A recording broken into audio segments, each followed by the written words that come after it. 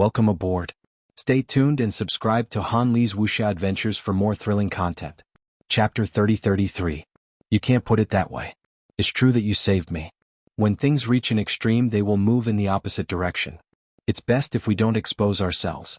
I was planning on waiting for the one true God to make a move before I made my move.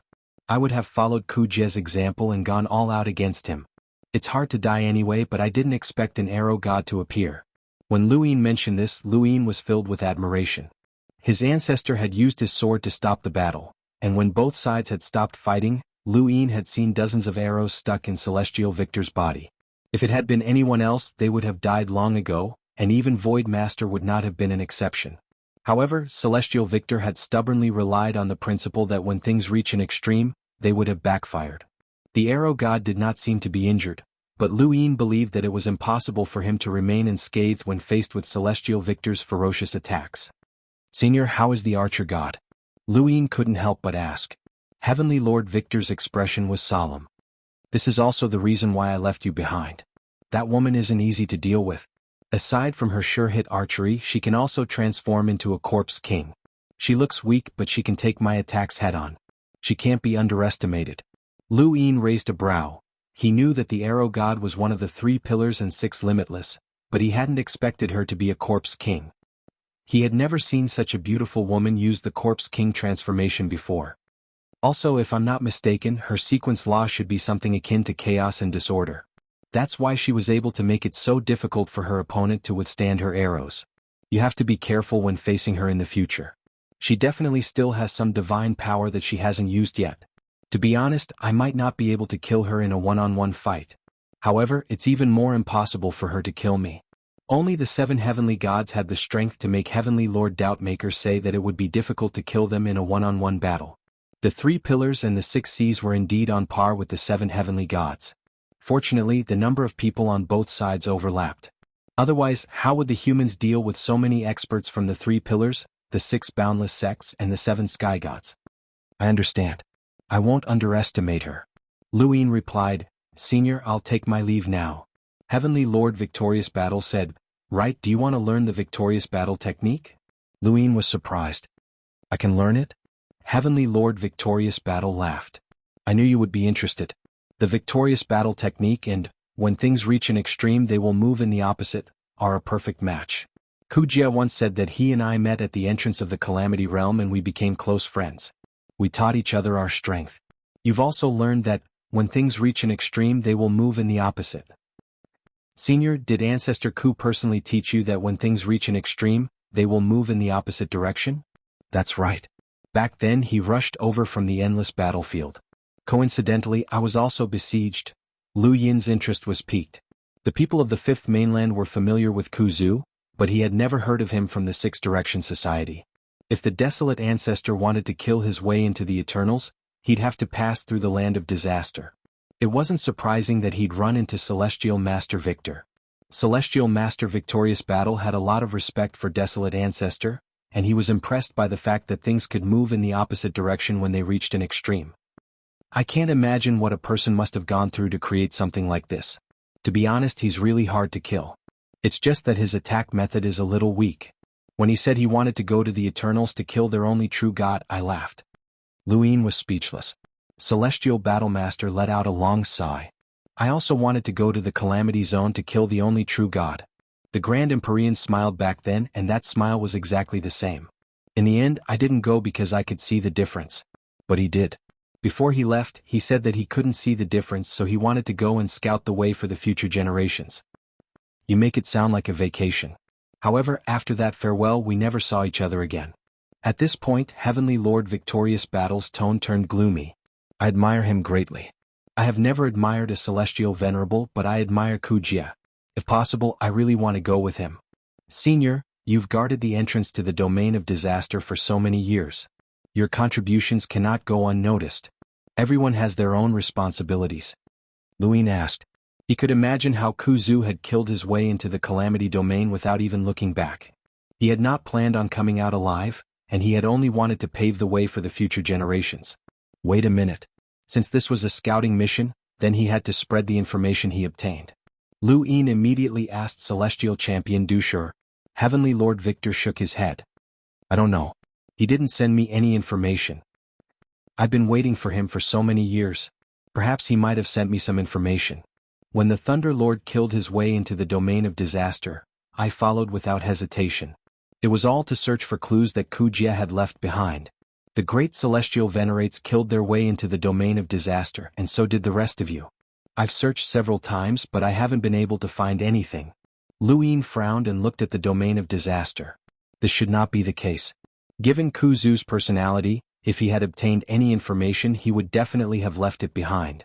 He had been an ugly person who had been abandoned by the Ku family, cultivated to the progenitor realm, accomplished 9 mountains and 8 seas, and even possessed strength comparable to progenitor Qin. He should have left something behind. Could it be that he was still in the domain of disaster? Under the dim light, Heavenly Lord Victorious Battle sat next to the golden staff and recounted his past with Ku Zu.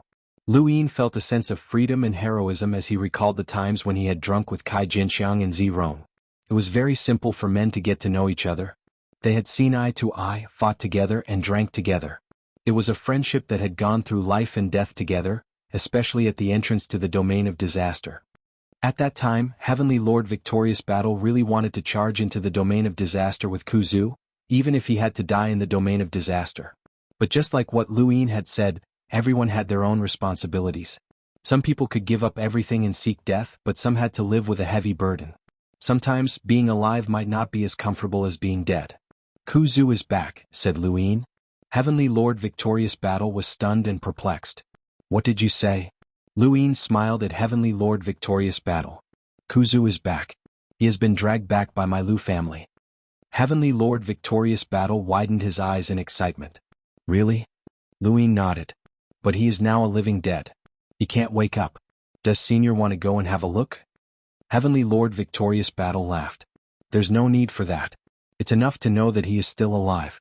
A man like him won't always be in a deep sleep. He will wake up one day. I will wait for that day to meet him at the entrance of domain of disaster. That day I will definitely charge into the domain of disaster with him. Ah. Lu Yin envied this kind of pure friendship. He and Jiang Chen were considered friends, but his thoughts were heavier than others. Awesome. Heavenly Lord Victorious Battle roared and raised his golden staff. Listen carefully. The so-called Victorious Battle art contains the will to fight to the death. There is no self, no desire, no fear, no desire, no greed in the past and no fear in the future. The golden staff fell to the ground with a loud bang, waking Lu Yin up. Heavenly Lord Victorious Battle's words kept echoing in Lu Yin's mind. Was this the Victorious Battle art? It was obviously a way to numb him and make him walk down the path of seeking death. However, this path could take away many people. Heavenly Lord Victorious Battle was a madman. How much did he want to die to be able to create the Victorious Battle art? However, this person who wanted to die had learned that things will move in the opposite direction after reaching an extreme. It was no wonder that the Victorious Battle art was a perfect match. It was like two people standing on a cliff. One had wings and the other didn't. The one with wings wanted to die madly, dragging the one without wings down the cliff. However, the one without wings would definitely die while the one who wanted to die wouldn't. This was truly disgusting. Anyone who fought with Heavenly Lord Victorious Battle would be like the one without wings being dragged down the cliff. No matter what the result was, Heavenly Lord Victorious Battle wouldn't die. This was truly a disgusting battle technique. Lu Yin left, still amazed by the Victorious Battle art and shocked by Heavenly Lord Victorious Battle's determination to die. He left. This person was indeed the most suitable person to remain at the entrance of the Zone of Calamity. At this moment, the Six-Faction Society was in a state of ecstasy. The Eternals had completely retreated and the entrance to the Zone of Calamity was sealed. This meant that the humans had temporarily won the war against the Eternals. They would not face the threat of the Eternals for a long time. In the past, the Eternals had the 7 Sky Gods, Qing Kong, and the True God Guards, which had posed a terrifying threat to the Six-Faction Society. But now, the 7 Sky Gods were either in seclusion or dead. Their greatest threat, Qing Kong, was gone, and more than half of the True God Guards had been killed or injured. All of this had been brought about by Lu Yin. Lu Yin's reputation in the Six-Faction Society soared once again. As for the dead gone, Chen Lu and Dan Pu, they were also praised. How could there be no deaths in war? When Lu Yin returned to the Above Heaven sect, he heard praises everywhere. This battle had completely beaten the Eternals into cowards. However, Lu Yin was not relaxed. This was only the first zone of calamity. The more the Eternals retreated, the more difficult it would be for the Six-Faction Society to break into the zone of calamity. The Eternals were waiting for an opportunity to counterattack. Qin had died in the Above Heaven sect, but no one cared. Qin Li's reputation in the Above Heaven sect was not good. He was a gloomy person who had betrayed the three monarchs' spacetimes. His past experiences were not worthy of Elder Chan and the others' attention. Even the Star-Lord only gave an "oh" and did not care. Qin Ping came looking for Lu Yin and brought him some unexpected news. There was something wrong with Wu Ho. Lu Yin was puzzled. "Senior brother, did you betray the race and put Wu Ho on trial?" Qin Ping said, "No. I originally wanted to find Wang Ho for this battle, but Wu Ho stopped me. He gave me a cosmic ring with a stargate inside." Lu Yin took the cosmic ring. First it was Wang Ho and now it was Wu Ho. Why were they both looking for senior brother? Wang Ho was an accident, but did Wu Ho know senior brother? What's on the other side of this stargate? Lu Yin muttered to himself as he touched the cosmic ring. Qin Ping said, "I've been there. It's a planet in an ordinary parallel spacetime." "You've been there?" Lu Yin was surprised. Qin Ping nodded. "That should be the place where Wu Ho wants to meet us." "Senior brother, you're taking too much of a risk." "I'm the one who accepted it. Naturally I'll handle it." Lu Yin was not afraid. First Calamity territory did not have the strength to ambush him. He was also curious as to why Wu Ho wanted to meet them. Could it be that the human spy hidden in the eternal race was Wu Ho? Wang Xiaoyu herself was also problematic. If Wu Ho was also a spy with him as Yi Bo, the true god guards would be very lively. "Senior brother, you didn't meet Wu Ho?" "No, but there were two words left on that planet, Hui Wu." "Hui Wu?" Lu Yin was surprised. Why did this name sound like someone from the Hui family? Qin Ping said, "I've checked. The name Hui Wu is recorded in the Hui family. He is the son of ancestor Hui and also the ancestor of the Hui family." Lu Yin was surprised. Ancestor Hui's son? Welcome aboard. Stay tuned and subscribe to Han Li's Wuxia Adventures for more thrilling content. Chapter 3034. Qin Ping nodded. "The Hui family is on the fifth mainland, which is why he found me during this battle.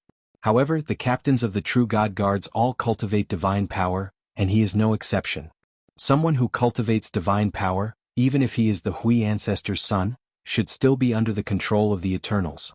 Thus, it's best to find out more from the Hui family. I'll go now." Lu Yin's expression was solemn. This was related to the Hui ancestor and he had to understand it clearly. Soon Lu Yin arrived at the Neoverse, where the Hui family was. When the Eternals had attacked the fifth mainland and polluted the astral source, the seven courts had moved to the outer verse. They had only returned after the progenitor's sword had cleansed the fifth mainland. Lu Yin's arrival caused the Hui family to boil over. The current Lu Yin was no longer the same Lu Yin who had visited the Hui family. Now, a single word from him could decide the fate of the Hui family. The Hui family's patriarch, Hui Ji, led the family to welcome him. Lu Yin supported Hui Kong. "Brother, there's no need for such formalities." Hui Kong laughed. "Formalities cannot be ignored. In the above heaven, even your Lu family's elders had to bow to you. That's in the above heaven. All right, brother, I'm here to verify something with the Hui family." Go ahead." Hui Kong was the carefree type, and Lu Yin did not put on airs in front of him. He was naturally happy to do so, as this was his brother Lu Yin. When Lu Yin mentioned Hui Wu's name, Hui Kong's expression changed. "Why did you mention this person?" Lu Yin was confused. "What's wrong with this person?" Hui Kong's expression turned ugly. Hui Wu is the Hui ancestor's son, and also the Hui family's ancestor. However, this person was ignorant and incompetent, and he relied on the Hui ancestor's influence to stir up trouble everywhere. In the end, he was punished by the Hui ancestor and thrown into the Daosource sect's prison. This ancestor Hui Wu's crimes were extremely serious, to the point that the Hui family almost erased his name. If not for the Hui ancestor, he definitely would not be in the family records. Lu Yin understood. It was no wonder that Qin Ping had not been able to find out much about Hui Wu. He only knew that Hui Wu was the Hui ancestor's son. "Brother, why are you suddenly asking about Hui Wu?" Hui Kong was curious. Lu Yin did not plan on telling the Hui family, but he would not make up a reason to fool Hui Kong. "It's not convenient, brother. Please forgive me." Hui Kong smiled and said, "It doesn't matter. Tell me when it's convenient for you." "Definitely, brother. I want to know everything about Hui Wu." Hui Kong nodded. Although Hui Wu only has one name on the family tree, our Hui family has also preserved his deeds. I'll take you to see it now. Not long after, Lu Yin came across another genealogy of the Hui family. This one recorded things that the Hui family didn't want outsiders to know about, with Hui Wu at the bottom. Hui Wu, ancestor Hui's son. After he was born, his mother passed away and ancestor Hui went into seclusion for 100 years. When he came out, Hui Wu was already an adult. At that time, the Hui family was led by the Hui ancestor. The strongest cultivator before the Hui ancestor was only a star emissary, which was nothing in the fifth mainland. Such a family naturally revered Hui Wu's birth as if he were a god, and no one guided him. Hui Wu was arrogant and willful, and he had caused many problems in the fifth mainland. Lu Yin took a closer look at the incidents. They were all caused by arrogant disciples and they were not too serious. However, the real reason why Hui Wu had been thrown into the Dao Source sect by the Hui ancestor was because Hui Wu had cursed at the fifth mainland's Dao Source sect while pointing at the primogenitor statue. He had not said much, only a few words. However, because of these words, he had been imprisoned in the Dao Source. There had been no news of him ever since. You are a sinner and you have led humanity astray. Hui Wu had not only cursed the Dao Source sect, but also the primogenitor. He was the source of all human cultivation and everyone revered him. When Hui Wu said this, the Dao Source sect was shaken, and Lu Qianni had personally imprisoned him in the Dao Source sect. From then on he had never come out. Even when the Hui ancestor left seclusion, the Hui family had told him about this matter, but he had not said anything. He had only gone to the Dao Source sect to take a look, and after he returned, the name Hui Wu had become a taboo in the Hui family. After that, the name Hui Wu had disappeared, and the Hui family had lost ancestor Hui Wu. During the era of the Dao Source sect, the various elites had fought for supremacy, and the cosmic tree realm had split apart. However, none of this had anything to do with Hui Wu, and it was as if he had completely disappeared. Lu Yin retracted his gaze. Brother, what happened to Hui Wu in the Dao Source sect? Hui Kong shook his head. I don't know and no one dared to mention it. At that time, no one in the Hui family dared to ask ancestor Hui, and after his disappearance and the birth of the technocracy, no one even mentioned him anymore, much less Hui Wu. Lu Yin looked at Hui Kong. Brother, if possible, I would like to see the Hui family's inherited battle technique, Golden Meteor. Hui Kong was astonished. Golden Meteor? Lu Yin nodded. Hui Kong was puzzled. Of course I can show it to you, but with your strength, Golden Meteor won't be of much help. Lu Yin wanted to see the Golden Meteor battle technique because of his understanding of Su Wuwei and senior brother Qing Ping. Previously, the Eternals had sent True God Guard captains to attack the 6 parallel spacetime continuums, and Lu Yin had gathered the 6 Direction Association's experts to ambush them. The one who had faced off against Wu Ho had been Su Wuwei, and Su Wuwei had told Lu Yin the details of that battle. What had caught Lu Yin's attention the most was how Wu Ho's godly power had turned into meteors that smashed down. Aside from that, Wu Ho had not used any other godly power battle technique. In the Land of Tragedy, Wu Ho had also used this battle technique when he had faced off against senior brother Qing Ping. This battle skill should be the Golden Meteor, a golden meteor that contained divine power. Brother Hui Kong had said that the Golden Meteor battle technique could be nurtured, and the longer it was nurtured, the greater its power. Back then, he had nurtured the Golden Meteor in the technocracy and forced Wang Shang to retreat. Since it could be nurtured, did that mean that if Wu Ho was Hui Wu, he could use the Golden Meteor battle technique to transfer his godly power without being affected? Su Wuwei and senior brother Qing Ping had said that they had not seen any traces of godly power on Wu Ho's body. True God Guard captains had to be able to cultivate godly power. Those like Mu Ji had soaked in the godly power lake for 100 years and had some traces of godly power. If Wu Ho wanted to become a true God Guard captain and cultivate godly power, this was one way. Therefore, Lu Yin wanted to see if it was possible to cultivate godly power outside the body with the Golden Meteor battle technique. Soon he saw it. The Hui family's Golden Meteor battle technique was similar to a virtual god, but the virtual god was hidden in a virtual nest to draw the virtual god's power and more or less had an advantage in a battle. The Golden Meteor was placed outside and cultivated continuously. In Lu Yin's opinion, this method seemed to be better than virtual god cultivation. There was no need for a virtual god, and one could cultivate a virtual god-like existence with their own strength. Moreover, there was more than one. If all of them were used at a critical moment, it would definitely be shocking. This is a battle technique created by Ancestor Hui?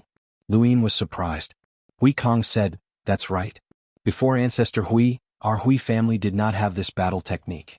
This is the battle record that Ancestor Hui left behind for the Hui family. It's the same as the secret of Hui. Lu Yin praised. Who said that Ancestor Hui was not good at fighting? He just had a different fighting style from Ancestor Chen and the others. Hui Kong was proud. That's right. Lu Yin was speechless. This was not a compliment. In his opinion, the golden meteor battle technique was simply a good sneak attack or ambush. If one could not beat others, one could lead others to the place where one was cultivating the golden meteor and smash it all down. Who could withstand this? Ancestor Chen and Ancestor Ku fought fair and square. As for Ancestor Hui, he did not know what to say. With Lu Yin's cultivation, he could understand the golden meteor battle technique at a glance. He closed his eyes and simulated it in his mind. He found that it was not impossible to cultivate the golden meteor with godly power. However, his body was the carrier because the power of the golden meteor came from his body. Godly power had to pass through his body, and if it did, it would be hard to say whether Hui Wu was controlled by it. There was also Wang Xiaoyu. Senior brother Qing Ping and Ancestor Chen believed in her, but that was before she became the captain of the True God Guard. Now that she cultivated godly power, was she still trustworthy? Lu Yin muttered to himself for a moment and then smiled bitterly.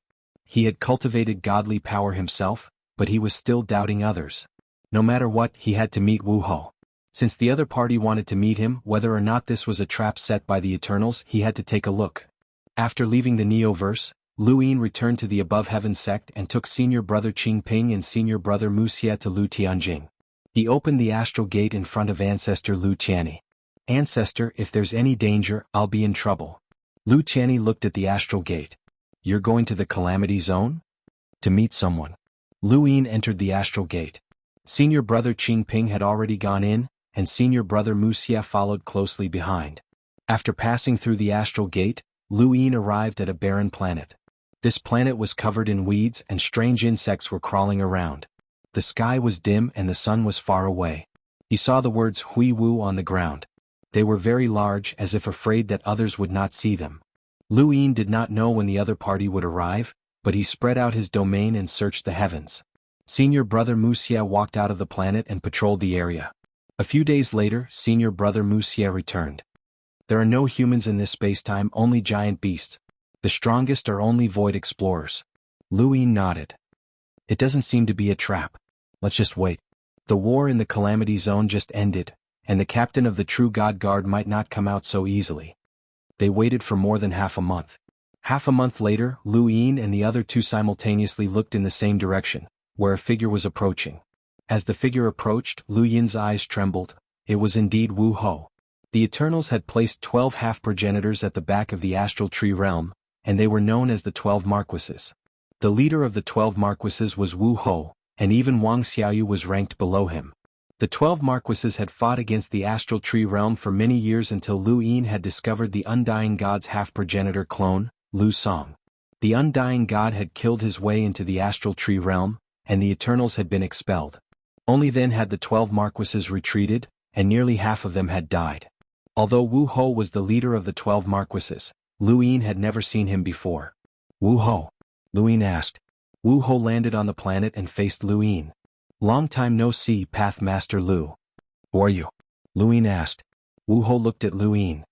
Hui Wu. Hui Wu's son. Yes. Then how did you become one of the Eternals' 12 Marquises? And you're even a captain of the True God Guard? Welcome aboard. Stay tuned and subscribe to Han Li's Wuxia Adventures for more thrilling content. Chapter 30-35. Wu Ho exhaled and walked a few steps before sitting down on a boulder. It's a long story, so I'll keep it short. Actually, Father and Senior Lu Tianyi arranged for me to enter the Eternals. Lu Yin and the others were shocked. Ancestor Hui and Forefather Tianyi? Wu Ho nodded. Lu Yin looked at Senior Qing Ping and then at Senior Wuxia. They had all come from Lu Tianyi, and they had even spoken in front of Forefather Tianyi. If he had known earlier, he would have asked. Are you sure? Lu Yin asked. Wu Ho made an inviting gesture. We can ask Forefather Tianyi to confront us at any time. If you can contact Father, he's definitely not dead. Lu Yin walked towards the door without hesitation. Wu Ho was stunned. Where is he going? To tell Forefather Tianyi that he's behind the door, Wuxia said. Wu Ho was puzzled. When you came, you didn't tell Forefather Tianyi? Qing Ping and Wuxia did not answer. Indeed, they had not told Forefather Channy after entering this place for so long. The main reason was that Forefather Channy did not ask. On the other side, Luin met Lu Channy. Forefather Huiwu, you know him, right? Luin asked directly. Lu Channy was surprised. Why are you asking about him? Luin said, one of the captains of the Eternal's True God Guards, Wu Ho, is behind the door. He says he's Huiwu. Lu Channy was not surprised. Looks like he found out something important. Otherwise he wouldn't have been exposed. Luin blinked. Is he really a spy? Lu Channy walked towards the door. Let's go. It's time to meet him. He stepped through the door and Luin hurried after him. On a barren planet, Wu Ho's expression changed when he saw Lu Channy appear. He was both excited and relaxed. Lu Channy saw Wu Ho.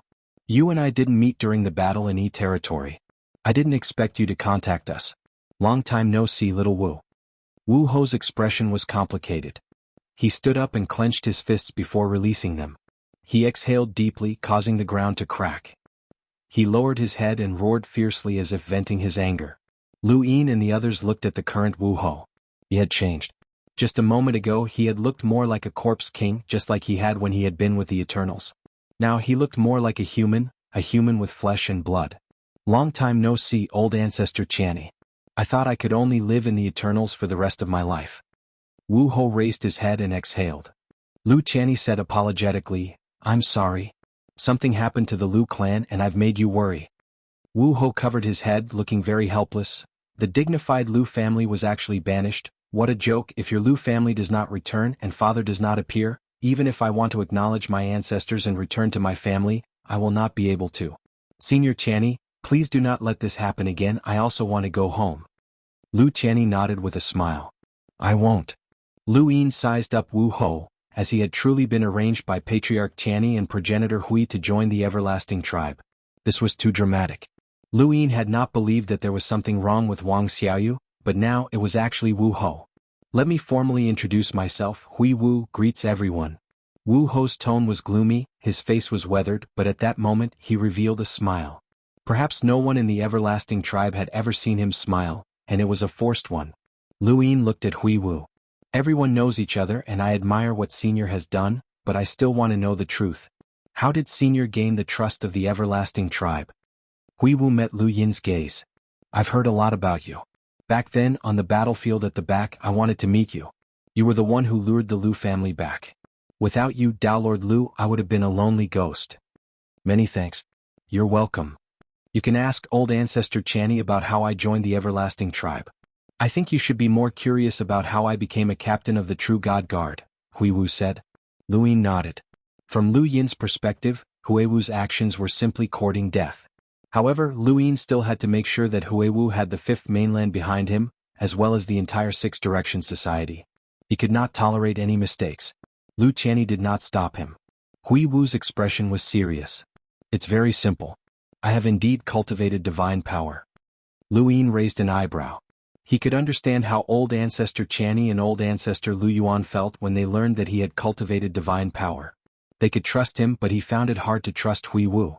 Only Hui Wu himself knew the effects of using divine power. If he was like this, how did Hui Wu manage to cultivate divine power and not be controlled by it?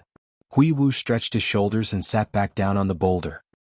He said in a reminiscing tone, my birth and my future path were all part of my father's plan. In fact, from the beginning, my father's goal in giving birth to me was to have me join the everlasting tribe. Luin, Qingping and Wuxia were shocked. Hui Wu had actually done this? Lu Channy was not surprised. He had known about this for a long time. From the moment I was born, my father appeared to be in seclusion, but in reality, he had been planting golden meteor seeds in my body. He wanted to use these seeds to cultivate divine power one day. What is your impression of Hui Wu? Smart? Intellect? My impression of him is that he is cruel, isn't he? A newborn child who doesn't even know the color of the sky has to shoulder such a huge mission. He is not a qualified father. Luin did not refute this. As a father, Hui Wu had gone overboard. Even so, I accepted it. After all, he had instilled this idea in me since I was young. I had to accept it even if I didn't want to. I also admire him.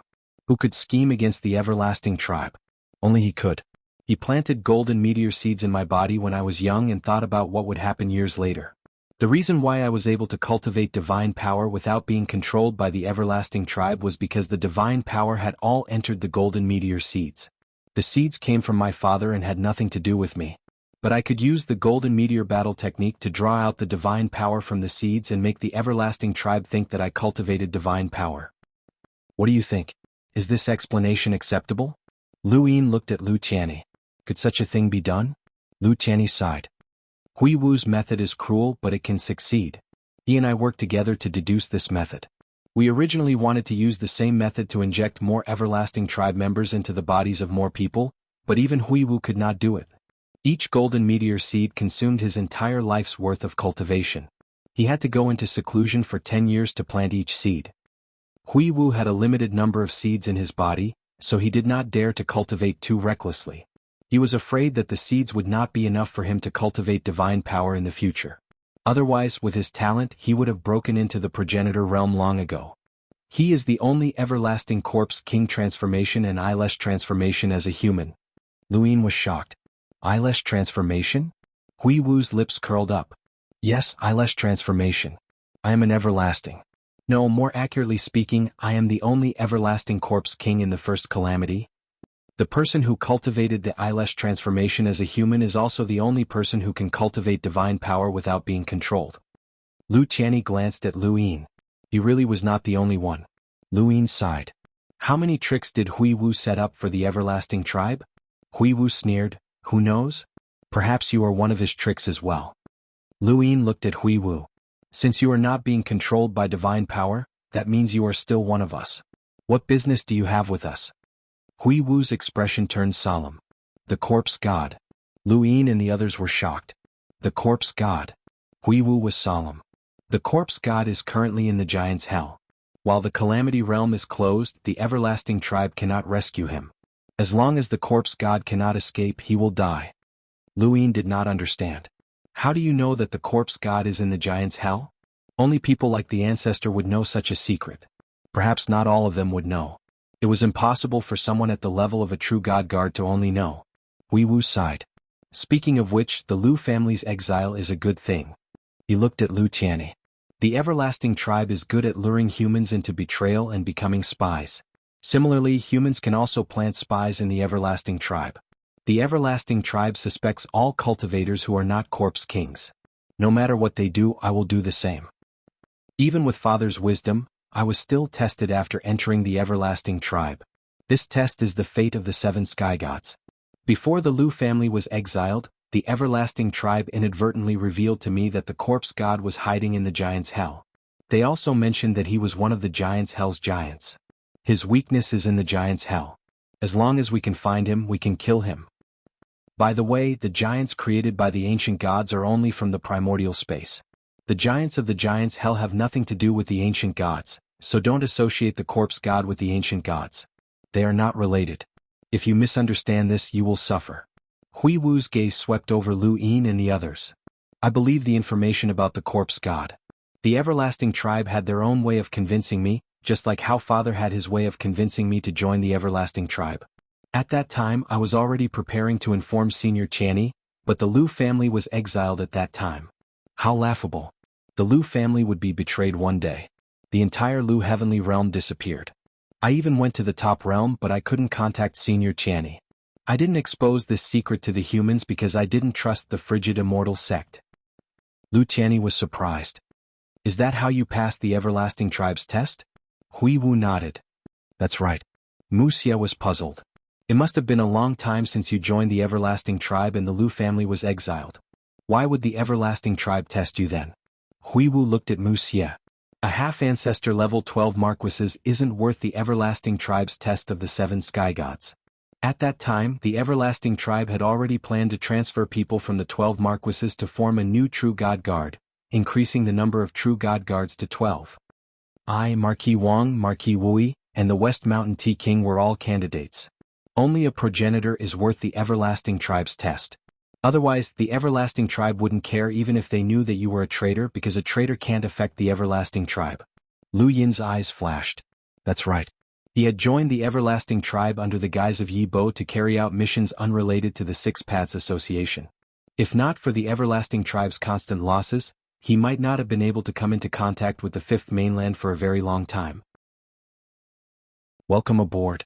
Stay tuned and subscribe to Han Li's Wuxia Adventures for more thrilling content. Chapter 3036. Back then, Lu Yin had suspected that the Eternals knew that he was a spy. This was the Eternals' way of doing things.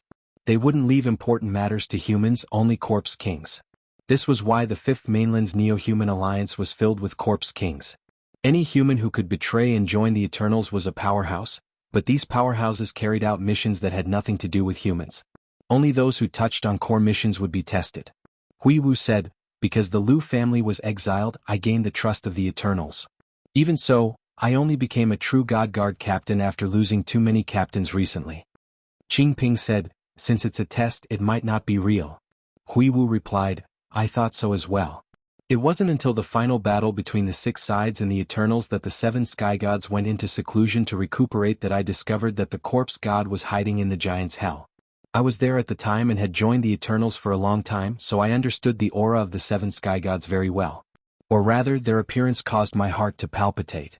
The corpse god gave me a very unique feeling, so I was certain that he was in the giant's hell. That's why I came to find you. The corpse god hasn't come out yet, so he definitely hasn't recovered yet. Since the Eternals are weakened after the battle, we might succeed if we surround him. Lu Yin looked at Lu Qianni. Lu Qianni nodded. If we can get rid of the corpse god, it'll be a huge blow to the Eternals. Lu Yin's eyes flashed. The seven sky gods had lost the witch spirit god and the undying god. If they killed the corpse god as well, it would be a huge blow to the Eternals. During the battle of the giant's hell, the corpse god had clearly not recovered, but he had still forcefully participated in the battle. Now that he thought about it, it wasn't just to deal with them, but also because he was afraid that they would find his hiding place in the giant's hell. That was why he had lured out the Astral Eater after his defeat and forcefully occupied the giant's hell. It's up to you whether to believe me or not. From the day I joined the Eternals, I didn't expect the humans to trust me completely, Hui Wu said casually. Lu Yin looked over.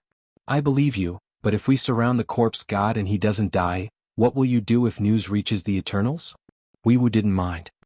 He doesn't know that I saw him go to the giant's hell. The giant's hell is one of the three hells of the endless battlefield. The Eternals and humans fight each other all year round. Occasionally there will be experts from outside the realm. It's normal to accidentally find him. Besides, I cultivate divine power. The Eternals won't suspect me. At this point he looked at Lu Qianni suspiciously. Speaking of which, there's something I'm very curious about. Is there a spy among the captains of the true God Guards? Lu Qianni said calmly, no. There were some things that could not be told to anyone. Hui Wu retracted his gaze. Is that so? The six captains of the true God Guards attacked the six spacetimes, but they were all accurately shot down by you. It would be strange if there weren't any. Forget it, I don't want to know. The reason why I asked was to prevent accidental injuries. Muji was just a scapegoat. If it wasn't for his unique talent, he would have really died. Although he isn't suspected now, the ancestor of the past is definitely watching him.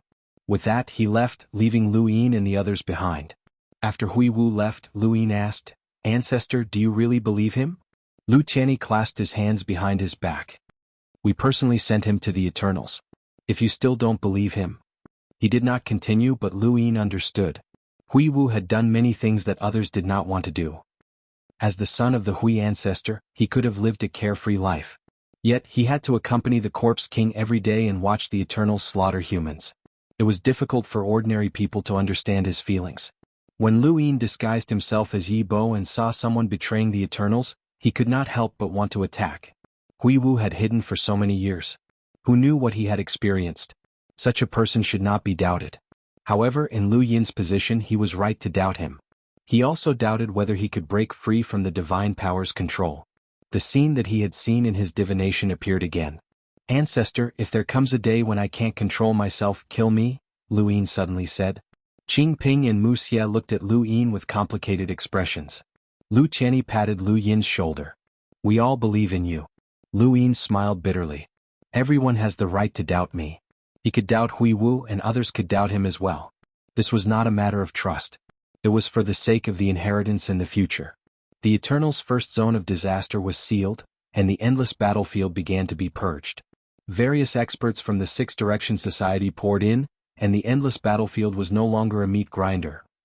It was the same for the three abysses of hell, especially the giant's hell.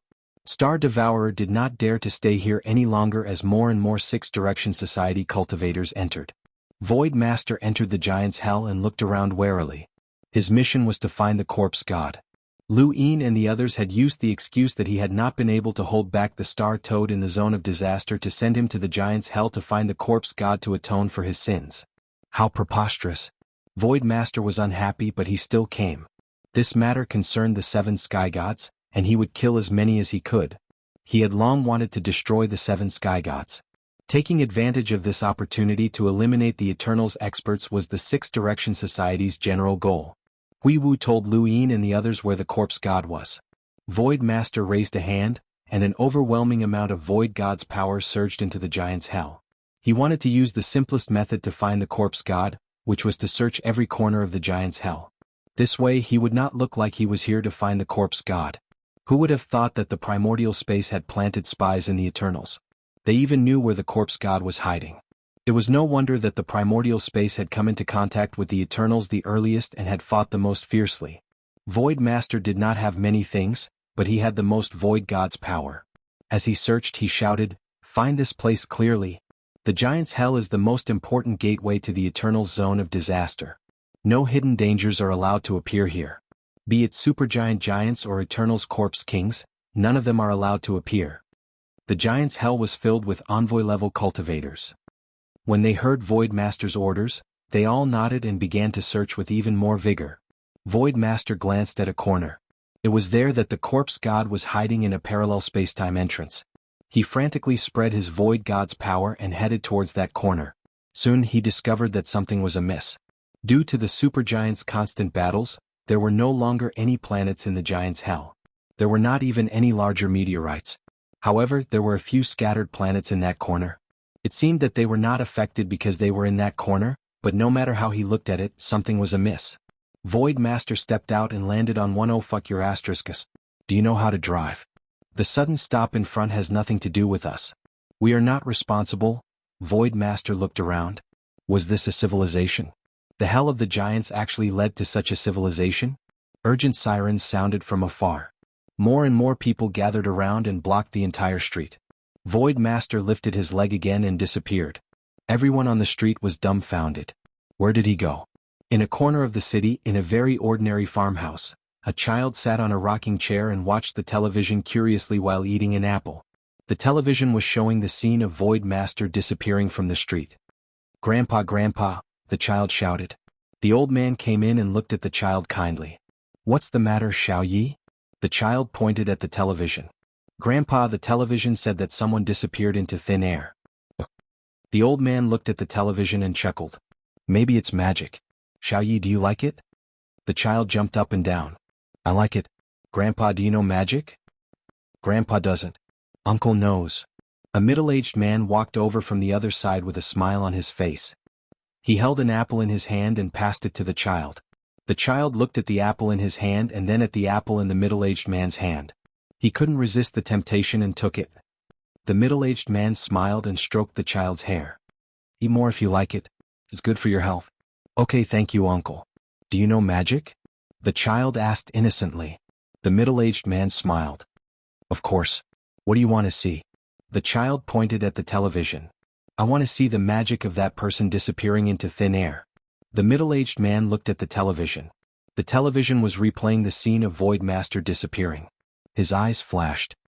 "Okay, uncle will show you right away." "Really? That's great." The child cheered. The middle-aged man said, "But Xiao Yi has to finish his homework first.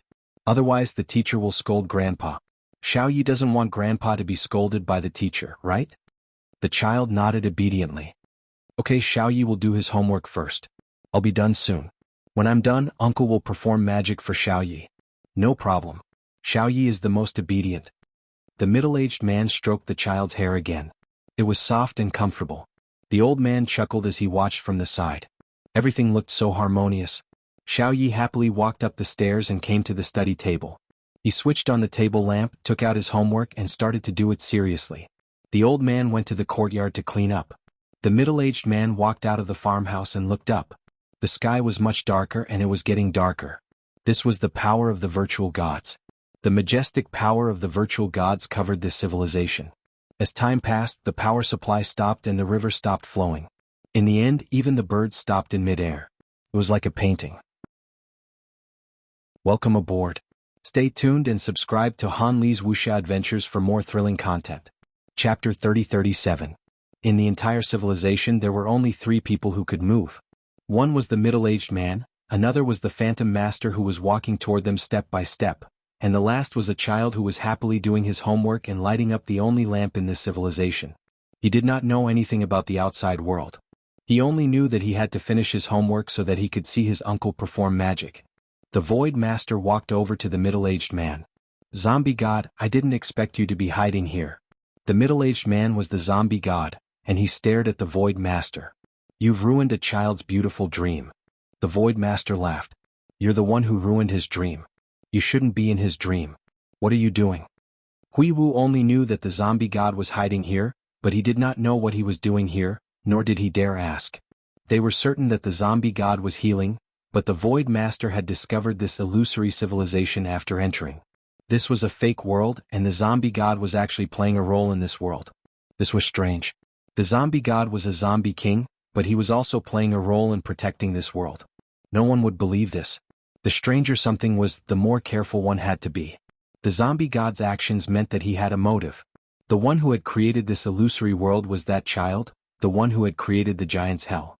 The wind and clouds surged as void god power poured down, crushing the zombie god. Along the way the civilization's skyscrapers were all crushed, and the lakes and seas were swept away. It was truly the end of the world. The zombie god clenched his fist and stepped forward, punching the Void Master. Fragments of a tortoise shell appeared in front of the Void Master to block the attack. Bang! The shell fragments were pushed towards the Void Master, and he was sent flying under the impact. The Void Master forcefully twisted his body in midair to disperse the force. The zombie god appeared again and punched him again.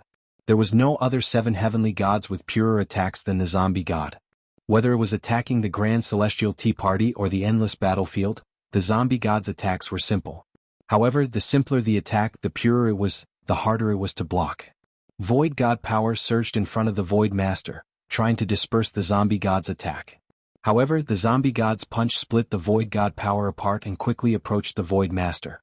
With a whoosh, the world was torn apart by the punch. The only thing that was not affected was the farmhouse. The lights in the farmhouse flickered, and the child was still doing his homework. This was the quietest corner of the civilization. The Void Master descended. He had fought the zombie god before and every time he felt powerless. Before the turtle shell was broken, he could still block the zombie god's attacks.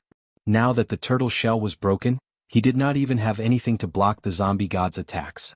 Why haven't those people appeared yet? The zombie god leaped down and unleashed a punch. He didn't need to be fast, he only needed to cover a large enough area. His body was originally incomparably huge, and now it was only the body of an ordinary person. However, when his fist came down, it was still enough to cover the entire sky. No matter how fast one was, they would not be able to dodge it. Void Master cursed under his breath as he turned around and rushed towards the farmhouse. The zombie god stopped and stared at the Void Master. Behind the Master of the Void was the farmhouse. He stared at the zombie goddess. "Even though I don't know what you want to do, this place must be very important to you." The zombie god raised his arms slowly. "It doesn't matter." Then he threw a punch. The Void god's power circled around the zombie god, wanting to form a life-form thermometer, but the zombie god casually scattered it and reached out to grab Luo Shan. Luo Shan was wary.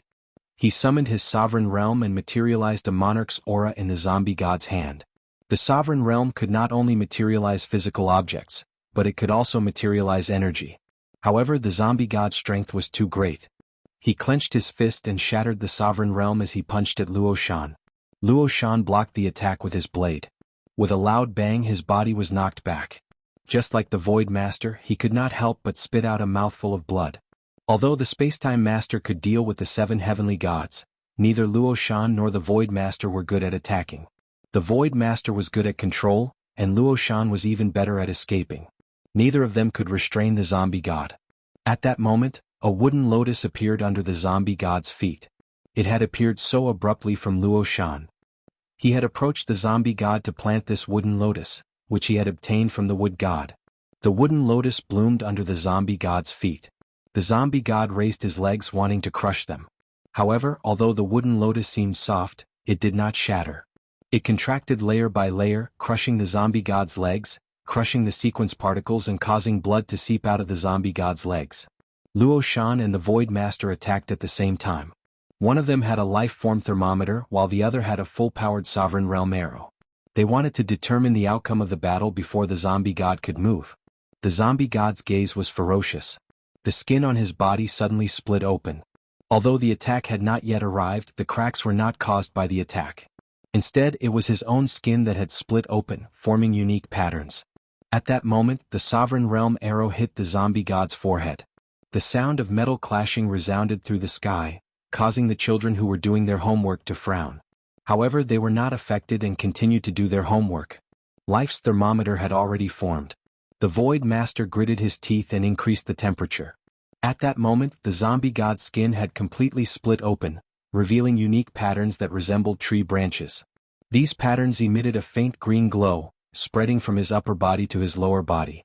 As the green patterns spread to his legs, the wooden lotus shattered instantly. The zombie god raised his hand and punched out. From the inside out, he shattered life's thermometer and broke it. The Void Master's body swayed and he spat out a mouthful of blood. He was shocked. How is this possible? The zombie god had not used this power in previous battles. To be precise, he had not experienced true life and death situations. He had not even used this power in the decisive battle in the endless battlefield. However, he had used his trump card in the face of death. The tree-like patterns were very unique. They formed on the surface of his body, giving off a strange and contradictory feeling. The zombie god and the tree. One was dead and the other was alive. They should not have appeared at the same time. The wood god appeared and looked at the tree branches on the zombie god's body. He said in a serious tone, "Mavis divine tree." The Void Master and Xuanhuan heard this and looked at the wood god. What? The wood god's expression was unprecedentedly solemn. The tree branches on his body. If I'm not mistaken, he should be the master of the second continent in the above heaven era, the Mavis divine tree. These words made Xuanhuan and the Void Master's hearts sink.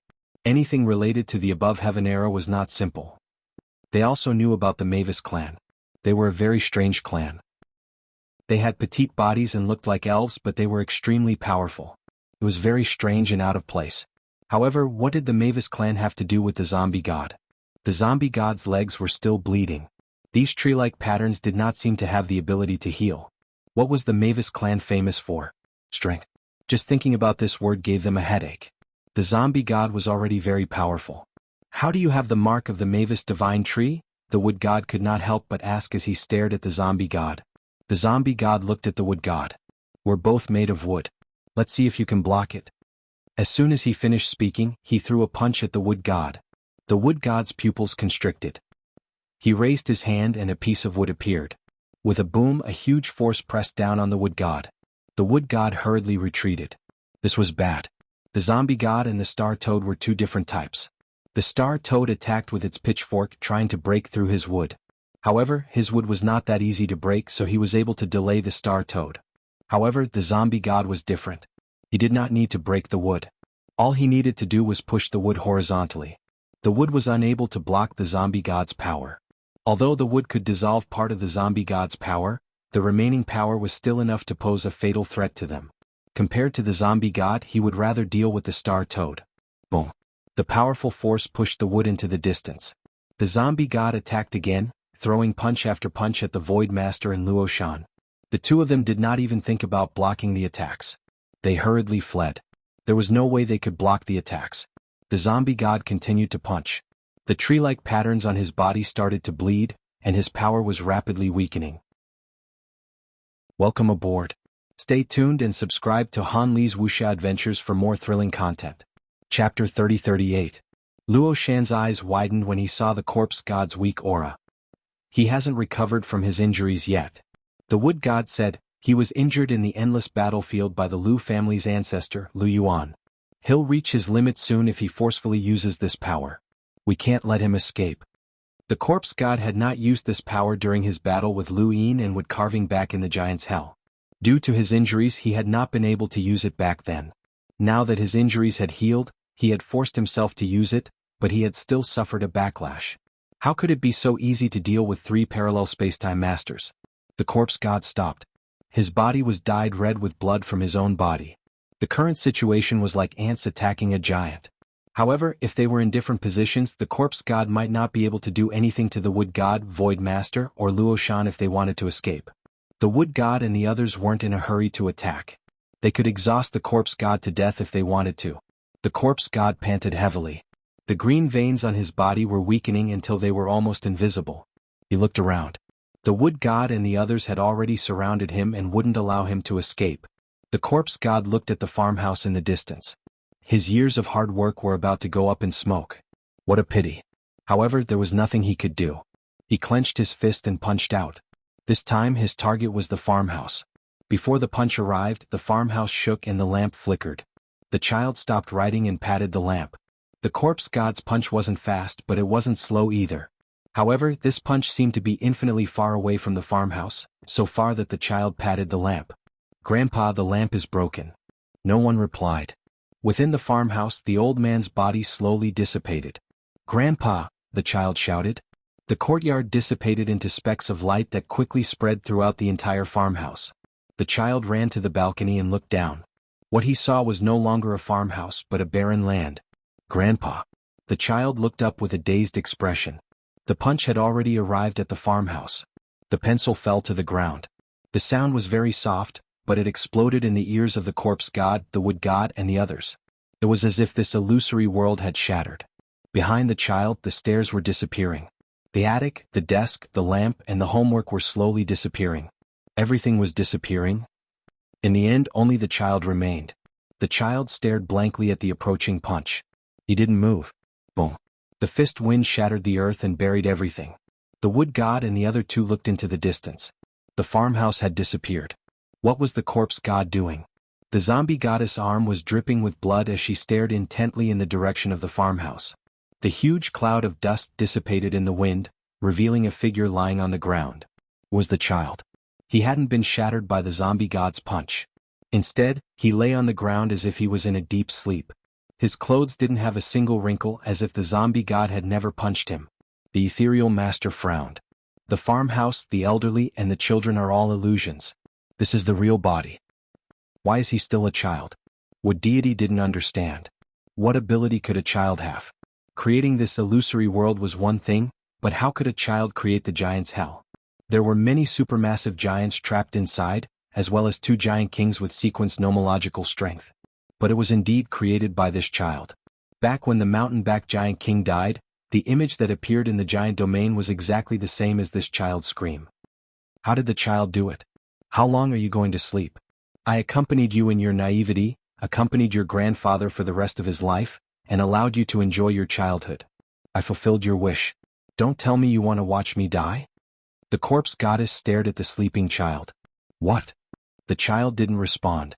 The wood god frowned and immediately attacked the zombie goddess. Pieces of wood covered the zombie goddess from above and below. The zombie goddess gritted her teeth. Dim green patterns flashed across her body as she punched the wood away. The sovereign king arrow approached and pierced her right shoulder. The zombie goddess, who had been covered in sequence particles and hadn't been injured, couldn't block Luoshan's arrow. The ethereal master formed Vitality's thermometer again. The zombie goddess was at the end of her rope. You've wasted so many years here. Are you really going to watch me die? The zombie goddess roared. The thermometer's temperature rose. The ethereal master's expression was solemn. Although he didn't know what was so strange about the child, killing the zombie goddess as quickly as possible was the right thing to do. Below Vitality's thermometer, a giant wooden lotus bloomed. Even if the thermometer couldn't kill the zombie goddess, this wooden lotus would be enough to crush her into a puddle of blood. Okay, I promise you that I won't touch anything. I won't disturb you anymore. If you need, I can continue to perfect your childhood, the zombie goddess roared. In the distance, the child slowly opened his eyes. Thank you, uncle. The wood god trio looked into the distance and saw the child sit up and look at them. In an instant, everything changed. The wooden lotus disappeared, Vitality's thermometer disappeared, and Vitality's thermometer disappeared. The zombie goddess quickly retreated, escaping from certain death. The sovereign king arrow in Luoshan's hand shattered. All of this happened in an instant. The wood god trio felt their hair stand on end. How was this possible? This child had made all of their attacks disappear in an instant. Just how strong was he? The wood god was shocked. Bitter adversity. He's definitely an expert in the bitter adversity realm. The void master was shocked. The bitter adversity realm was the realm of the Grand Empyrean, the star toad, the only true god. Only the heavens knew that such an expert was hidden in the giant's hell. No wonder the zombie goddess had spent so many years here, living in an illusory world. If it was to rope in a bitter adversity realm expert, everything would have been worth it. What was wrong with the universe? Bitter adversity realm experts were appearing one after another. Xuanhuan wanted to escape. Facing such a monster, death was inevitable. He knew how strong his master was and how strong the star toad was. To make an enemy of such an existence was to seek death. The zombie goddess panted. Thank you. The child looked at the wood god trio. You can leave. I have no intention of killing. He has been with me for a long time and can be considered my uncle. You can't kill him. The wood god looked at the child. You're also a human, right? He's the zombie goddess, the eternal race's zombie king. He won't rest until one of us is dead. He wants to exterminate the human race. You want to help such a monster? The child was indifferent. When my home is destroyed, who will help me? The body is just a carrier of dreams and memories. As long as I'm alive, I only need my past memories. He raised a hand and looked at his own body. Race is not important. The wood deity's expression was ugly. When encountering such an existence, reason would not work. This was the bitter adversity realm. Yes, those in the bitter adversity realm were all madmen. They were obsessed with themselves and could magnify their obsession infinitely. To normal people, these people were all madmen. The child looked up at the wood god trio again. You don't have to be so obsessed. Who can guarantee that everything you've experienced is not an illusion? A reincarnation, a dream. Isn't it good for yourself? Even in a dream there are good and evil, right and wrong. There are also emotions and ties. This civilization has traffic rules, systems, and levels. Are these not important to you? Then why does this civilization have them? What kind of civilization do you follow? He had been here for a long time, but he had not interfered in this battle. He was certain that each of the 7 sky gods had their own trump cards. The fact that the zombie goddess had yet to use her divine power was proof of this. He wanted to wait for the zombie goddess to use all her trump cards before making a move. Otherwise, the situation in the giant's hell could easily repeat itself and allow the zombie goddess to escape. The 7 sky gods were very difficult to kill. The witch spirit god, the undying god, and the zombie goddess were the same. The child looked at Luin and did not speak. Luin stared at the child. If race is meaningless, then what's the difference between humans and animals? Who can kill wantonly? Since we're here, we're considered to have joined this civilization. He pointed at the zombie goddess. He's a vicious criminal and we're the protectors of the system. In the civilization you've created, we should act against him. The child was still looking at Luin. Luin did not speak and looked back at him. You're very good at debating. Can I invite you to join a debate in my civilization? The child asked. Luin took a deep breath. I thought too much and thought that I could convince you. You look like a child, but you've lived longer than anyone else. The giant's hell has existed for a long time, and you've lived from that time until now. It doesn't make sense that you have your own obsession. The wood god shook his head.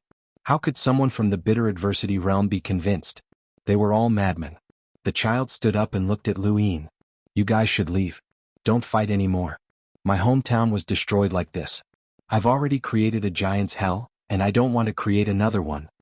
Luin was apprehensive. This child had easily saved the zombie goddess, leaving the wood god and the others helpless. Under his protection, it was impossible to kill the zombie goddess.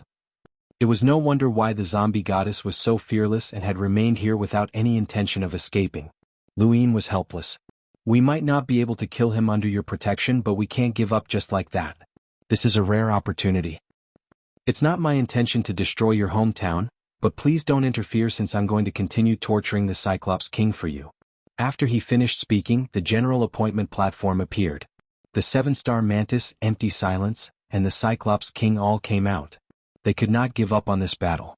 When Luin summoned the Cyclops King, the zombie goddess expression changed. The child's expression changed as well. Cyclops. Luin explained, the Lu family's innate gift, the commander appointment platform. The mountain-back giant king has been killed by us, and the Cyclops King has been appointed by me. From now on, he won't be able to rest in peace even if he dies. For the main culprit who destroyed your hometown, this punishment should not be light. The child stared at Lu Yin in a daze. The mountain-backed giant king is dead? Lu Yin frowned. The child's reaction was not right. How could he not know that the giant's hell had been destroyed? Although Lu Yin was surprised that the expert who had created the giant's hell had remained here and had never appeared before, since this person had created the giant's hell, it was impossible for him to not know what had happened there. Decades ago, the giant's hell was destroyed by me leading experts. Before the mountain-backed giant king died, his body resonated with the giant's hell, allowing us to know why you created the giant's hell. It was because their battle had destroyed your hometown. Now, the mountain-backed giant king has been killed, and the Cyclops king has been appointed by me. Don't you know? Welcome aboard. Stay tuned and subscribe to Han Li's Wuxia Adventures for more thrilling content. Chapter 3039. The child turned to look at the zombie goddess. Is what he said true? The zombie goddess' voice was low. You were the one who created the giant's hell. Whether or not it's true is up to you. The child roared.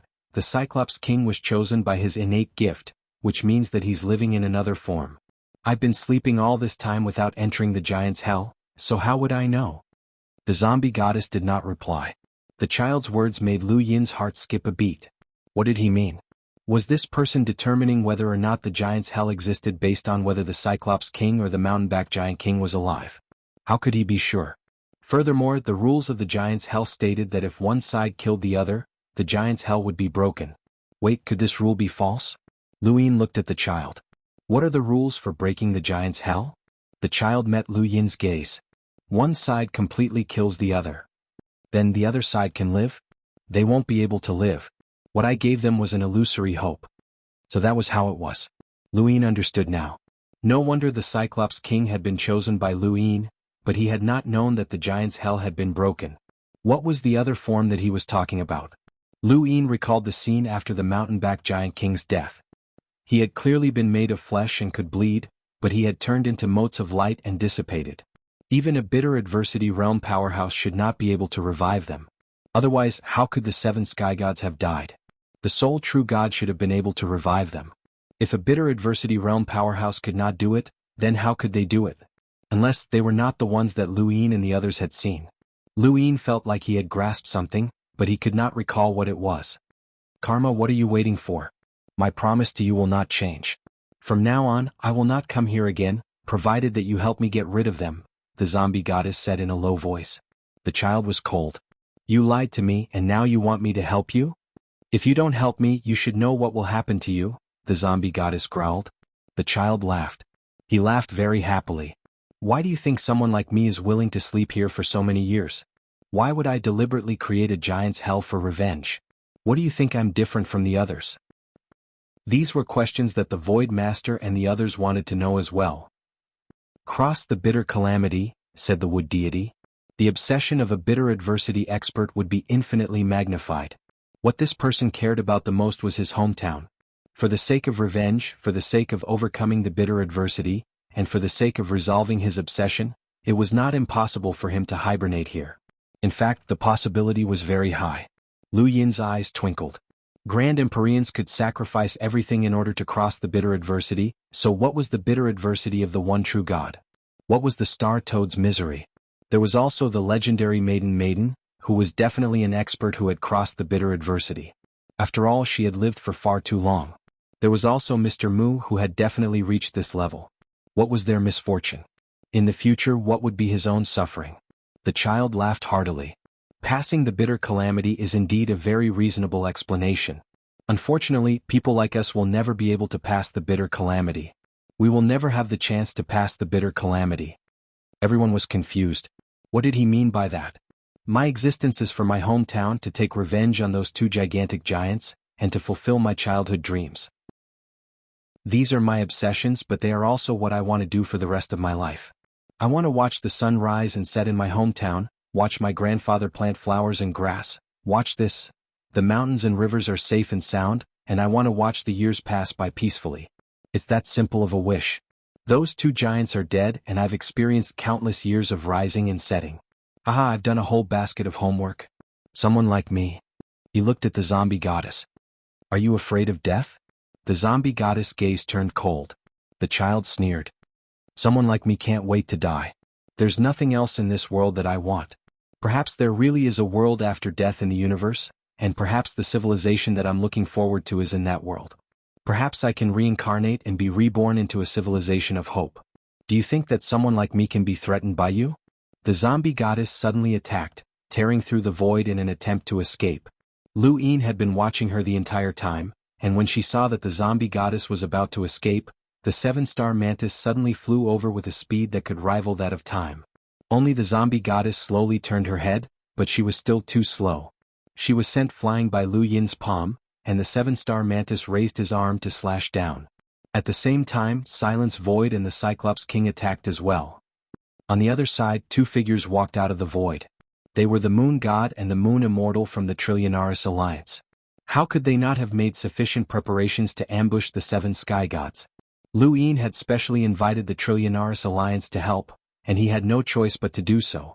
Fortunately, the Trillionaris Alliance had come to help out on account of Lu Yin's kindness in dealing with the Berserk corpse.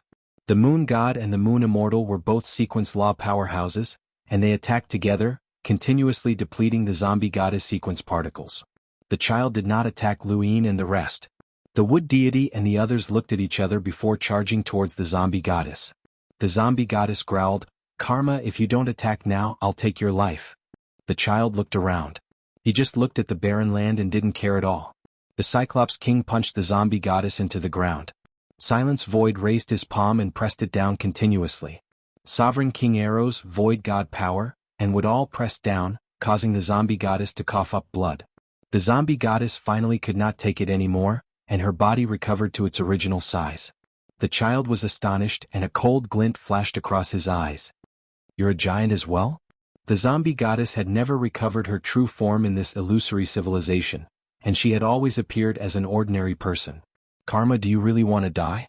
The zombie goddess voice shook the heavens and earth, and the tree-like patterns appeared on her body once again. Although blood continued to seep out, another red color flowed within her body, divine power. The child stared at the zombie goddess with murderous intent. "If I knew that you were a giant, I wouldn't have let you stay here. If that's the case, why don't you help us get rid of her?" The Void Master shouted. The child did not move. Divine power surged out of the zombie goddess body and covered the tree-like patterns. The next moment, the divine power spread out in the form of the patterns, as if a tree had grown out of her back. It was the Mavis Divine Tree. The wood deity was on guard. "Be careful, the Mavis Divine Tree has limitless power. It's no laughing matter if you get hit." Lu Yin felt it deeply. He had known the Mavis Divine Tree for too long, especially during the battle with River Mavis. The rhythm of life, the wheel of life, the heart of the tree, the fruits that he had eaten, and the Mavis Divine Tree called Achi, everyone had been shocked by their strength. Why did the zombie goddess have the Mavis Divine Tree's brand? The Mavis Divine Tree had been imitated by divine power and grew behind the zombie goddess. The Moon Immortal's Moonlight Slash could not even get close to the zombie goddess as it was blocked by the divine power. Luo Shan shot out a Sovereign King arrow, and Lu Yin ordered the Cyclops King to attack, but it was also blocked by the Mavis Divine Tree. External forces can no longer harm her. "She can leave whenever she wants," the wood deity said with an ugly expression. Lu Yin's eyes narrowed as he stared at the zombie goddess. This was the reason why he was so confident. The zombie goddess had a huge body, and the amount of divine power she could absorb far exceeded that of the other seven sky gods. Using her divine power in such a way meant that she did not even think about attacking. She only wanted to leave. The child looked up and stared at the zombie goddess. "I know how painful it is for my civilization to be destroyed.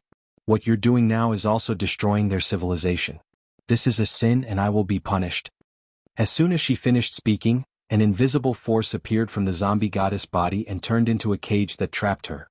Lu Yin and the others were shocked. What kind of power was this? The zombie goddess suddenly opened her eyes. "This is not a power that I understand. Your power shouldn't be a threat to me." "How much do you understand about my power?" the child asked with a solemn expression. "You're courting death," the zombie goddess said. She did not seem to do anything, but the child suddenly coughed up blood as the same tree branch pattern appeared on his body. Divine power was faintly flowing through it. This force continuously pulled at his body, causing it to crack open. The wood deity and the others could not understand. The zombie goddess was clearly an expert who could save her with a wave of her hand. How could she be so easily injured? The child coughed up blood, but he still stared at the zombie goddess. Piercing the sky. The cage formed by the zombie goddess body suddenly closed up, as if ignoring her physical body and entering her body directly. The zombie goddess expression changed, and she suddenly opened her mouth and spat out a mouthful of blood mixed with bits of her organs. Her originally incomparably powerful body began to crack open as she roared, "I don't believe that you shouldn't have injured me. Karma, you've been hiding your power." The child laughed bitterly, and he looked exactly like the zombie goddess. His body continued to crack open, and he was on the verge of death. "Although I don't care about my race, I still have to put an end to this body of mine. After all, the body is a carrier of memories. I feel that the human race is not bad and we shouldn't be destroyed." The zombie goddess growled as her body continued to crack open. The child's body also began to crack open, and fresh blood stained the ground. The tree branch outside the zombie goddess body had already become unstable. Luin barked, "Attack." Before they could do anything, the zombie goddess body suddenly exploded. The void distorted for a moment before exploding, transforming into a vast realm of nothingness that swallowed up spacetime. Luin hurriedly had the seven-star mantis fly over to the child, grab him, and leave. The wood deity, void master, and moon goddess all left together. When they returned to the giant's hell, the stone slab beneath the planet shattered and turned to dust. Luin and the others had already appeared in the sky above the giant's hell. The child sat on the seven-star mantis back and looked at the familiar sky. This was his home. Everything is gone. There isn't even a single planet with life. Luin looked at the child. "You're called Karma? I'll take you to heal." The child smiled and shook his head. "I'll definitely die, so let's not waste time. Right, let me remind you that he's not dead." Lu Yin's expression changed. "The zombie goddess?" The child nodded. The wood deity and the others gathered around. "You're saying that the zombie goddess isn't dead?" The child replied, "Her sequence laws are very powerful, and they fused into her body, making her undying and indestructible. She decisively self-destructed just now, so she definitely isn't dead. Even if she only has a single drop of blood left, she should still be able to survive." Welcome aboard. Stay tuned and subscribe to Han Li's Wuxia Adventures for more thrilling content. Chapter 3040. Where is he now? The Void Master hurriedly asked. It had been so difficult for them to reach this point. If not for this person, they would not even have been able to force the corpse god to self-detonate. If they could not even kill it under such circumstances, how were they going to kill it in the future? The child replied, "I don't know. The reason he stayed in the illusory civilization I created for so many years was to leave divine power in my body. Divine power is the true power of a bitter calamity realm combatant. In that civilization, I didn't have the will to resist. Is it because of this power that he was able to heavily injure you?" The moon immortal asked. The child coughed up blood. "Kill me." Lu Yin looked at the child. "If I'm not wrong, you have another power that's related to illusions." The wood deity and the others were not surprised. They had also guessed it. The meaning of the corpse god myth was very clear. If one did not believe in it, they would not be harmed. This also explained why the karma could easily save the corpse god. His power was fake. The child looked at Lu Yin and sighed in admiration. "You haven't reached the sequence laws and you aren't even an extreme powerhouse, but you have such strength. You are the future master of this universe. I hope that you won't end up like me." At this point he suddenly stopped and his expression changed. Then he suddenly stared at Lu Yin again. "Is the Cyclops King really being tortured by you?" Lu Yin thought about it for a moment before shaking his head. "It's only about strength, it has nothing to do with the person." The child exhaled. "I guessed it. Otherwise, the Lu family you speak of would have long ceased to exist. Humans shouldn't have such power." After that he said, "Pick me?" Lu Yin was astonished. The child was very serious. "I'm going to die. Since that's the case, I might as well leave my power for you to use." Lu Yin hesitated. "If I want to do that, I'll have to kill you myself." The child didn't care. "I'm going to die anyway, so why should I care?" Lu Yin looked at Wood God and the others. It was not easy for him to kill someone he had no enmity with, and he was not a bloodthirsty person. Wood God and the others nodded at Lu Yin. If they could obtain the power of the negative karma, it would definitely be of great help to them. Regardless of whether it was the illusory power that could scare others or the strange power that had severely injured the corpse god, they were both very powerful. Lu Yin took a deep breath. "Thank you, Senior." Wood Deity and the others slowly retreated. Summoning and appointing generals was the power of the Lu family. It wasn't good for them to just watch. After all, they were all sequence principle powerhouses. It was hard to guarantee that they wouldn't discover anything. Luin didn't mind being watched, but he didn't stop them from leaving. The child's life force continued to flow away. I have two powers, one is sin, I use my own sin to imprison myself. Skypiercer is a killer move formed from this. The more sins one feels, the easier it is for one to be injured. The second is fantasy. This is also the rule of my sequence. Under fantasy, if you believe it, then it exists. If you don't, then it doesn't exist. He looked at the wood deity and the others in the distance. The corpse goddess was surrounded and killed, and she asked me for help. You all thought that I had the power to save her, so I took action. Naturally, you all believed everything and were easily controlled by my fantasy rules. It's the same in the Hell of the Giants. The mountain-back giant king, the Cyclops giant king, and the others all believe in the rules here, so they won't die even in death. As long as they believe, they will continue to exist. This is the power of fantasy. Luin was shocked. The power of a fantasy was actually so terrifying. It seemed easy to decipher, and if one believed in it, it would exist. If one didn't believe in it, it wouldn't exist. But how could one not believe in it? If the karma formed a cage with the power of imagination, everyone who saw it would believe that it was a cage. Once they believed it, they would fall into the rules of imagination. This was because no matter what the cage was, they would not be able to break it. If the karma formed an apocalypse with the power of imagination, then everyone who saw this scene would naturally believe it as well. Then the apocalypse would truly descend. The power of imagination seemed simple, but it was actually the most difficult to deal with. People often lost themselves in the illusion and were unable to extricate themselves. As long as they did not speak of it, this was an unsolvable power. Luin exhaled deeply. Senior's strength is admirable. The child smiled bitterly. This power was also imparted to me by someone else. I finally cultivated it to the level of a sequence law. Senior's master? Lu Yin's heart skipped a beat. How amazing would such a person have to be able to create illusions? The child shook his head and coughed up blood again. You won't let me call him master. Then that's Senior? He passed away a long time ago. Luin nodded. He did not know why, but he suddenly felt relieved.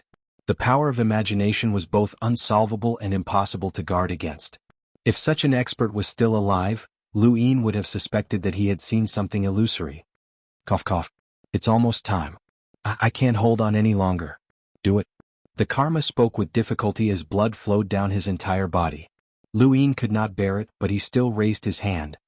Senior, I'm Luin. My original name is Lu Xiaoxian.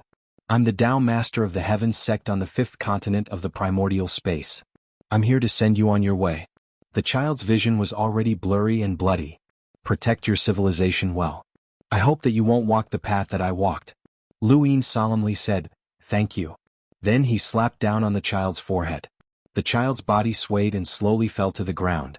In the distance, Mu Shen and the others watched all of this. A powerhouse of a generation had finally died. The founder of the Giants' Hell was also once the focus of the Six Directions Association. Now he was still dead. Luin felt speechless and uncomfortable. He took a deep breath and the general appointment platform appeared. In my name, General Appointment. A figure gradually appeared on the platform. Luin did not know how to differentiate the karma strength. If he did not understand the power of imagination, he would never be able to defeat him. If he did, however, this power would be easy to break. He did not know who to target, but he should be able to succeed. As the brand gradually deepened, the general appointment platform suddenly trembled, and Luin coughed up a mouthful of blood. His face turned pale and he heard a faint sound. When he looked up, he saw the word sky appear out of nowhere and viciously press down on Luin. This was something that Luin had never felt before. Even when he had been ambushed by Night King Jianghu, and even when he had faced a lofty Grand Empyrean, he had not felt this way. This was the feeling of being suppressed by the heavens. The firmament of the heavens was collapsing, and Luin experienced the despair that ordinary people felt when facing doomsday. This was not just doomsday but also the feeling of an ant looking up at the heavens. What was going on? What was this? Everything happened in an instant. The word sky suddenly pressed down as if Luin had offended something. At that moment, the die suddenly appeared without any warning, and its 5 dots faced the word. The flames that had once burned the Book of Destiny appeared, but they did not move towards the word. Instead, they moved towards the karma's corpse. Luin did not know what they had burned, but the word disappeared just as it was about to suppress him. Was this real or fake? Lu Yin stared blankly above his head, but there was nothing. Not far away, the general appointment platform was empty, and there was no karma's brand. The die slowly disappeared and everything was calm. Even further away, Mu Shen and the rest did not see anything. It was as if everything that had just happened had been an illusion. Imagination? Was this the power of imagination? But that was not right. Why had he believed that a word could suppress him? Or even kill him? Why had the die suddenly appeared? Also, Lu Yin wiped the corner of his mouth. There was blood. This was real. He had indeed been suppressed by a sense of despair that he had never felt before. He had experienced what ordinary people felt, where life and death were hanging by a thread. He looked at the karma's corpse, but his corpse had long turned into ashes and scattered. The moment the flames burned, it had turned into ashes. If he had not been injured and the die had not appeared, Lu Yin would not have believed what had just happened. Where did the word come from? Was it because of the karma? His gaze was deep and streams of light appeared around his body. Look, he wanted to see what had happened.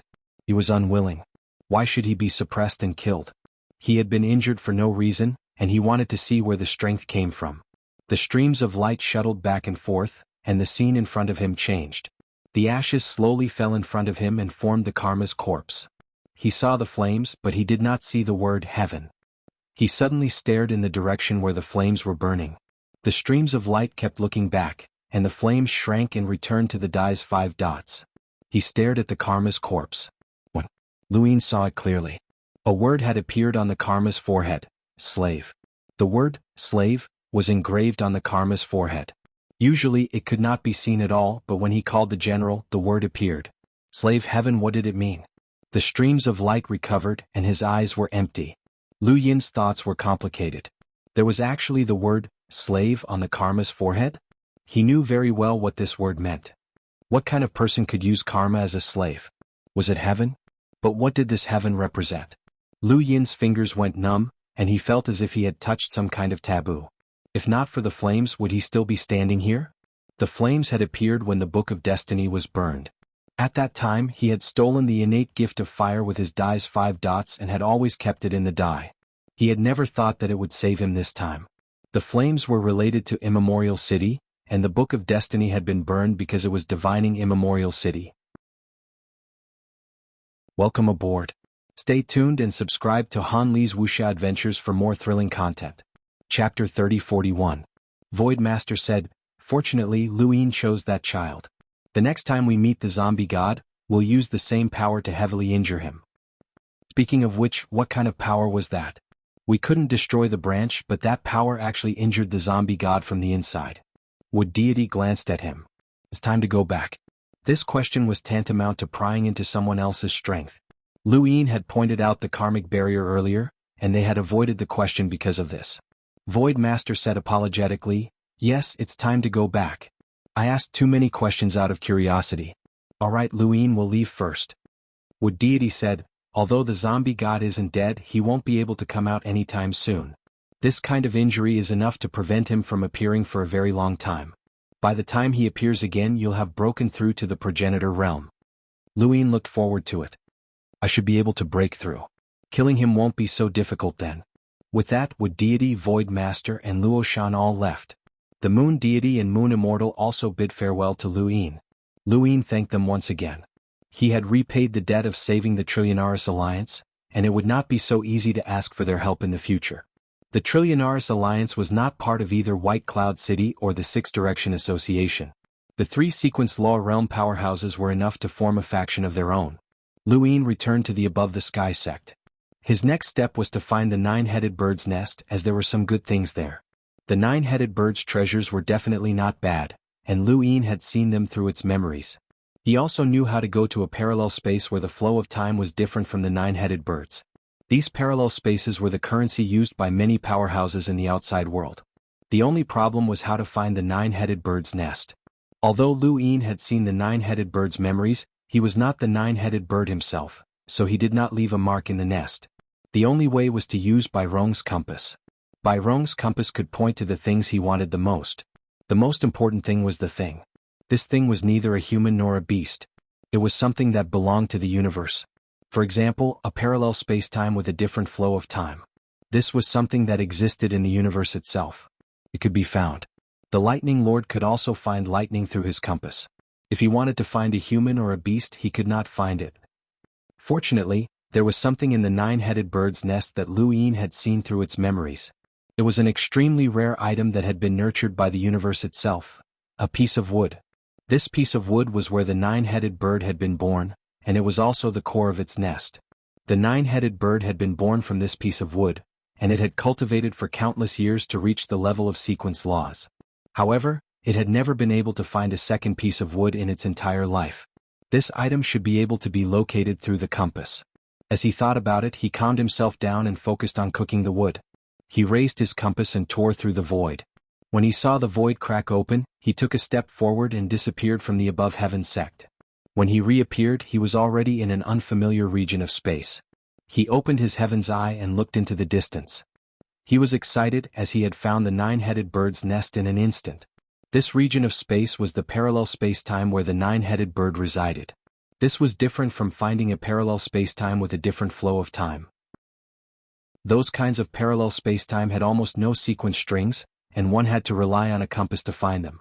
However, the parallel spacetime where the nine-headed bird resided had sequence strings, which could be directly found by tearing through the void.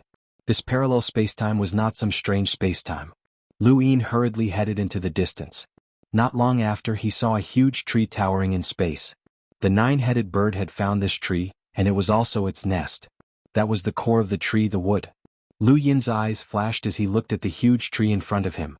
There was a person within the tree, looking for something and constantly destroying the surroundings. "It's useless for you to search like this," a voice said. The person suddenly turned around and saw Lu Yin, his scarlet eyes filled with murderous intent. Lu Yin also saw the person clearly and was surprised. "Nye?" This figure was none other than the progenitor realm corpse king Nye, who had attacked the carrier of the bestow technique when he had disguised himself as xianxia to enter the hyperspace and fight in the drifting cloud spacetime. Nye's attack had allowed Lu Yin to see the strength that Xuanhuan displayed with the support of the black energy source. This person was just an ordinary progenitor realm corpse king. At most, he was slightly stronger than the progenitor realm corpse kings of the true God Guard. Nye stared at Lu Yin. "Why are you here?" Lu Yin's lips curled up. "It seems that you know me. I'm curious, why are you here?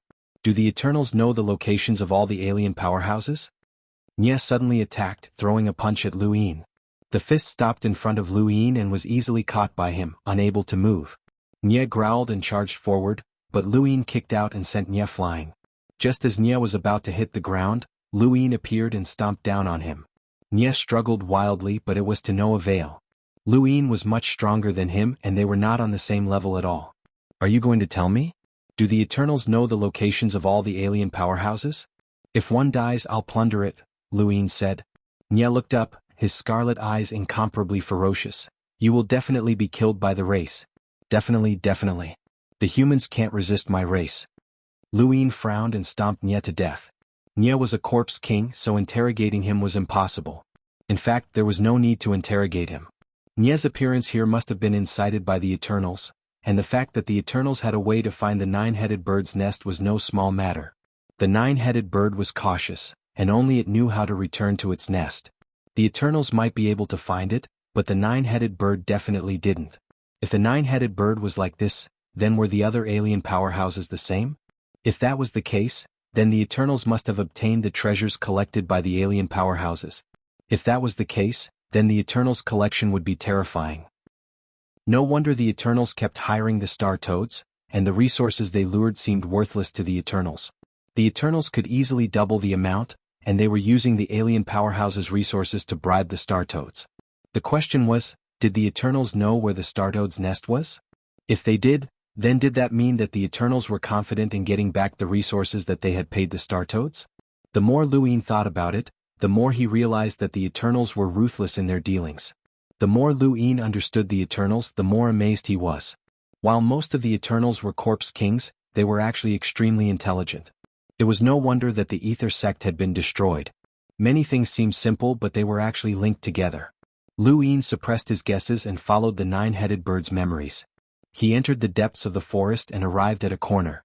He pressed down with his palm, revealing the entrance to the nine-headed bird's collection of treasures.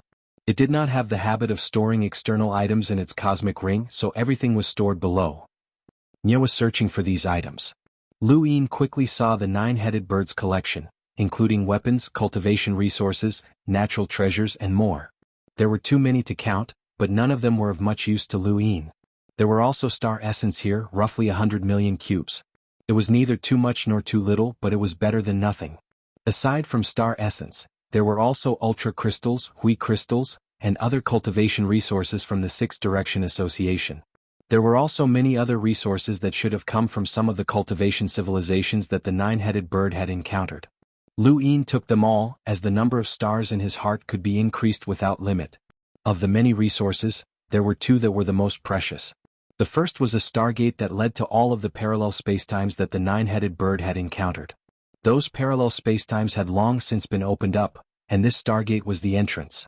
The 9-headed bird would patrol this place every once in a while. After all, someone could enter a parallel spacetime at any time, and no one could predict what would happen. It would not allow anyone to covet its things. The second precious resource was the Bajwood essence. Bajwood essence was a liquid that had been condensed from wood for countless years. Lu Yin did not know what it was used for, but he knew that it was the most precious thing in the 9-headed bird's memories, and it was even more precious than the parallel spacetimes. Ever since the 9-headed bird had been born, it had only accumulated a palm-sized bottle of Bajwood essence. It was extremely rare and it had never been willing to use it. Lu Yin found it. The 9-headed bird had not been willing to use it, but Lu Yin had benefited from it. However, he did not know what it was used for, so he decided to put it away first. There was nothing else to do after that. Lu Yin brought the stargate out of the tree and looked back. There was no need to destroy it, as perhaps a new owner would arrive soon. He returned to the above-the-sky sect and took out the stargate at the back of the mountain. He entered and cultivated in the parallel spacetimes with different spacetimes. In the future, these parallel spacetimes could be used as rewards for the above-the-sky sect's elite disciples, and no one would refuse to cultivate in them. Ever since Lu Yin had become the above-the-sky sect's Tao master, he finally had tangible benefits for his subordinates. Even the fifth tower might not be as attractive as these parallel spacetimes. The 9-headed bird had 4 parallel spacetimes with different spacetimes, and it had taken Lu Yin 3 years to be fully recognized. His light flow retrospect had increased his time by 32 seconds, but he had actually spent 78 years in the parallel spacetimes. This was what it meant to be secluded cultivation. 3 years passed in the blink of an eye, and in the past, it would have been over with a sip of tea. It had been more than 90 years since Lu Yin had arrived on Earth, and this was real time. If he counted the 4 pips on his die and the time in the parallel spacetimes with different spacetimes, it would have been several hundred years. He was no longer a member of the younger generation. Lu Yin exhaled and swept his domain across the entire above-the-sky sect. Why was he ran here? He looked down the stairs and saw he ran playing with the sapling beside the cauldron. He was about to go take a look when the second Night King reported, "There's a war in the Astral Beast domain." Lu Yin was astonished. A war in the Astral Beast domain? With whom? A civilization that unintentionally intruded into the fifth mainland spacetime. Lu Yin found it funny. He had been constantly traveling to the outer realms and entering other parallel spacetimes, but now he had guests at home. Soon, the second Night King showed Lu Yin the images of the war in the Astral Beast domain. Lu Yin looked at the screen.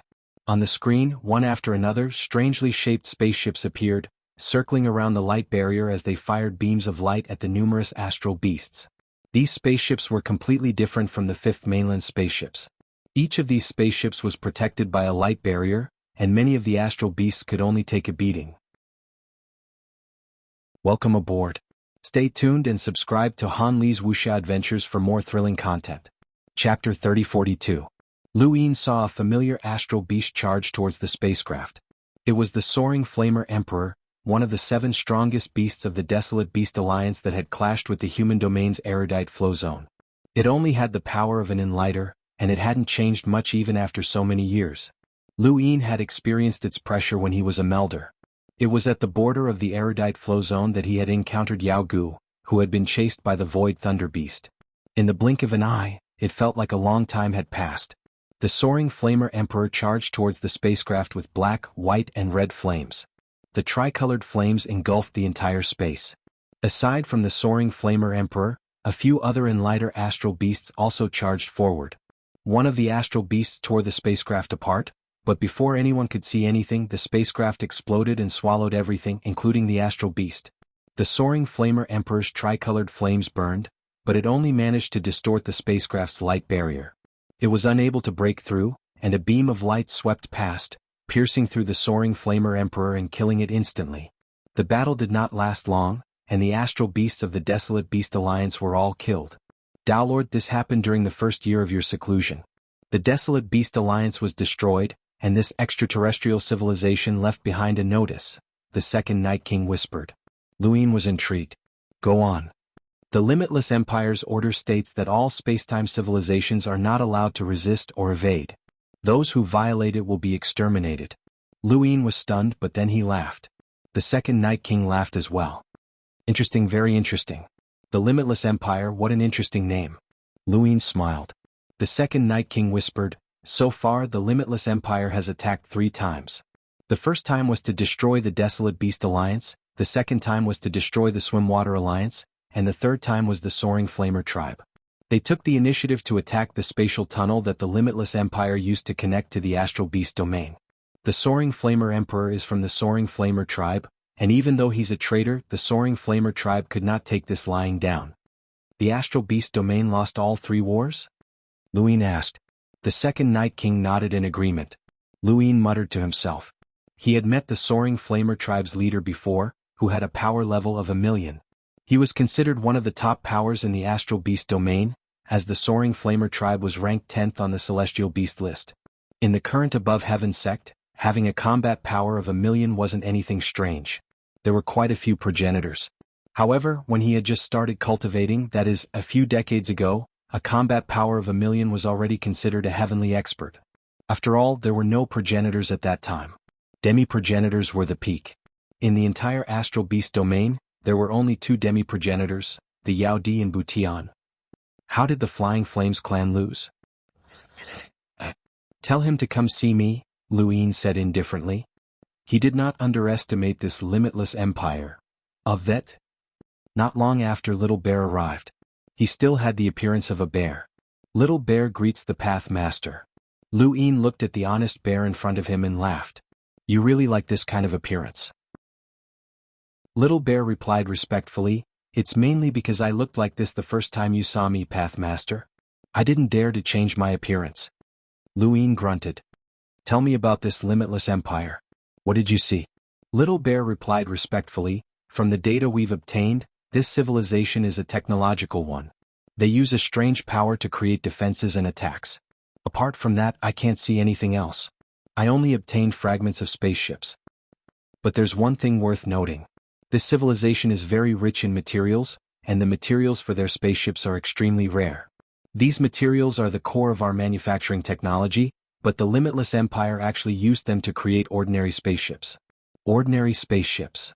Luin raised a brow. Little Bear replied, yes. The spaceships that have appeared so far are all ordinary battleships. They wouldn't have revealed their trump card right from the start. I suspect that spaceships aren't their means of attack, and the power that powers them is very strange. I need to continue researching it. Luin asked, how did they come to the 5th mainland? Little Bear replied, by tearing through the void. By themselves? Yes, by themselves. Luin retracted his gaze. Tearing through the void and declaring war on an unfamiliar civilization, the Limitless Empire had issued a notice of surrender right from the start. This Limitless Empire was truly confident. Path Master, I estimate that the Limitless Empire's main means of war are mechas, Little Bear said. Luin looked at him. The mecha that defeated the Flying Flames clan's leader? Yes. Generally speaking, technological civilizations don't easily cultivate. Instead, they use technology to replace cultivation to achieve certain effects. This is the case for the technocracy in hyperspace. This Limitless Empire has so many materials and strange power systems, so it's very likely that it's the same, Little Bear said. Luin nodded. Understood. Continue researching. Yes, I'll take my leave. Luin had the second Night King display the war footage again. I've been in seclusion for 3 years, which means that the Limitless Empire has been invading the Astral Beast domain for more than 2 years. 2 years and 3 months, the second Night King replied. They've won 3 battles. Although they've issued a notice of surrender, they haven't continued fighting. They're either waiting for something or they're just pretending to be confident, but they're actually observing our spacetime. Luin muttered to himself, Does Lung Qing have any methods to deal with them? The second Night King respectfully replied, Lady Lung Qing said that she'll wait for Pathmaster to finish his seclusion and await your orders. A civilization that dared to tear through the void was definitely not simple. Lung Qing must have thought of this. Although the Six-Way sect had gained the upper hand in the war against the Eternals, there was no guarantee that a civilization as powerful as the Eternals would not appear. Thus, he did not dare to make any decisions on his own. Pass down my orders. Have the Astral Beast domain pretend to surrender. I want to see what this limitless empire will come up with. The second Night King hurriedly passed down the order to the Astral Beast domain. In the Astral Beast domain, under the dark sky, a giant spatial tear continued to expand. Numerous spacecraft with light shields lined up on both sides of the tear, facing the surroundings. This was the entrance to the limitless empire that connected to the Astral Beast domain. It was not far from the erudite Flowzone's border, but it was actually quite far from the Celestial Beast Empire. On this day, a group of astral beasts arrived and they spread out endlessly. Many of the Limitless Empire's spacecraft activated and headed towards the astral beasts. On the other side of the spatial tear, several spacecraft appeared, bringing with them a tremendous pressure. Void Thunder Beast, lead all the astral beasts of the current civilization to negotiate with the Limitless Empire. Have someone who can make the decision come out. Su Qing reverted to his Void Thunder Beast form. His original body stared ahead. Beside him was the leader of the Flying Flames family, who had previously attacked the Limitless Empire. Behind him was a group of astral beasts that were not too powerful. This was to prevent the Limitless Empire from becoming vigilant. On the other side, several spacecraft blocked the Limitless Empire's path. One of the spacecraft said, "The Limitless Empire has issued an order. The current civilization cannot resist or evade. Violators will be exterminated." Su Qing shouted, "We are the current civilization's leaders. Even if you want us to surrender, someone who can make the decision has to come out and speak." He waited for a while but there was no response. Su Qing was not in a hurry. No foreign civilization would be able to make contact smoothly, and both sides would be wary of each other. Even if the Limitless Empire was confident in themselves, this was because they were wary of the unknown, and no one was an exception. Otherwise, a progenitor like Lung Qing would have already acted. At least so far, the Limitless Empire had not shown any progenitor's combat power. After waiting for a while, a huge mecha walked out of the void crack. The leader of the Flying Flames family was familiar with this mecha. He had been defeated by this mecha. The mecha was blue in color, with smooth lines and a humanoid shape. It was basically a giant mecha. Things like this were not unique. As long as they were willing, the Above Sky sect and the technocracy could make them. The technology was not difficult, but the materials were different. This mecha could fight against a powerhouse with a combat power of 1 million. The materials used were extremely rare, especially when so many rare materials were used on such a huge mecha. No matter how one looked at it, it was a waste. This mecha was even bigger than those spacecraft. Just a group of beasts. If you don't surrender, just kill them. Who do you want to talk to? Are you qualified? The voice from the mecha was very young and arrogant. Although the language was not the same, Su Qing and the others could understand it through the mecha. Su Qing shouted, "You can make decisions in the Limitless Empire? I can make decisions for you." The voice from the mecha was extremely domineering. "How arrogant!" Su Qing shouted. The mecha raised an arm, and the entire arm turned into a sword that pointed at Su Qing. "If you don't surrender, kill without mercy. This is the rule of the Limitless Empire." As soon as it finished speaking, a light barrier appeared around the mecha. The mecha swung its sword, cleaving through space with a destructive power that neared the peak of an emissary. Su Qing and the other astral beasts were shocked. Such destructive power. This was definitely not the Limitless Empire's true strength. Su Qing knew that Lu Yin had asked them to surrender in order to lure out the person in charge of the Limitless Empire and see how strong they were. However, this person was too arrogant. "All right, we surrender," Su Qing said solemnly. The mecha arrogantly replied, "You have no choice." It then looked back at the void crack. "I told you it was simple, but you didn't believe me. Come out and choose a mount. Although these astral beasts aren't that great, they can still be used as mounts." The astral beasts were furious. If not for Lu Yin's orders, they would have attacked already. Far away at the border of the erudite flow zone, Lu Yin calmly watched. The ruler of the Limitless Empire was a human. Soon, mechas of different colors and shapes walked out of the void crack. Some were red, some were white, some were yellow, some were large and some were small. There were more than 10 of them and they quickly approached. The 10 mechas were the size of 10 giants and they towered in space. In comparison, the warships were much smaller and even the larger astral beasts could not compare. Welcome aboard. Stay tuned and subscribe to Han Li's Wuxia Adventures for more thrilling content. Chapter 3043. Big Brother Fei is indeed powerful. He suppressed these beasts. A voice came from the mecha. Of course Big Brother Fei is powerful. He's the son of General Fei Yen, the future general of the empire. He's even qualified to compete for the position of commander. Don't say that. Xiaoqing is the future commander. I'm just a general at most, Fei said proudly. Then he looked at a green mecha in the distance. This mecha looked even slimmer than Fei's blue mecha. It even had a sense of elegance and was full of a different kind of attractiveness. Xiaoqing, you can report to the commander that this spacetime has surrendered. Start searching for resources. By the way, which one of these beasts do you like? Just use it as a mount. A voice came from the green mecha. Are you sure they surrendered? Fei said, of course. Then he stared at Su Qing and the other astral beast. Get over here if you don't want to die. Su Qing was about to speak when Ku Wei walked out from his back. Hey, where did this beast come from? You're disturbing my rest. Do you want to die? Everyone looked at Ku Wei. Su Qing was surprised. Why did he come out now? Did the sect master give a new order? There was a moment of silence. The next moment, Fei was furious. Who are you? A human? There are humans in this spacetime? It doesn't matter. We've conquered many human civilizations. If they don't listen to us, we'll just destroy them. Ku Wei picked his ear and looked at the blue mecha. Are you talking to me? Listen, I'm the commander of the Astral Beast Domain's giant army. You trash barged into the Astral Beast Domain and tried to conquer this place. What a joke. Are you here to tell me a joke? You're courting death. Fei raised his sword and slashed down. The sword was huge like a giant's arm. It slashed at Su Qing. Su Qing swung his twin thorns, and thunder rumbled as he smashed them against the huge sword. With a boom, the thunder spread along the blade toward the mecha, but it was ignored. The huge sword pressed down hard, pushing Su Qing down. The Flying Flames Patriarch was shocked. This sword was even more powerful than the one he had fought before. This mecha was hiding its strength. In the distance, Lu Yin's eyes flashed. A peak emissary. Not bad.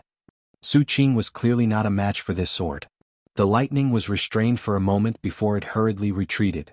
Fei sneered, You want to run? I want to wash this spacetime with blood. What are you waiting for? Around him, more than a dozen mechas were activated at the same time. They charged toward Su Qing and the other astral beasts. Mechas were huge and each of them had the destructive power of an emissary. These astral beasts were no match for them. The astral beasts in the front row who had come to surrender all retreated. Behind them, the astral beasts at the emissary level charged forward, as well as the giants Xuanhuan and Qinling. The two giants were about the same size as the mech, so they immediately attracted the mech's attention. It's a giant. Interesting. Let's capture him. Flying Dragon shouted. He forced Su Qing back with his sword and charged at Xuanhuan. 9-line battle force emanated from Xuanhuang's body as he roared and punched at Fei. The mecha seemed huge, but its speed was extremely fast. It easily dodged the attack, raised its sword, and swung it horizontally from the side. With a bang, Xuanhuan was forced back and his arm cracked. Qinling leaped over and punched the mecha viciously. The mecha did not move an inch. Not bad, but it's still too weak. Unfortunately, it's still not enough. The mecha's foot kicked out, sending Qinling flying. It was a spectacular sight to see the giant being sent flying. Around them, the astral beasts were easily suppressed by more than a dozen mechas. Some of them even had the destructive power of peak emissaries, and even the weakest had a power level of nearly 800,000. Destructive power was one thing, but whether or not they could break through the mecha's defenses was another. Lu Yin looked up at the sky and saw the Flying Flames clan's patriarch use his tricolored flames to burn a mecha with a destructive power level of 900,000, but he was unable to burn through the mecha's protective shield. Instead, he was pushed back by the mecha in a strange manner. In a one-on-one battle, the astral beasts with the same destructive power were no match for the mecha, and this was only the protective shield. The mecha's material was also very sturdy. In Little Bear's words, the materials used to build the spacecraft were so rare that they cared about them. They should not have appeared on the spacecraft, so the materials used to build the mecha were even rarer. The astral beasts were completely suppressed and Lu Yin ordered Ku Wei, Grab a mecha and bring it over. Ku Wei stood on Su Qing's back, feeling a lingering fear. His strength was not at the peak of emissary level, and even if he transformed into a giant, he was still far from it. However, he had to obey Lu Yin's orders. The above heaven sect could not act yet. Before they understood the enemy's strength, acting rashly would alert the enemy. Ku Wei gritted his teeth. Master has given the order. Everyone attack. Above them, a mecha slashed down with a flywheel. This mecha only had a power level of 1,000,000, which was about the same as Su Qing. The man inside the mecha laughed maniacally. Kid, you have a cheap mouth. Die. Suddenly the mecha stopped and the man inside looked up. There was an alarm, but he could not see an attack. Analyze. The power of essence, chi and spirit? This spacetime is becoming more and more interesting. A celestial appeared. It was Yao Xian. He was also far from reaching a power level of 1,000,000, and he tried to attack with his spiritual force, but he found that it was useless. His spiritual force was also blocked by the protective shield. These mechas' defenses were quite comprehensive. Many emissaries from the astral beast domain appeared, but they could only be crushed by these mechas. Even if both sides were equal in strength, they could only passively take a beating. Master, I can't hold on any longer. These things are too fierce, Ku Wei wailed. Lu Yin sighed. Shifter Emperor, attack. The Shifter Emperor could not bear it any longer. The Celestial Beast Empire was the one being beaten. Lu Yin had said that the above heaven sect protected the entire origin space and did not force all forces to join. The Celestial Beast Empire was still the Celestial Beast Empire. The Sword Sect, the Mavis family and so on could all be their own forces. Now that the Celestial Beast Empire was suffering losses, he naturally felt the most heartache. Hearing Lu Yin's order, the Shifter Emperor leaped out and spread his wings. The spiritual force of a demi-ancestor was released and swept across the starry sky toward the limitless empire's mechas and spaceships. Countless alarms sounded. Fei Fei's expression changed. 9-ring power? He hurriedly retreated. The other mechas also retreated. Then the Shifter Emperor appeared, and his majestic spiritual force bombarded the mechas. The protective shield outside one mecha was the first to shatter. Then, one after another, the shields shattered one after another, and cracks appeared on the mecha's outer shells. Emissaries and demi-ancestors were on two different levels. Fei Fei joined forces. Okay. The green mecha and the blue mecha rushed toward the Shifter Emperor. The Shifter Emperor's gaze was cold. These two mechas actually dared to attack him. Now, only these two mechas' protective shields had not shattered. The blue mecha raised its sword and slashed down. The green mecha pulled its arm back and slapped out. Ripples appeared in the void and spread out in a unique way, forming a strangling force. The Shifter Emperor's true form was a giant bat. He spread his wings, looked up, and let out a sharp cry.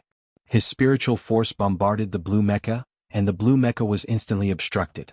The green mecha grabbed the blue mecha and swam through the ripples in the void. The blue mecha borrowed the momentum and slashed down with its sword, slashing across the starry sky. As the sword slashed down, the Shifter Emperor pushed his wings forward. He had thought that with his demi-ancestor strength, he would be able to easily dodge the attack of a peak emissary. However, his wings were torn apart by the sword, and blood stained the starry sky. In the distance, Lu Yin's eyes narrowed. A peak emissary was challenging a demi-ancestor. Was this also the strength of this civilization?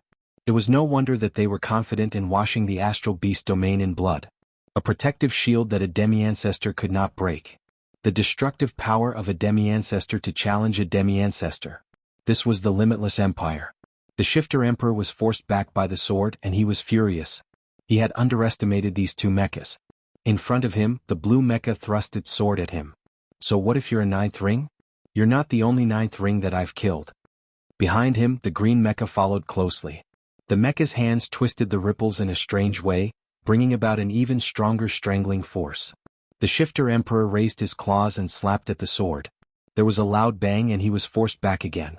He was shocked. What a powerful force. Fei was amazed. You can suddenly take a sword head-on. You're stronger than the 9th ring creatures I've seen before. Again. The sword continued to fall, and the Shifter Emperor could only keep retreating. He was the leader of one of the 12 Elysium Gates. If he was an ordinary demi-ancestor, he would not even be able to take a sword. Regardless of the strength of the person inside the mecha, this mecha was indeed abnormally powerful. A black sun appeared behind him. The Shifter Emperor had used his inner world. As the black sun appeared, the alarm became more urgent. This alarm made Faye surprised. There was still power? Faye, something's wrong.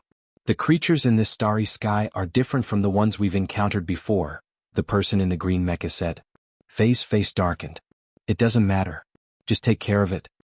After saying that, he raised his sword and slashed down fiercely. The Shifter Emperor's eyes widened. The black sun descended and merged with his body. A terrifying spiritual force swept across, and the protective shields of the two mechas shattered at the same time. Their huge bodies were swept away by a storm, and they were pushed out uncontrollably. Faye's face turned pale. Xiaoqing, retreat. Without him saying anything, the green mecha had already retreated.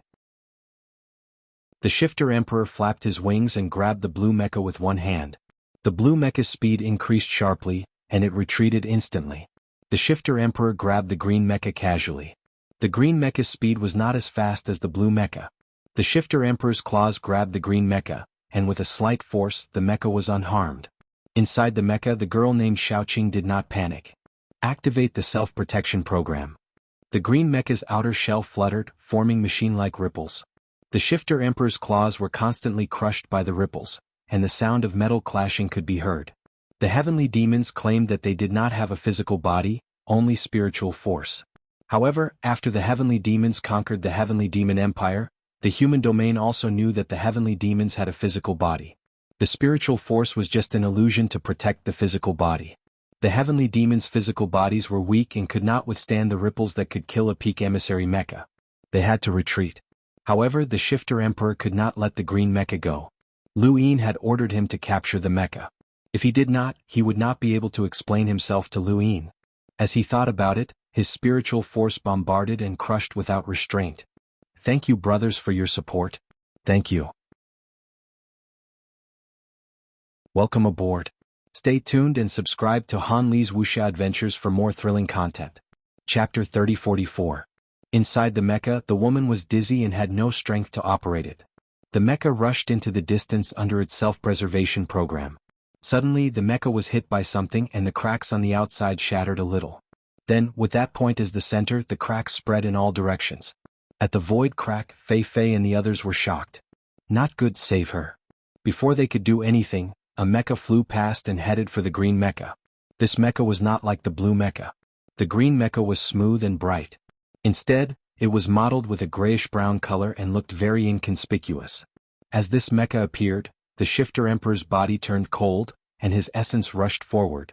The grayish-brown mecha raised its hand, and the mecha's arm instantly transformed into the shape of a blade. With a slash, it split the essence in half and pointed the blade at the Shifter Emperor.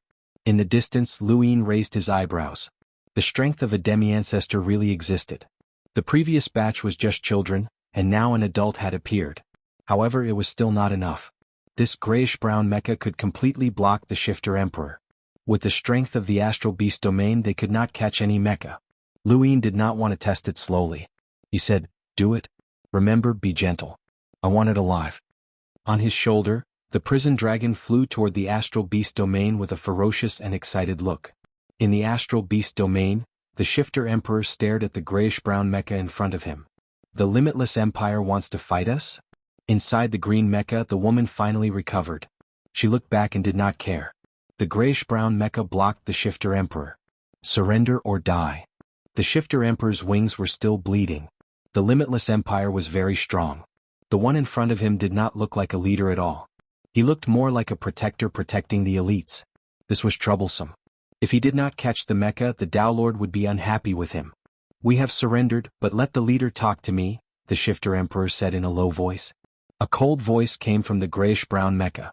"You are not qualified." "Then let's see if you can conquer this space," the Shifter Emperor shouted. The grayish-brown mecha raised its blade. "Release." The Shifter Emperor and the other astral beasts were confused.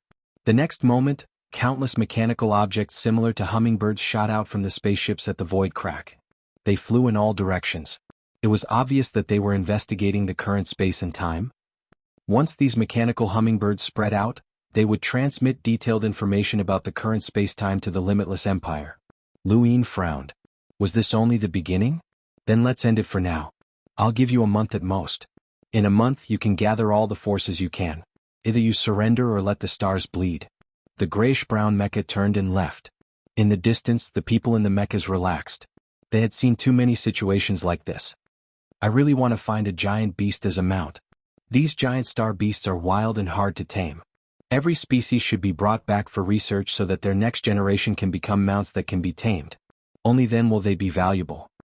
That's what my family does. When the time comes, whoever wants it can come to me. 10% off. I want all the materials from these beasts. The family has already negotiated with the commander. They are quite valuable. If it weren't for you people, we would have already conquered this space-time. Short-sighted, give them some time and reduce our search. Isn't it great to find the time to discuss the distribution of benefits? Excuse me, do you feel that the sky is getting dark? Brother, this is space. Where is the sky coming from? I feel that it's getting darker too. A woman in a mecha looked up and screamed, "Monster! Monster!" All the mechas looked up at the sky. Unknowingly, a huge figure covered the sky above them. It was the Hellworm. The alarms of the Limitless Empire spaceships were broken. In the distance, the man in the grayish-brown mecha stared ahead and looked at the Hellworm. His eyes were filled with shock. 10th ring. There's a 10th ring creature in this spacetime? The Hellworm looked up and roared. It bared its fangs and brandished its claws, shaking the starry sky. All the giant star beasts retreated and submitted. Even the shifter Thearka's heart trembled. Countless light beams shot toward the Hellworm. All the mechas activated their self-protection programs. The man in the grayish-brown mecha gritted his teeth and slashed at the Hellworm. It turned out that this was the strongest creature in this spacetime. The Hellworm's claws landed and collided with the blade. With a clang, the blade broke and the mecha was sent flying. Below him, a group of mechas rushed towards the spatial tear. The Hellworm was very human-like as it grabbed several mechas with its claws.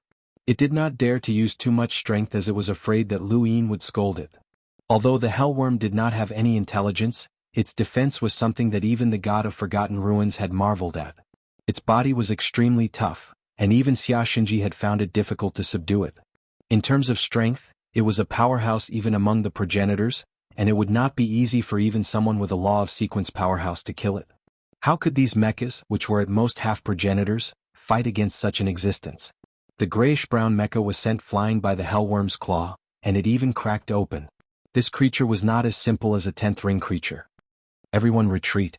The Hellworm grabbed several mechas, but it did not chase after the Limitless Empire. Instead, it rushed towards the border of the erudite flow zone as if it was presenting a treasure. Its mission was to capture these mechas and give them to Luin. In the distance, Luin smiled. Although the Hellworm was not very smart, it was becoming more and more obedient. Of course, it would be even better if it did not run away when it encountered an expert. The people in the grayish-brown mecha were stunned. The Hellworm clearly had overwhelming strength, but it did not attack them? Furthermore, it had only grabbed a few mechas and fled. What was the meaning of this? He looked at the Yao Emperor. The Yao Emperor was speechless as he could not understand the Hellworm's train of thought. He was not stupid. Release them immediately. Otherwise, even that 10th ring creature is nothing more than an ant in the eyes of my limitless empire. If you don't want to be slaughtered, then do it. The man in the grayish-brown mecha spoke anxiously, as the blue and green mechas were among the mechas that had been captured. Nothing could happen to the others, but these two definitely could not. The Yao Emperor coldly replied, "You wanted to slaughter this spacetime in the first place. What's the point of letting them go? I'm warning you, don't harm the people who have been captured. Otherwise you'll regret it. There are many ways to die, and we have plenty of ways to make you beg for death," the grayish-brown mecha threatened before hurrying towards the spatial tear to ask for help. The reason why they had not attacked this spacetime for such a long time was because they had not made sufficient preparations. This could be considered an early probe, but they had not expected that there would be a 10th ring creature in this spacetime. If they had known earlier, they would not have been careless. The mechanical hummingbirds that had been released had all been crushed by the Hellworm. It was impossible for the Limitless Empire to understand this spacetime. Erase. If they had not retreated, Luin would not have been able to find them. Otherwise the initiative would have changed hands. Whoever had information on the other party would have the upper hand. Although Luin did not underestimate the Limitless Empire, he did not believe that they had the strength to defeat the Above Heaven sect. Although the universe had countless parallel spacetimes, there was a limit to the development of spacetime. The Above Heaven sect had once reached this limit, and Luin had not seen any other civilization that could do so. Up ahead, the hellworm arrived and excitedly grabbed a few mechas before smashing them into the planet's ground. A few loud explosions attracted the attention of the cultivators at the border of the erudite flow zone. When they saw that it was the hellworm, they looked away. The hellworm was too famous on the fifth mainland, and it was equivalent to the above heaven sex guardian beast. A total of 4 mechas had been captured by the hellworm, and among them were a blue mecha and a green mecha. These two were much stronger than the other mechas, and they had the strength to challenge a half-realm ancestor. The other two only had the destructive power of an emissary with a power level of 1,000,000. On the ground, dust filled the air as the mecha stood up amidst the rubble. The people inside were all dizzy. Within the green mecha, the woman rubbed her head. She had first been attacked by the Shifter Emperor's spiritual force, and now her protective shield had been destroyed by the hellworm. She had been viciously smashed into the ground, and if not for her mecha's powerful defensive capabilities, she would not have survived. When she finally recovered, she looked to the side and saw that the blue mecha was wobbling as it stood up. The other 2 mechas were unable to get up. "Fei, how are you?" "I'm fine. Where's that 10th ring creature?" The woman looked around, but she did not see it. Instead, she saw a defensive structure in the distance. "Where is this?" At that moment, an alarm sounded from within the mecha. A creature was approaching. She looked in the direction of the alarm and saw a tiny figure slowly approaching from the ground. The image was enlarged and gradually became clearer. "It's a person?" Fei and the people in the other 2 mechas saw it too. "Someone's here," Fei shouted. The woman stared at the approaching figure. "Be careful. This person is not simple. Wait, look at his shoulder." The people in the mechas focused their gazes on the person's shoulder and saw a mini hellworm. Their expressions changed. How was this possible? A 10th ring creature was actually standing on that human's shoulder? No matter how they looked at it, it looked like a pet. Fei's expression turned ugly. "This is troublesome. It's a special incident." For resources, the limitless empire crazily tore through parallel universes, causing wars and conquering civilizations.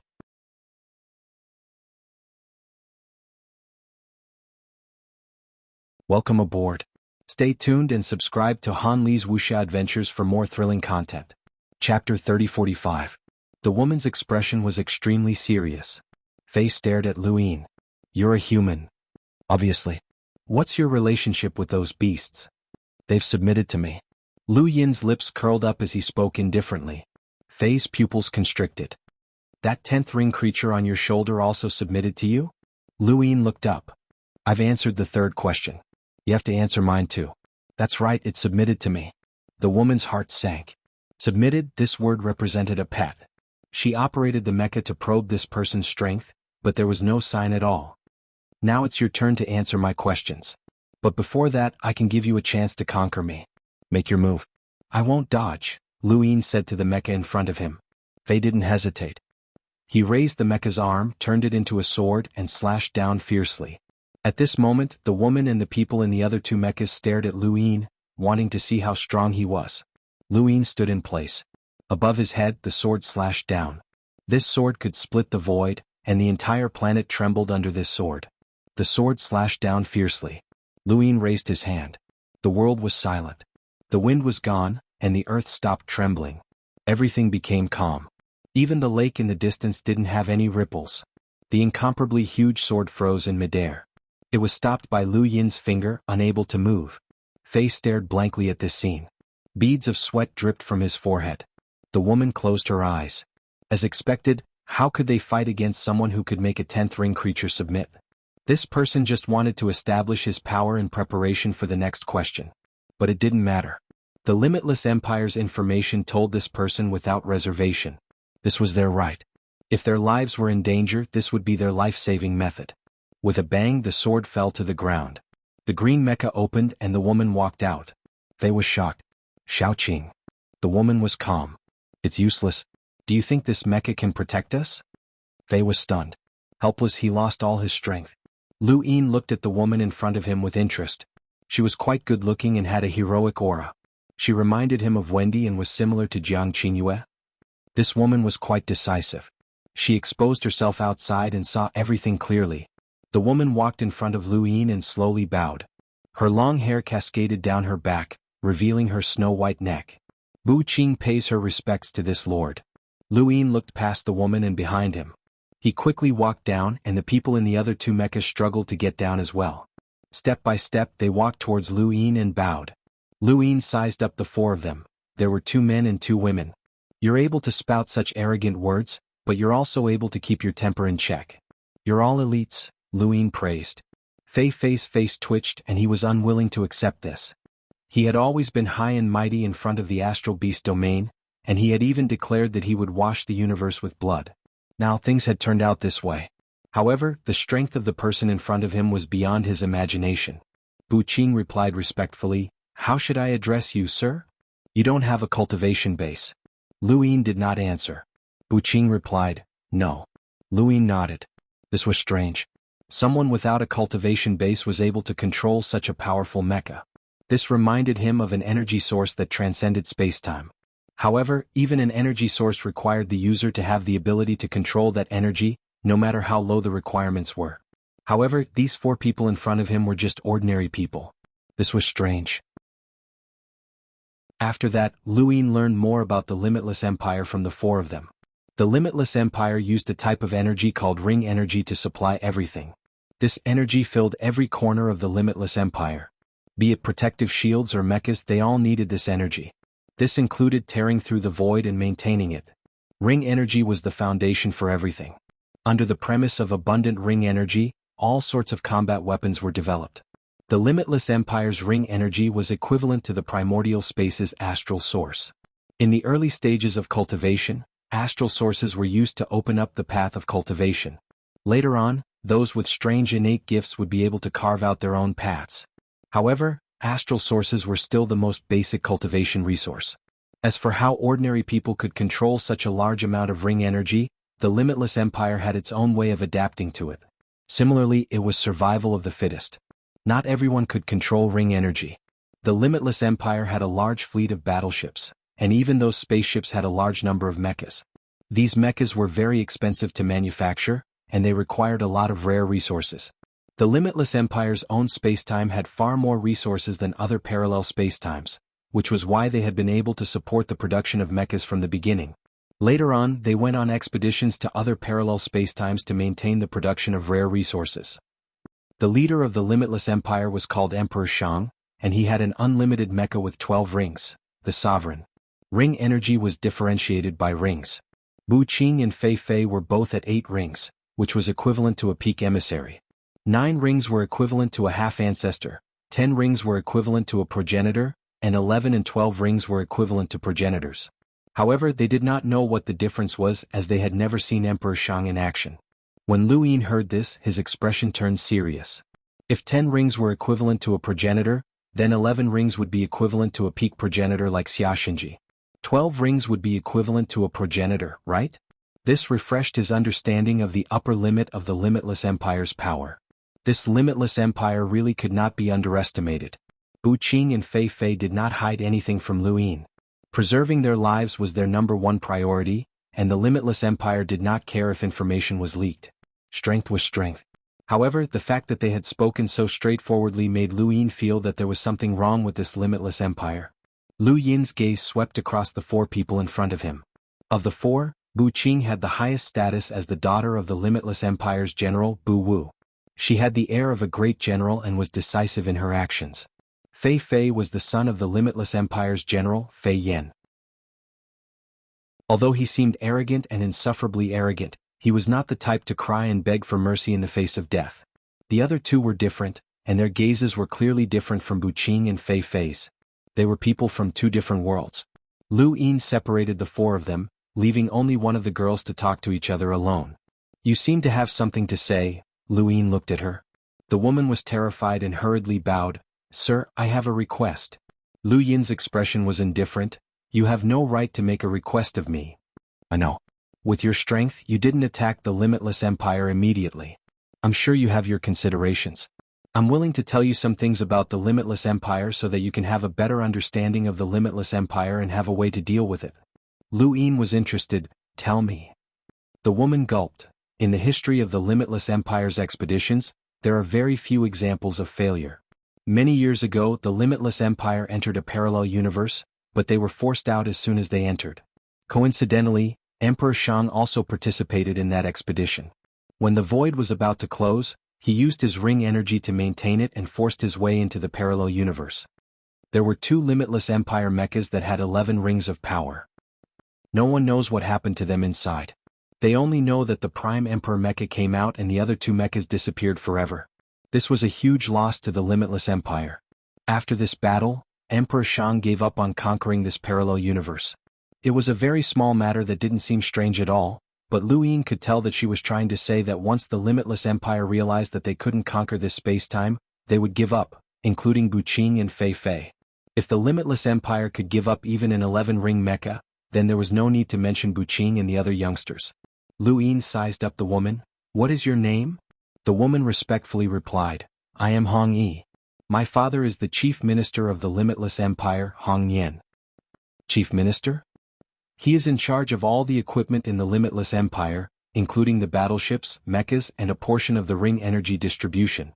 Lu Ying was surprised. "That's a lot of power." Hong Yi respectfully replied, "Yes, that's why I know some things about the limitless empire. If you need anything, please feel free to ask." Lu Ying sized up Hong Yi. This woman wasn't too beautiful, but she wasn't bad either. She looked delicate, but her thoughts were deep. She only mentioned a small matter, but it gave him a direction for his next deployment. This woman's eyes were sharp, and she could easily see through current affairs. She was a talent. "Why are you telling me this? You don't know me?" Lu Ying was curious. Hong Yi respectfully replied, "My lord is very young." These 5 short words shocked Buqing and the others. Yes, Lu Ying looked very young, and this youth wasn't an act. Young and old had different temperaments, and some people could tell at a glance. Hong Yan could become the chief minister of the limitless empire because his methods and thoughts were extraordinary. Hong Yi's insight must have something to do with her father's teachings. She saw things too clearly. However, she misunderstood.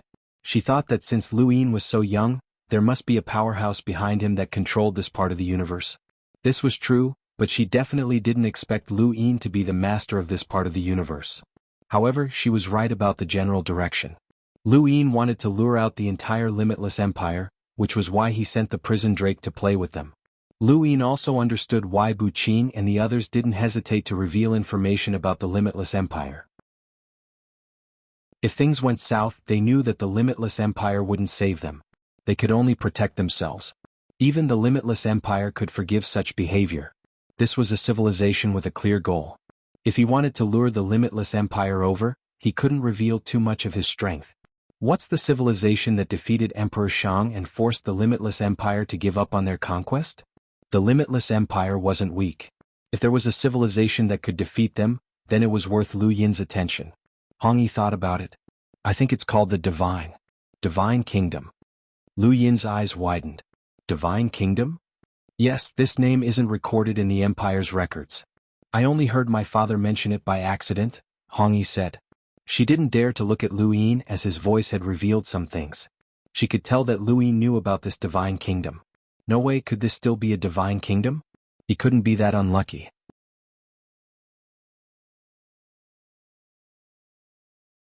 Welcome aboard.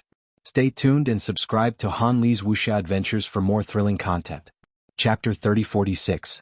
Lu Yin was surprised as well, as it was such a coincidence that the limitless empire had encountered and been repelled by the divine manor.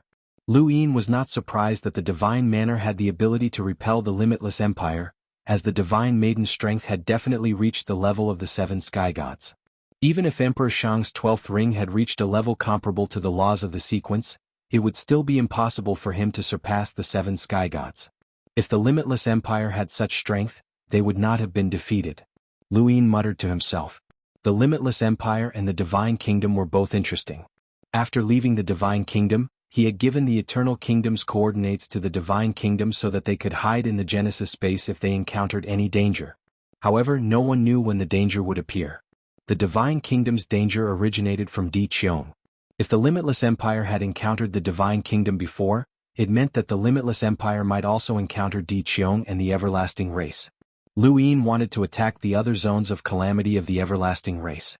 The first zone of calamity had been forced into hiding, so it was time to deal a heavy blow to the other zones of calamity. The limitless empire had to be lured over. Lu Yin had left the hellworm in the astral beast domain, but he could only expose one progenitor for the time being. As for Bu Qing and the others, their mechas had already been taken away for research.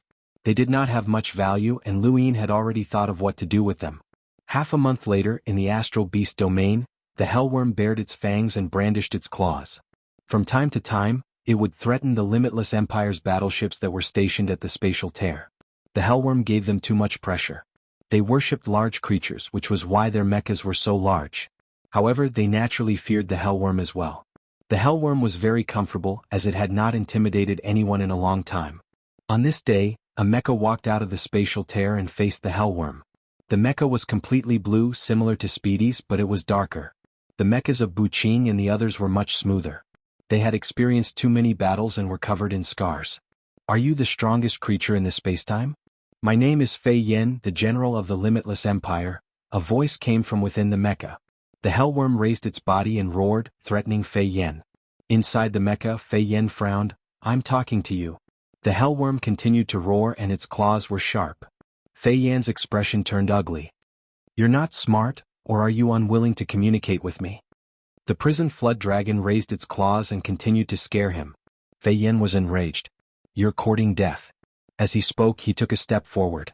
A blue light flashed and the mecha appeared in front of Caged WRM. Under Caged WRM's confused gaze, the mecha threw a punch.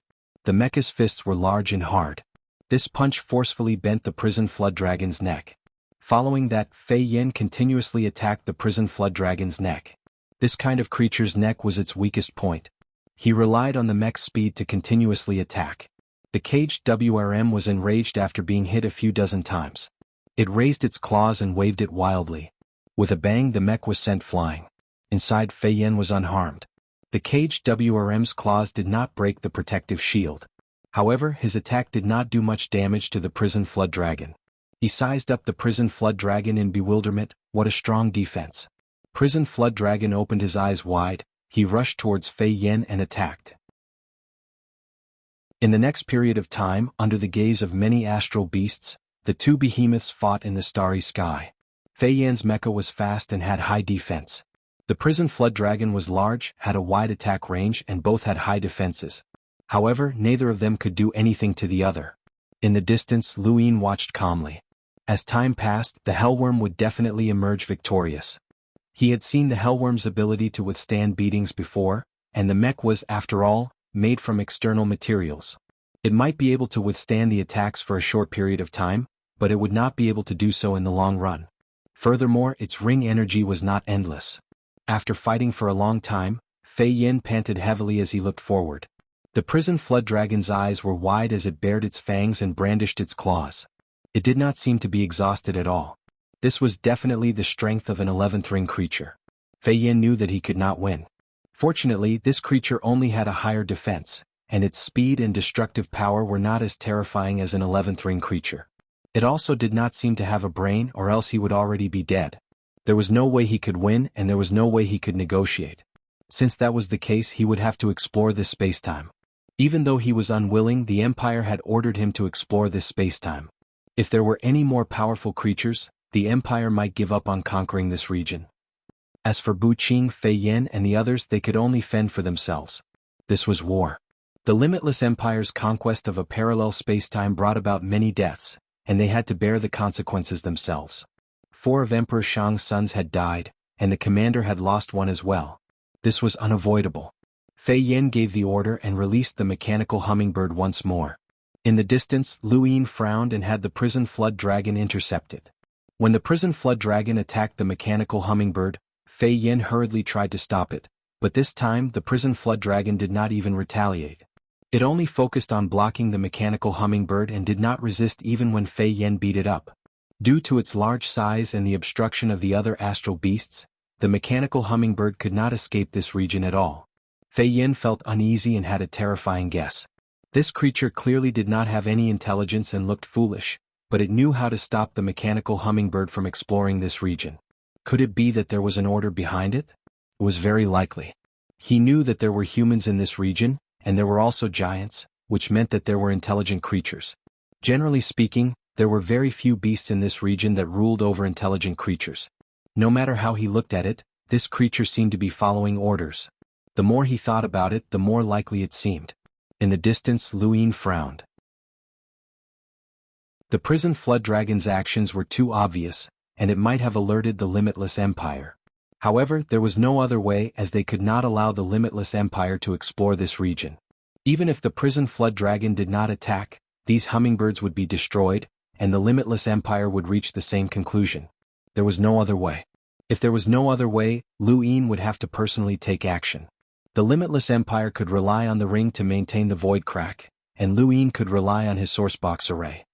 He was already prepared to have Celestial Master Xianxia act as soon as the Limitless Empire gave up on this region. Everyone had their own selfish motives. Fei Yin stared at the prison flood dragon as he guessed at something. However, he was not prepared to report this to the Limitless Empire. Once he did, this region would be classified as a special incident, and the Limitless Empire might give up on this region, which would mean that his son would be abandoned as well. If there was a chance, he would rather take the risk. When he thought of this, he returned to the void crack and prepared to ask for help. There were some things that did not need to be said, but there were also some that could be said. The prison flood dragon roared and was about to attack, but Luin stopped him. It was best not to provoke the Limitless Empire and prevent them from escaping. No one could say for sure whether the Limitless Empire was behind the void crack or if they were just passing through a parallel region. The Limitless Empire did not exist in the universe itself. This was because he could not use his compass to locate them. On the other side, there was an incomparably large spacecraft behind the void crack that could hold dozens of mechas. Its size was something that had never been seen before in the primordial space. Fei Yin returned to the spacecraft and disembarked from his mecha. Along the way, many people bowed and greeted him. Fei Yin's expression was solemn as he approached the screen.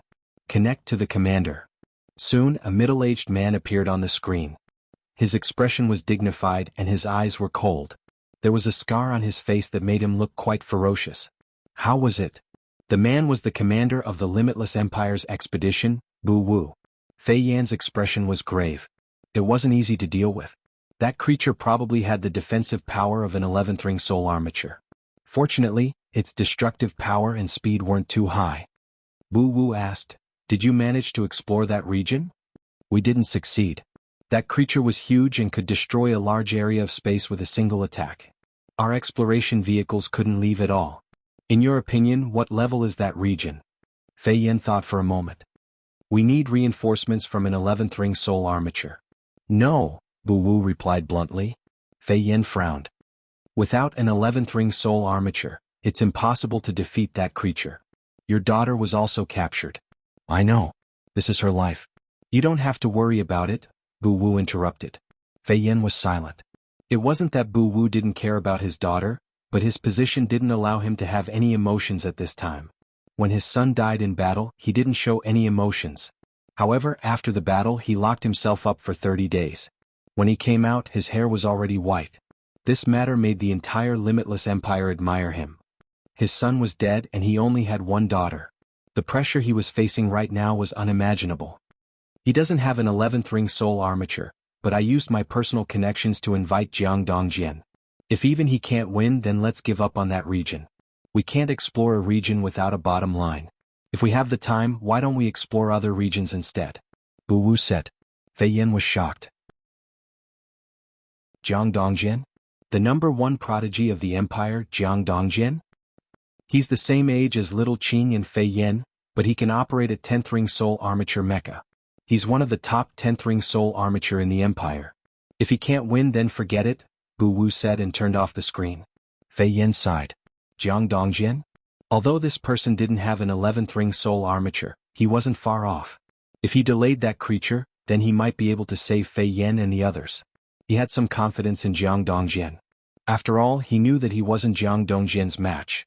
But how did the commander have a personal relationship with Jiang?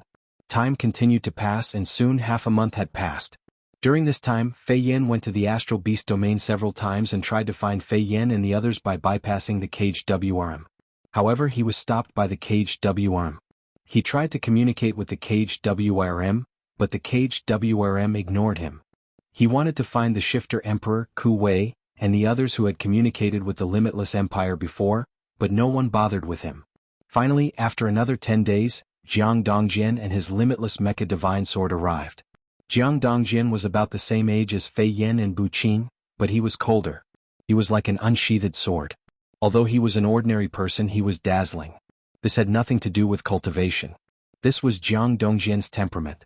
He was liked by countless girls in the limitless empire. His reputation as the #1 prodigy, coupled with his handsome appearance and rough background, even Emperor Shang paid attention to him. Welcome aboard.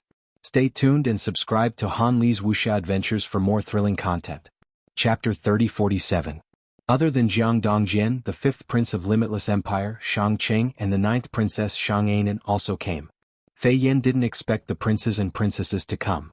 Fei Yan, general of punitive expedition, greets the 5th prince and the 9th princess. Fei Yan quickly saluted. Shang Qing smiled.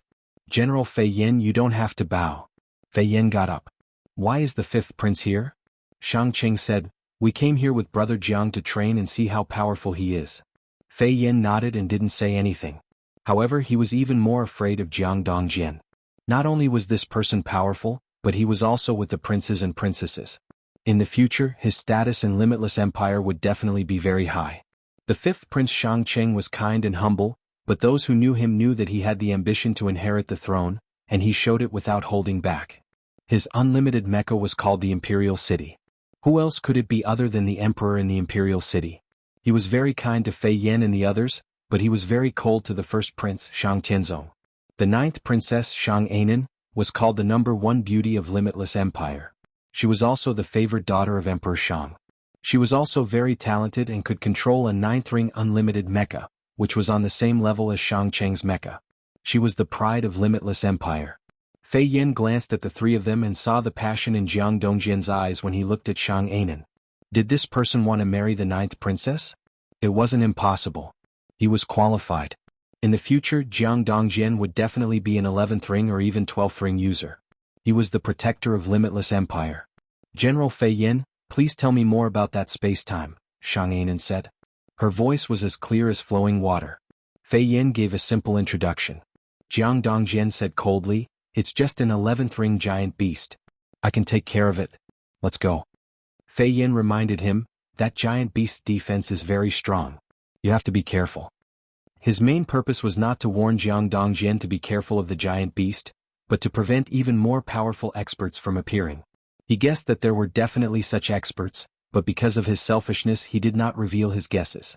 As long as there were no serious consequences, he could bear the consequences in order to save his son.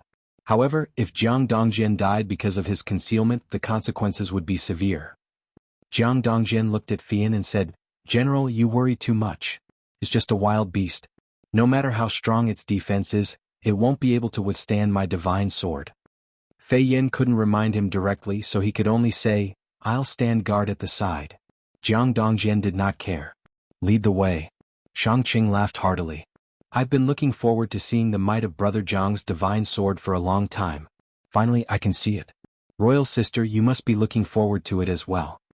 Xianxia's lips curled into a beautiful arc, of course. Jiang Dongjian's eyes flashed with passion again. He quickened his pace, eager to show off in front of Xianxia. After almost a month of silence, changes began to appear in space. Cage Drake looked up. In front of him, mechas walked out one after another. Other than Blue Mountain and Fei Yan's infinite mecha, there was another mecha that caught his attention. It was a mecha that looked like a sharp sword. The entire mecha was designed with sharp edges everywhere. It looked like countless sharp swords had been combined together. This mecha was Jiang Dongjian's divine sword. With this mecha, Jiang Dongjian was firmly at the top of the 10th ring and was recognized as one of the strongest in the future. He was one of the strongest young protectors in the world. This mecha was filled with killing intent. Compared to it, there were two other mechas that could not be underestimated. One was Shang Qing's Huangqing. It was completely golden and filled with a majestic aura. The other was Xianxia's Angel. The angel was white and very beautiful. It looked much more noble than Bu Qing's Ripple. The appearance of the four mechas attracted Lu Yin's attention. He opened his celestial eye and saw the four people inside. Xianxia's beauty stunned him, but it was only a small surprise. He had seen too many beauties in his life. His gaze landed on the divine sword mecha. What an extreme mecha. During this time, the technocracy had disassembled the captured mechas for research. They found that these mechas had both offensive and defensive capabilities. It was just that they had been adjusted according to the individual's strengths. Flying Lan Feng was fast, and Bu Qing's ripple was very controllable. No matter how they leaned towards the individual, each mecha had suitable defensive and offensive capabilities. However, this mecha was different. It had no defensive appearance. It was just a sharp sword. In the starry sky, caged Drake stood up and roared at the sky, threatening. Shang-Qing praised, "It's indeed mighty. If I can capture it and use it as a mount, my chances of winning the throne will be higher." Xianhuan was helpless. "Brother, be more reserved. Don't be so straightforward." Shang-Qing did not mind. "Everyone in the Infinite Empire knows that I want to fight for the throne. It doesn't matter." As he spoke, Jiang Dongjian controlled the divine sword mecha and rushed out. The divine sword was like a real divine sword. Under Jiang Dongjian's control, it turned into a sharp light and slashed at Caged Drake. Caged Drake raised its claws and slapped out. A loud noise caused the surroundings to distort and shatter completely. Even the void could not be formed. Jiang Dongjian's face was solemn. Although the attack just now was just a test, this creature did not move at all. Fei Yan was right. This creature definitely had a terrifying defense of the 11th ring. He was excited. If it was just an ordinary 10th ring creature, even if he killed it, it would not attract the attention of the 9th princess. Only by killing an 11th ring creature could he stand out in the eyes of the 9th princess and be more qualified to propose marriage to Emperor Shang. Thinking of this, he controlled the mecha and turned it into a sharp sword. The huge mecha slashed at Caged Drake. Caged Drake's eyes were ferocious. It bared its fangs and brandished its claws to scare people. However, at this moment, no one was scared by it. They were all watching Jiang Dongjian smoothly controlling the divine sword mecha. Every attack was like a huge cultivator using a battle technique. Fei Yan praised, "In the entire Infinite Empire, even the 5 people in the Optimus Prime can't control the divine sword mecha better than Jiang Dongjian. This is a mecha that is completely suitable for him." Shang-Anan smiled and said, "The divine sword was originally made for Jiang Dongjian. He will be the 6th cornerstone of the Optimus Prime." Shang-Cheng looked at Shang-Anan and said, "Sister, why don't you help your brother and persuade this Jiang Dongjian to join your brother? As long as he is willing to join us, your chances of getting the throne will be higher." Shang-Anan was calm. "I won't participate in the battle for the throne. If you want to rope him in, you can do it yourself." Shang-Cheng was helpless. "Although I don't want to admit it, Shang Tianzong is indeed more attractive than me. If you don't help me, this Jiang Dongjian will probably be taken away by Shang Tianzong. Sister, can you bear to see your brother killed by Shang Tianzong in the end?" Shang-Anan frowned and looked at Shang-Cheng. "Brother won't do anything to you. You think too much." Shang-Cheng shook his head. "You think too simply." As they spoke, the battle between the 2 huge creatures in the starry sky became more and more intense. Fei Yan looked and felt that something was wrong. What was the difference between this battle and his previous battle? Although the divine sword was extremely powerful and far stronger than his Blue Mountain, it still couldn't break through the creature's defense. There was no difference between the creature fighting the divine sword and him. No, before the others reacted, he had to save Fei Yan. It seemed that Jiang Dongjian couldn't handle it. He might have to team up with Jiang Dongjian, and then he wouldn't be able to save Fei Yan. 5th Prince, 9th Princess, this spacetime hasn't been explored yet. Our methods can't spread out. I've decided to go and see what's in this spacetime, Fei Yan reported. Shang-Qing nodded. "You want to save your son and the others? That's normal. Go." Fei Yan's face changed. This 5th Prince was too straightforward. Shang-Anan said lightly, "General Fei Yan, you can save them, but please don't forget to explore. Also, Jiang Dongjian might not be able to take down this creature. Please come back as soon as possible." Fei Yan looked deeply at Shang-Cheng and Shang-Anan. Yes, I understand. He had underestimated these 2. They knew that Jiang Dongjian couldn't take down the creature, but they still allowed him to leave. No wonder only Shang Tianzong and 5th Prince Shang-Cheng could compete for the throne. The other princes couldn't compare to them at all.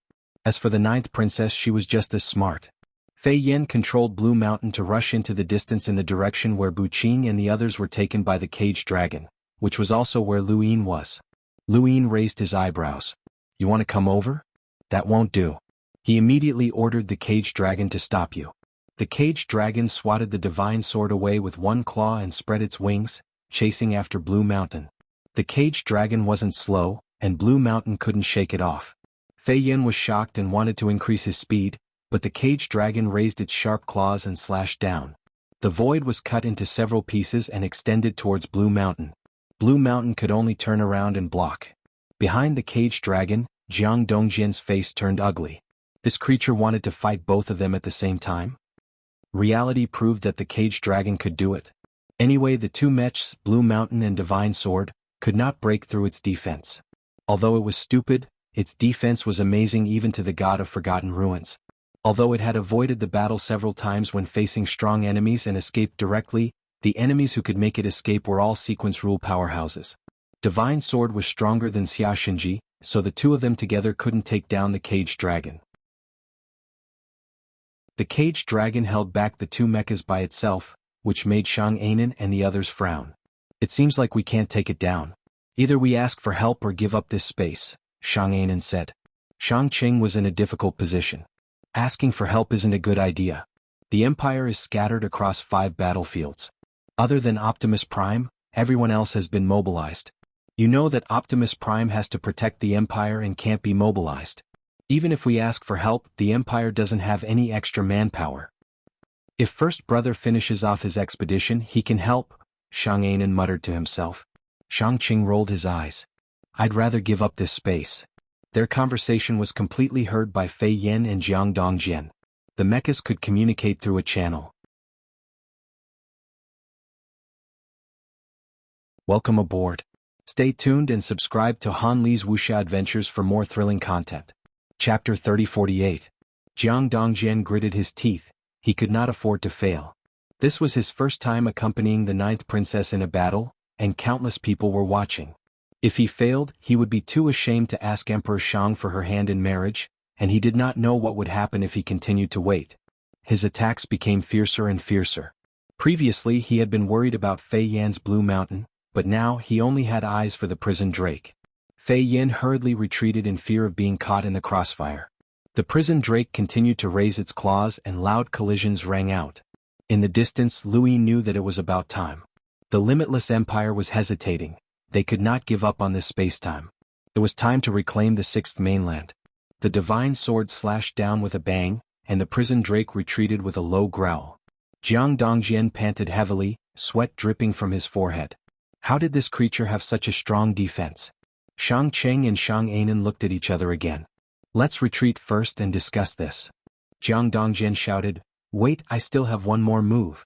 If I can't deal with it, I'll retreat. Xuanhuan advised, Don't force yourself. The Empire has encountered more than one powerful creature, and there have been cases of people giving up. The universe is vast and there are countless strange creatures. Jiang Dongjian insisted, One more move, just one more. Shangqing sighed. No wonder you're the Empire's top genius. You're the same age as us, but you can face such a creature head-on. Brother Jiang, you're already very strong. Alright, let's see what else you have to show off the brilliance of the tournament. The Limitless Empire had been fighting for many years, and they had naturally encountered many cultivation civilizations. There were many cultivation battle techniques in the Empire, but because of ring energy, the people of the Limitless Empire did not cultivate them. Cultivation and ring energy clashed, and they would rather give up on cultivation. Of course, battle techniques were sometimes useful, and many of them could inspire the Empire to develop mecha. Although the people of the Limitless Empire were ordinary people, they could still improve in certain aspects through battle techniques. They were equivalent to powerhouses among ordinary people. The Limitless Empire held an unlimited tournament every 5 years, and everyone could participate. The reason why Jiang Dongjian had stood out was because he had single-handedly defeated all the other experts who had entered the semi-finals. Among them was someone from a prominent family like Fei Yan, and he had only relied on battle techniques that were well known to the public. Because of this, his meteoric rise had earned the recognition of Emperor Shang. Thus, he had an innate sensitivity towards battle techniques. This was something that others could not compare to. It was said that the Divine Sword mech had the ability to coordinate with him to comprehend battle techniques, but no one had seen it before. In the starry sky, the Divine Sword and the Prison Flood Dragon faced each other.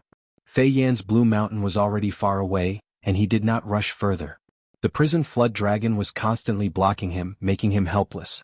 At the same time, he was even more certain that there was a creature controlling the Prison Flood Dragon behind him. This spacetime was not simple. Jiang Dongjian stared at the Prison Flood Dragon. He took a deep breath and slowly calmed down. Prison Flood Dragon did not take the initiative to attack. It looked curiously at the divine sword in front of it. It was so tough. Although the divine sword could not break through its defense, it could not break through the divine sword's protective shield. This made it think of the ancestral turtle. It looked like a turtle's shell. Inside the divine sword, Jiang Dongjian had completely calmed down. He raised his hand and grabbed a sword from the inside of the mech. He slowly raised the sword. His breathing was sometimes fast and sometimes slow. Gradually he could not see anything in front of him. Even the prison flood dragon was gradually ignored. All he could see was the sword. It was as if he had returned to the last battle of the tournament. All the experts who had made it to the semi-finals had surrounded and attacked him. Those people were all from prominent families and knew each other. Only he was from the bottom. These people looked down on him and wanted to kick him out first. At that time he was like this. He held the sword with both hands and ignored everything. He raised the sword and slashed. This slash merged with heaven and earth. It was as if he had broken through all illusions. If someone had not interfered with this slash, those people would not have survived. The same scene appeared again. Shang Cheng's face was solemn. Even so, he had also seen the semi-finals. Jiang Dongjian's slash had completely entered everyone's eyes. He had become the true #1 genius of the empire. This was the slash. The divine sword was raised with both arms, and the mech instantly combined into a blade. It fell down looking ordinary, but this slash shook the hearts of countless people. In the distance, Lu Yin's eyes lit up. Not bad, an ordinary person had actually displayed such sword intent. This person's talent in the way of the sword was no less than Lu Xiaoqiu or Li Zimos. Unfortunately, he was just an ordinary person. Although this slash was powerful, it could not change the situation. However, this slash gave Lu Yin the perfect opportunity. Now was the time. Idiot, run. The prison flood dragon's eyes spun. The divine sword slash seemed to be very powerful, but it quickly turned and ran with its tail between its legs. It looked rather pathetic. The slash cut through the void. This was the destructive power of the mech itself, but with the Jiang Dongjian's help, the power of the ring energy increased once more. This slash's destructive power extended endlessly, causing Fei Yan's eyelids to twitch. 11 rings. This was definitely the destructive power of an 11th ring. This Jiang Dongjian could actually unleash such a powerful slash. The slash was very destructive, but the prison flood dragon slipped away and did not hit its target. Jiang Dongjian was unwilling to give up and hurriedly chased after him. Brother Jiang, don't chase, Shang Qing stopped him. Jiang Dongjian's voice rang out, beasts have their instincts. It knew that it couldn't withstand my slash, so it ran away. Fifth Prince, I will definitely take this space-time. Seeing the divine sword chase after him, Shang Cheng's eyes flashed. Although Jiang Dongjian's talent was extraordinary, his character was too shallow. He had been praised as the empire's top genius for a short period of time, which had caused him to forget himself. Chase, Shang Anan ordered. Fei Yan wanted to search for Fei Yan, but he could not allow anything to happen to Jiang Dongjian. Shang Anan stared at him. General Fei Yan, this spacetime isn't that simple. If something happens to Jiang Dongjian, I'm afraid that you won't be able to bear the responsibility. Fei Yan's heart sank. I understand. I will not let anything happen to Jiang Dongjian. With that, he chased after Jiang Dongjian. Mechas appeared one after another behind the spatial crack. Some of them had appeared in the battle with the Yao Emperor, while others looked like they had been fighting for a long time. There were more than 20 mechas, and nearly half of them chased after Jiang Dongjian. In the distance, many astral beasts were on guard against Shang Anan's group. Sister, let's go and take a look, Shang Qing said. Shang Anan looked at Shang Qing. Brother, aren't you afraid of danger? I am. That's why it's safe to follow Jiang Dongjian. If there really is an unknown danger, it's even more dangerous here, Shang Qing said. Shang Anan nodded and controlled her mecha to chase after Jiang Dongjian. Shang Qing also chased after Jiang Dongjian. At the front, caged flood dragon headed towards the connection point between the 6th mainland and the astral beast domain. The connection point had been sealed, but now it was time to open it. The 6th mainland also belonged to the origin space. Now that even the endless battlefield belonged to the 6 Directions Guild, the 6th mainland naturally had to be reclaimed. Soon, caged flood dragon arrived at the connection point. He opened it at the right time and rushed over. Although Jiang Dongjian was arrogant, he was not stupid. Seeing the connection point in the distance, he hesitated. At this time, caged flood dragon had already arranged for Fei Yan, Bu Qin, and the others on a meteorite not far from the connection point. They rushed into the connection point without looking back. Jiang Dongjian was surprised. Were those the people from the Limitless Empire who had been captured? One of them had even fought with him at the competition. The divine sword stood in the sky and did not chase after them. Behind them, Lan Shan chased after them. Fei Yin also saw caged flood dragon grab Fei Yin and the others and rush into the connection point. Seeing that his son had been captured, he did not care about anything else and had to try to save him no matter what. Lan Shan rushed into the connection point while a group of mechas approached from behind. The fastest were still Shang Qing and Shang Ainen. Shang Qing frowned. General Fei Yin is too impulsive.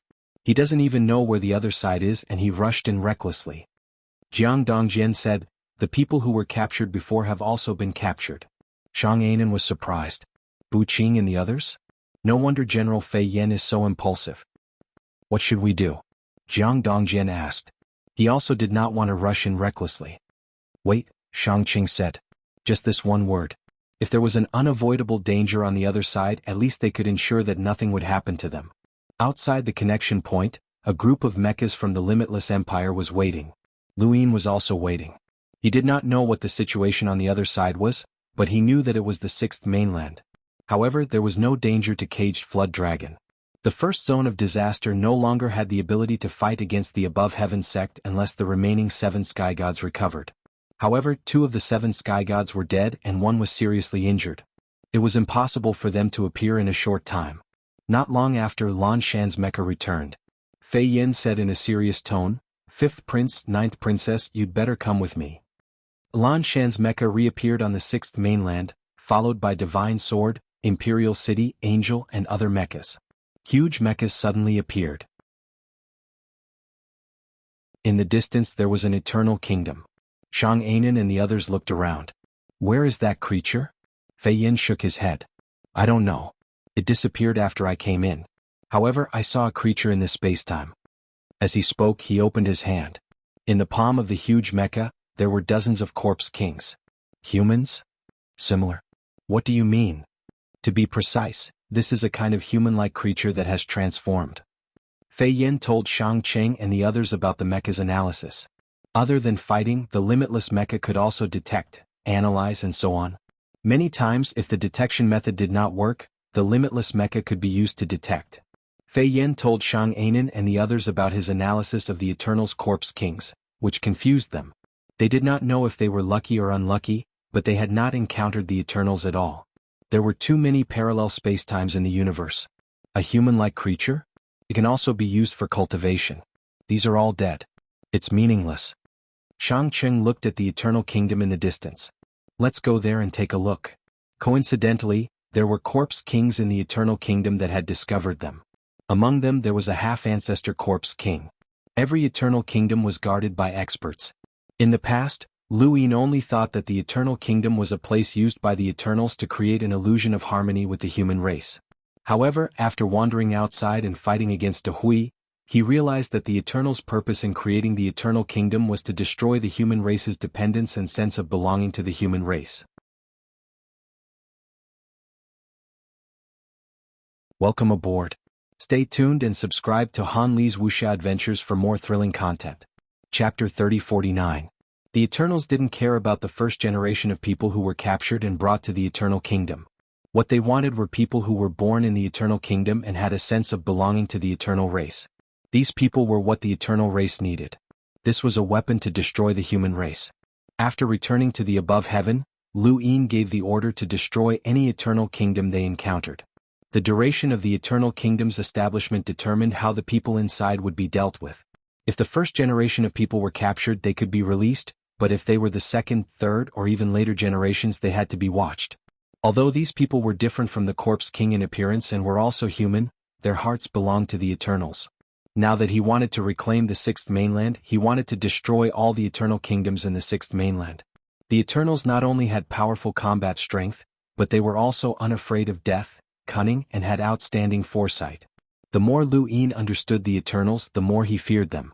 The Corpse King saw the mechas from afar, and a group of mechas headed for the Eternal Kingdom. Fei Yan's Blue Mountain was at the forefront. The Corpse King used Corpse King transformation, and its scarlet eyes turned green.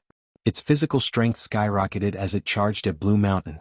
Inside Blue Mountain, Fei Yin was shocked when his mecha detected that the Corpse King's combat strength had skyrocketed. With a bang, the Corpse King was sent flying. Even Corpse King transformation couldn't make up for the gap between him and Blue Mountain. Blue Mountain reached out to grab the Corpse King. The Corpse King's bones were shattered and it couldn't move. Blue Mountain grabbed it and asked, "What civilization are you from?"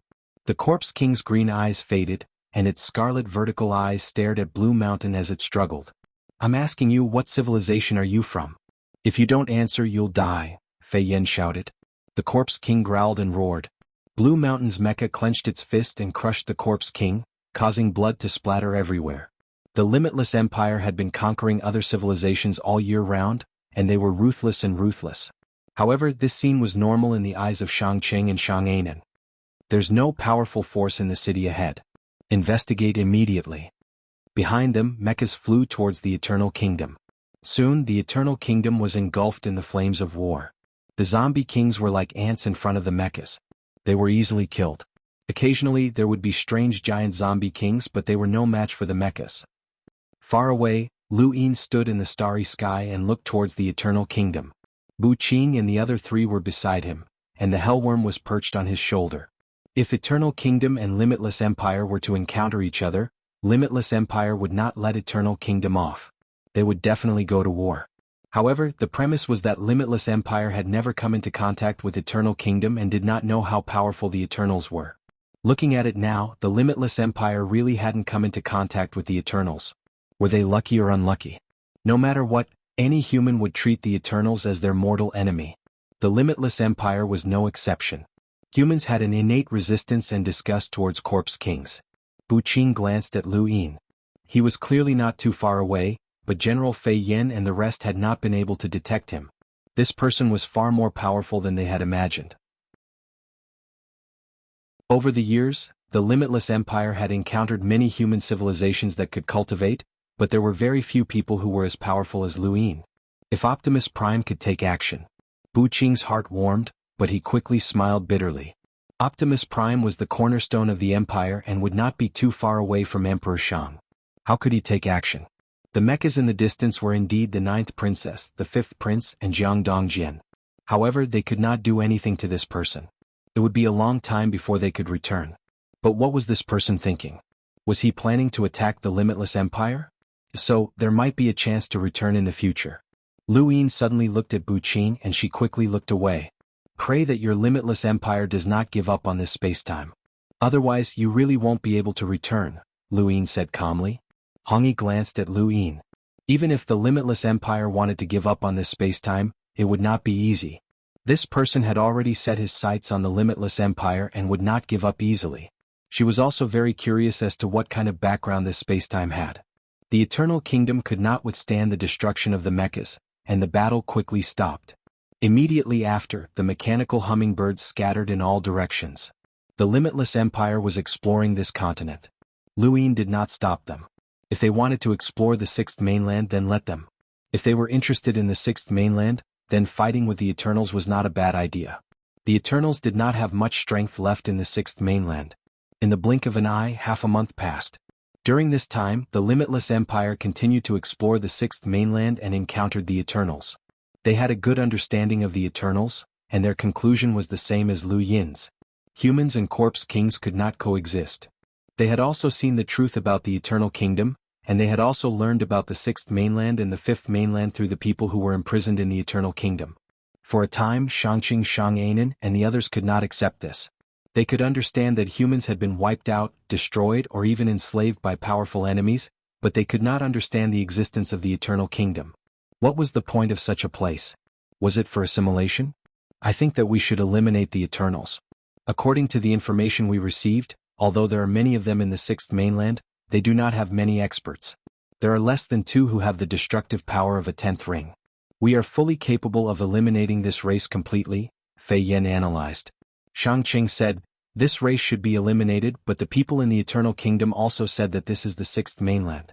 There is a 5th mainland in the same universe and both are ruled by humans. Fei Yin and the others also faced humans when they first attacked. We should be here to divert attention from the 5th mainland so that we can fight to the death with the 6th mainland's Eternals." I agree. I've always felt that there was something wrong. That 11th ring creature never spoke, and its movements were somewhat clumsy. There might have been a commander behind it. Now that it's clear, it should be someone from the 5th mainland. Someone who can command such a creature is a special event in this space-time, Xianxia said. Jiang Dongjian agreed, we cannot be used. Fei Yan's expression darkened. This matter could not be hidden forever, but it was a pity that he had not been able to save his son. Shangqing looked around. Since that's the case, let's go back. The 5th mainland wants us to fight to the death with this so-called Eternals. Even if we have to take action, we have to deal with them first. As for this Eternals, it won't be too late to deal with them later. Xianxia agreed, and so did Jiang Dongjian. Fei Yan could only agree. Alright, gather the information and report it to the commander. The commander will decide the final outcome. In the distance, Lu Yin frowned. Were they going to give up?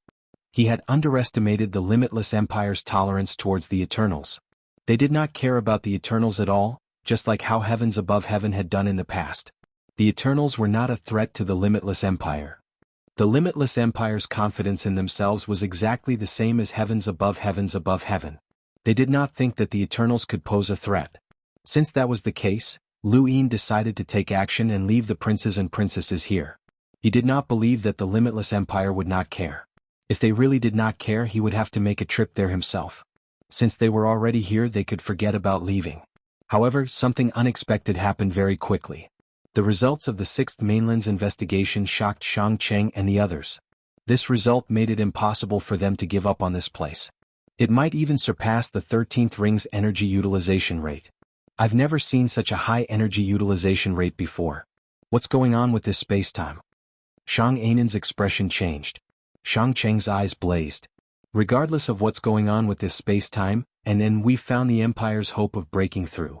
Fei Yan was also excited. The Empire has been on expeditions for countless years, and we've only encountered a 12th ring energy utilization rate once. That's why we have our current strength. Now that this space-time has a 13th ring energy utilization rate, Emperor Shang will definitely not give up on this place. We won't either. Shangqing suppressed his excitement. It was the 13th ring. Once the Empire confirmed and obtained it, it would be his achievement. He had the highest status in this space-time, and even if he had not taken action, Fei Yan would not have been able to do anything if Lu Yin had not allowed him to come here. He had tacitly approved of Fei Yan's arrival and the investigation of this space-time, which had led to this result. This achievement could not be escaped. Shangxia's expression was solemn. The utilization of the 13th ring is indeed attractive to the Empire, and is the hope of a breakthrough. But have you ever thought about the war that happened when the utilization of the 12th ring was discovered? That war almost dragged the entire Limitless Empire into the abyss of death. Because at that time, the 12th ring was a power that the Limitless Empire had never had before. But now this space-time has the utilization of the 13th ring. There might be a powerhouse behind that creature, and the 5th mainland has never been explored. It might seem like we're conquering this space-time, but in reality someone in this space-time might be using us to deal with the 6th mainland. We're just pawns. These words calmed everyone down. Shangqing was not stupid. The Limitless Empire had almost been destroyed during the war over the 12th ring energy utilization rate, and the energy in this spacetime could do the same. In the distance, Lu Yin's lips curled up. None of them were stupid, and some things could be seen through if they were too obvious. However, he was no longer worried about the Limitless Empire running away. It seemed like they had an even greater desire. What's the 13th ring energy utilization rate? Lu Yin asked. Beside him, Bu Qing and the others were astonished, but they did not hesitate and replied, the Limitless Empire's 13th ring energy is not a type of energy that exists in the universe. It's a general term for the energy produced by the movement of energy. Get to the point, Lu Yin interrupted. He obviously knew this since he had already asked before. In the natural world, wind, water, electricity, and so on could produce energy through movement. Humans could use these energies to do many things, as they naturally existed in the universe. However, there was one type of energy that was not born in the universe, and it was a power that appeared when a progenitor changed the world. For example, the monarch's aura or the power of wood from the wood spacetime. These energies covered a region of spacetime, and since they existed, they could be used. The Limitless Empire used their 13th ring energy technology to collect these energies and use them to produce energy. Welcome aboard. Stay tuned and subscribe to Han Li's Wuxia Adventures for more thrilling content. Chapter 3050. This meant that Limitless Empire could increase the power of human cultivation through movement, which was how ring energy had appeared. The reason why Limitless Empire's people couldn't cultivate was because the ring energy they controlled was a power that humans could cultivate. Once they cultivated, they would gain an additional power that would clash with each other, causing the ring energy to be unable to move accurately. In the end, the Limitless Empire chose the latter and gave up on cultivation. From their point of view, ring energy was much more powerful, and there was no need for them to fight for it. This was the technology of the cultivation world. Every energy movement or collision will produce a different level of destructive power, which corresponds to the number of rings. The number of rings one can reach depends on the ring energy utilization rate. The highest ring energy utilization rate in the Empire right now is the 12th ring, Bu Qing replied. Lu Yin looked at her. What would happen if there was a 13th ring energy utilization rate? 13th ring. Bu Qing was about to answer when she suddenly realized something. 13th ring? Beside her, Fei, Redbeard, and the other person were all stunned. From their expressions, it was obvious that the 13th ring energy utilization rate was a huge shock to Limitless Empire. Lu Yin also understood that this was similar to the shock of the Lost Tribe's ancient card. Or rather, there would be a chance for the 6 parties to succeed. This was a huge temptation for Grand Empyreans and the others, and they wouldn't give up no matter what. In that case, Lu Yin left and returned to the above heaven, no longer paying attention to Limitless Empire. If they could give up on the 6th mainland under such circumstances, then Lu Yin would accept it. But now, Limitless Empire knew about the 5th and 6th mainlands. To prevent them from rushing to the 5th, Lu Yin decided to leave the ancestral turtle at the astral beast domain's border. In any case, if Limitless Empire wanted to collect the 13th ring energy, they could only go to the 6th mainland. This was clearly using them to deal with the Eternals and help the above heaven reclaim the 6th mainland. What they did was up to them. Lu Yin also took Bu Qing and the others to the above heaven. When they saw the enormous above heaven, Bu Qing and the others felt an unprecedented shock that almost caused them to collapse. The Limitless Empire also had an incomparably huge imperial city, but it was of a completely different style from the above heaven. One was similar to a technological civilization, while the other was purely a cultivation civilization. Letting people from a technological civilization see the existence of a cultivation civilization that suppressed everything, that kind of shock was incomparable. Lu Yin didn't have time to bother with these 4, so he had the second Night King keep an eye on them. After all, they were ordinary people who couldn't even leave the above heavens mountain. He then went to the hexagon to look for the fog progenitor.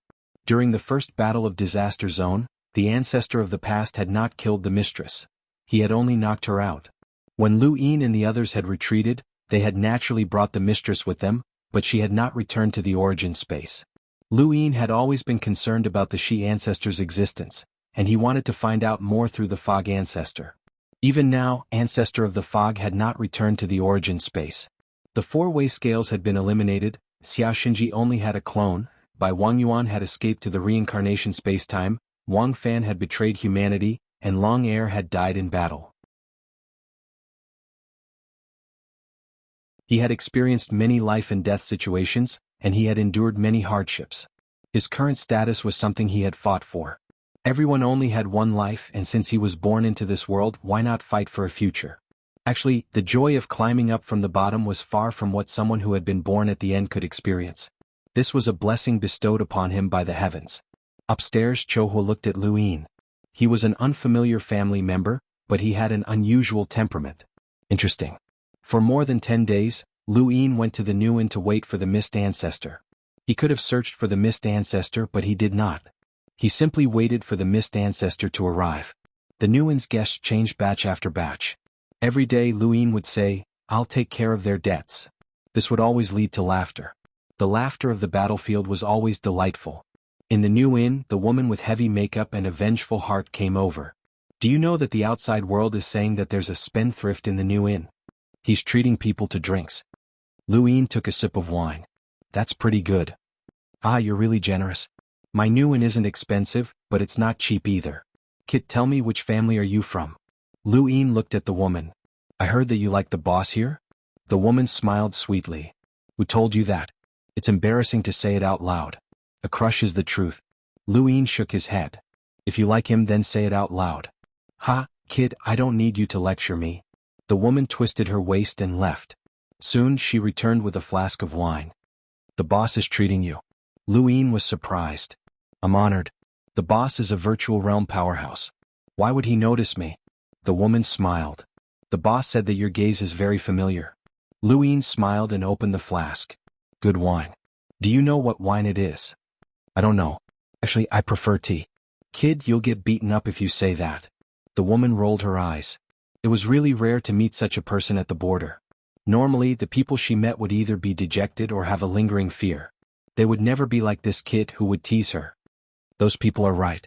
If Lord Lu hadn't forced the Eternals to retreat, you little guys wouldn't have come to the border, and I wouldn't have met such an interesting little guy like you. With that, she swayed her hips and walked away in a seductive manner. Lu Yin poured himself a cup of wine and raised his glass naturally. Choho was standing there quietly. When he saw Lu Yin propose a toast, he nodded and raised his glass as well. The woman saw this and looked back at Lu Yin. Something was wrong. Who didn't know about the boss's temper? Even a powerhouse at the same level might not be so polite. Who was this kid? Today's debt is on me. Lu Yin shouted, startling the woman. She couldn't help but roll her eyes at Lu Yin.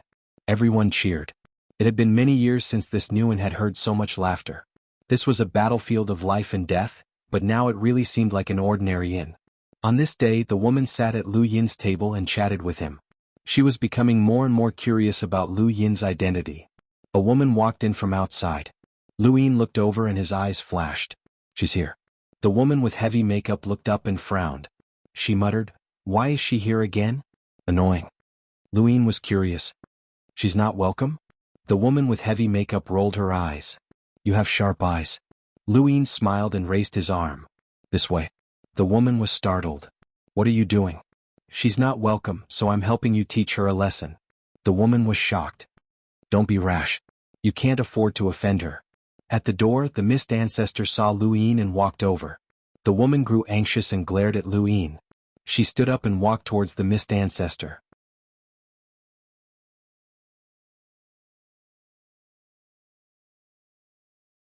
Welcome aboard. Stay tuned and subscribe to Han Li's Wuxia Adventures for more thrilling content. Chapter 3051. Lu Yin looked at the mist ancestor and said, Senior, since you didn't want to go back, I had no choice but to come here. How did you feel after meeting your master? The mist ancestor frowned. I didn't know that master had joined the Eternals.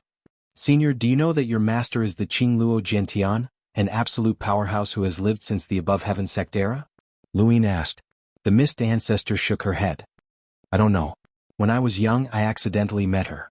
She taught me how to cultivate and gave me the name Shiwei. She raised me, but after I broke through to the ancestor realm, she disappeared and never appeared again. Lu Yin's expression turned solemn. The Qingluo Jiantian is a powerhouse who forced the Lu family to change their cultivation path. She knows the Grand Empyrean and the Star Toad. If I'm not wrong, she might also be a powerhouse who went through bitter adversity. Senior, if possible, I hope that you can tell me everything about your master. The mist ancestor sighed. If possible, I would tell you as well, but I really don't know anything about master. I don't even know the name, Qingluo Jiantian. You probably haven't heard of it either. Even after the Lu family returned, Senior Soul Sky never mentioned it to you, right? Lu Yin did not deny it. That's because that name has long since disappeared with history. If not for the Battle of Calamity Zone, which put the Eternals in a critical situation, Master might not have revealed the name of the Qingluo Jiantian, the mist ancestor said. At that moment, a woman with heavy makeup came over with a teapot and poured tea for the two. She moved very slowly as she wanted to listen in on their conversation. Mist rose into the air. Tea was a rare sight in this new inn. The misty ancestor was very famous here, and everyone knew that she was an unimaginable expert. When they saw that Lu Yin was actually sitting down and conversing with the misty ancestor, the surrounding people looked at each other. They knew that they had misjudged Lu Yin. This guy was no fool, nor was he here to gain fame. He was actually a hidden expert. It was no wonder that everyone in the new inn treated him differently.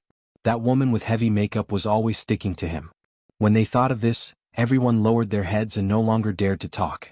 Based on your master's personality, why is he hiding in the first calamity zone? Lu Yin asked. The hand of the woman with heavy makeup trembled. The first zone of calamity, this was a name that had only been spread recently. Experts from the Outlands had besieged and killed Heavenly Lord Victor, and the Six Direction Society, under the leadership of Lord Lu, had charged into the zone of calamity. The truth about the everlasting race had gradually surfaced. Although the upper echelons of the Six Direction Society did not know that the everlasting race had 6 zones of calamity, they knew that they were currently at war with the first zone of calamity. The woman had also heard this from Xuanhuan. This news brought despair to many members of the Six Paths Guild.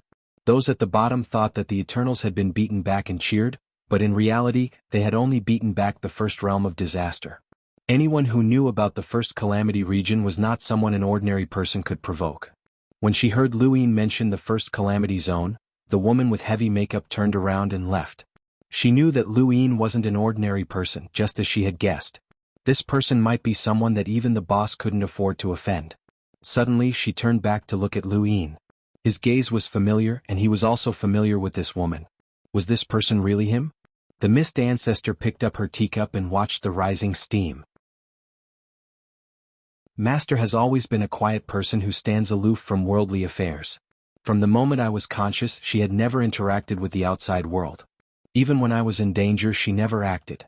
In the Daosource sect, Xia Shang, Ku Jie, and the others from the same generation did not know of Master's existence. I've asked her about her origins, but she did not tell me. I never would have imagined that we would meet again. She watched the ripples in her tea. She had never dreamed that she would run into her master during the battle of the first zone of calamity. Why was Master in the everlasting race? Who exactly was she? What did Ancestor she say to you during that battle? Luyin asked.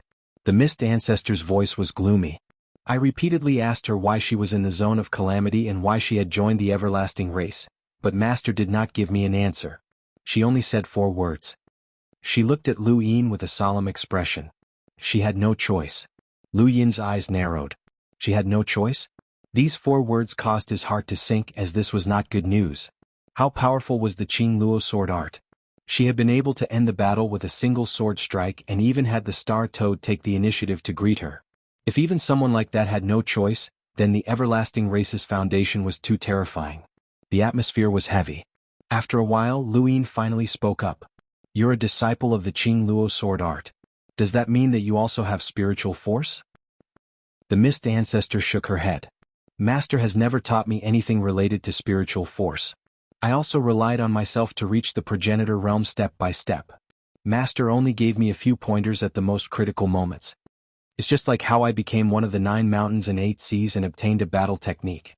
That was also because of Master's pointers. Master has never taught me any battle techniques. The reason why I gave Long 2 pointers is also related to Master. Master's every action, every word, and every action affects me. I saw a shadow of myself in Long 2, so I couldn't help but give him pointers with my battle technique, allowing him to break through to the progenitor realm. Luyin felt that it was a pity. If you understood your master's strength, then we might have a way to deal with her. The Mist Ancestor's expression turned ugly. It was difficult for her to deal with her own master, but her master belonged to the everlasting tribe and was her mortal enemy. This was something that could not be changed. Luyin asked, Senior, now that everything has been settled, why haven't you returned to the origin space? The Mist Ancestor took a deep breath. I want to deal with Wang Fan. Luyin's gaze turned cold. Wang Fan is a traitor. It's not just you who wants to deal with him but everyone else. This is not just your problem. The Mist Ancestor bitterly replied, It's my fault. Actually, I had the chance to kill Wang Fan back then but I didn't. It's all my fault. If I had killed Wang Fan back then, many things would not have happened, and your Lu family would not have been exiled. Luyin did not understand. What do you mean you had the chance to kill Wang Fan? The Mist Ancestor stood up. This is my fault and I will take responsibility for it. Master Lu, protect the humans well. She then turned to leave. Luyin stood up. Senior, Wang Fan is hiding in the first calamity. If you go in, you'll be seeking death. I won't seek death. I'm also waiting for an opportunity. Don't worry, I'm not stupid. Don't forget what my battle technique is. Luyin softly said, I saw Progenitor Chen. The Mist Ancestor suddenly turned around and looked at Luyin excitedly. You still alive? Luyin smiled. I still don't believe that the once invincible Progenitor Chen would die. I also don't believe that Progenitor Ku, who possessed the ability to reverse things when they reach an extreme, would die. The Rune Progenitor was well-read and created rune lines. The Hui Progenitor saw through the past and present, and her strategies were unparalleled. I don't believe that they're all dead. Senior, take care. The mist ancestor's eyes reddened, and she turned to leave without another word. At this moment, only she could understand her own feelings. That era had been the best. The enemy progenitor Qin, the low-key coup progenitor, the sinister Wang Fan, the show-off by Wang Yuan, and so on. The Hui progenitor would occasionally sow discord. That era had been their era, the era of the 9 mountains and 8 seas. She really wanted to go back and take a look, even if it was just a glance. She had thought that she would never be able to return to that beautiful era, but were those people really dead? Wang Fan wanted to settle this matter, and she also needed to give Ku Jia an explanation. Was he really secretly in love with her? Countless thoughts appeared in the mist ancestor's mind, and even a progenitor like her could not control her emotions. She really wanted to see them again. Lu Yin watched as the mist ancestor left. With progenitor Qin holding her back and Ku Jia in the Lu family, she would not act rashly. Wang Fan would definitely settle this score. Lu Yin drank the tea in his cup and left as well. From start to finish, Zhou Shui did not appear. A woman with heavy makeup walked over and looked at the door in a daze. In the astral beast domain, within a spatial tear, Shang Cheng and the others were waiting for news from the Limitless Empire. They had already sent all the information regarding this spacetime back to the Limitless Empire more than 10 days ago. Emperor Shang had to decide whether to attack this spacetime or not. That creature that suddenly appeared was a turtle, right? Shang Cheng looked at the ancestral turtle on the screen. Fei Yin was solemn. Another 10th ring creature. No, its defense might not be any weaker than the previous one. It's an 11th ring creature. According to our understanding, this is only the astral beast domain. The other side of the creature is the 5th mainland, the human domain. Although we have some information about the 5th mainland, the 6th mainland only knew about the 5th mainland decades ago. No one knows what the 5th mainland is like now, Shang Anan said. Shang Qing guessed, there shouldn't be too many changes. After all, it's only been a few decades. Shang Anan glanced at him. The 6th mainland said that the astral beast domain is ruled by the celestial beast empire, but what about now? No matter how you look at it, the astral beast domain is ruled by the two creatures. The celestial beast empire only exists in name. Something must have happened to the 5th mainland. It's better to be careful. Shang Cheng had the highest status here, but even he could not make such a big decision. This decision might bring the Limitless Empire to unprecedented heights, or it might cause the Limitless Empire to collapse. Only Emperor Shang had the right to decide. A day later, Fei Yin was excited. The Empire has sent an order. The others looked at Fei Yin with solemn expressions. Fei Yin's expression was solemn. The Empire has decided to conduct a comprehensive investigation of the 6th mainland. At the same time, we will use the 6th mainland's energy as a foundation to test the 13th ring. His Majesty has sent us a message. He paused for a moment. Others can use us and we can use them. Everyone has their own goals. As long as the 13th ring is successful, no enemy will be a match for the Limitless Empire. Shang Qing was excited. Good as expected of father. That's right. No matter how the 5th mainland uses us, since they have used us, it means that it won't be easy for them to deal with the 6th mainland. According to the results of our investigation, the 6th mainland might be hiding their strength, but as long as the Empire sends reinforcements, we can take them down. No matter how strong the 5th mainland is, it can't be stronger than the Limitless Empire. Jiang Dongjian's gaze was stern. No matter how strong the 5th mainland is, as long as the 13th ring is a success, the Empire's strength will skyrocket and suppress all enemies.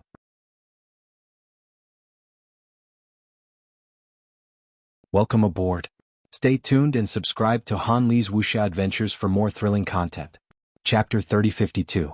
If the strategy in this dimension succeeded, it would be a great achievement for Shangqing. As for Jiang Dongjian, he cared more about the 13-ring ability.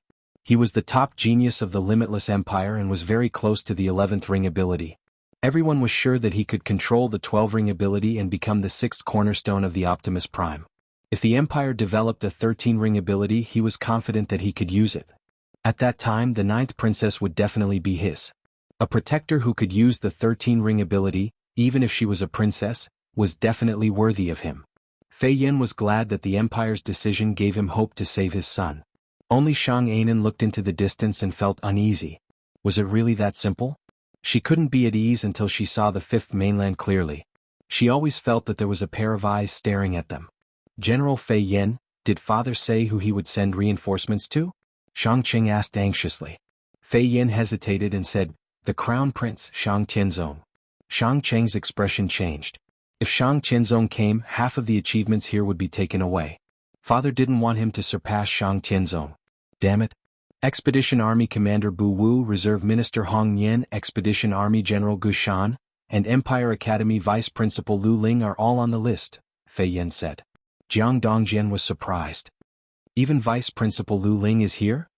Shang Cheng said in a low voice. Shang Tianzong must have asked her to help. The Vice Principal of the Empire Academy is so important. She isn't even assigned by the Empire, but she can come here to help. Other than Shang Tianzong, the student she cares about the most, no one else can ask her to help. Shang Ainen heaved a sigh of relief. Gu Shan and Lu Ling are both 11-ring masters. In addition to Shang Tianzong and Hong Yan, we already have General Fei Yan and Jiang Dongjian here. We should be able to deal with anything in this battle. Fei Yan said, the Empire has been on expeditions for so many years and we rarely send out so many masters. Either we directly give up when we encounter a powerful master like the Divine Kingdom, or we send out several 10th-ring mechas to defeat them. In this situation, this battle will definitely be recorded in the history of the Empire. Please don't be careless.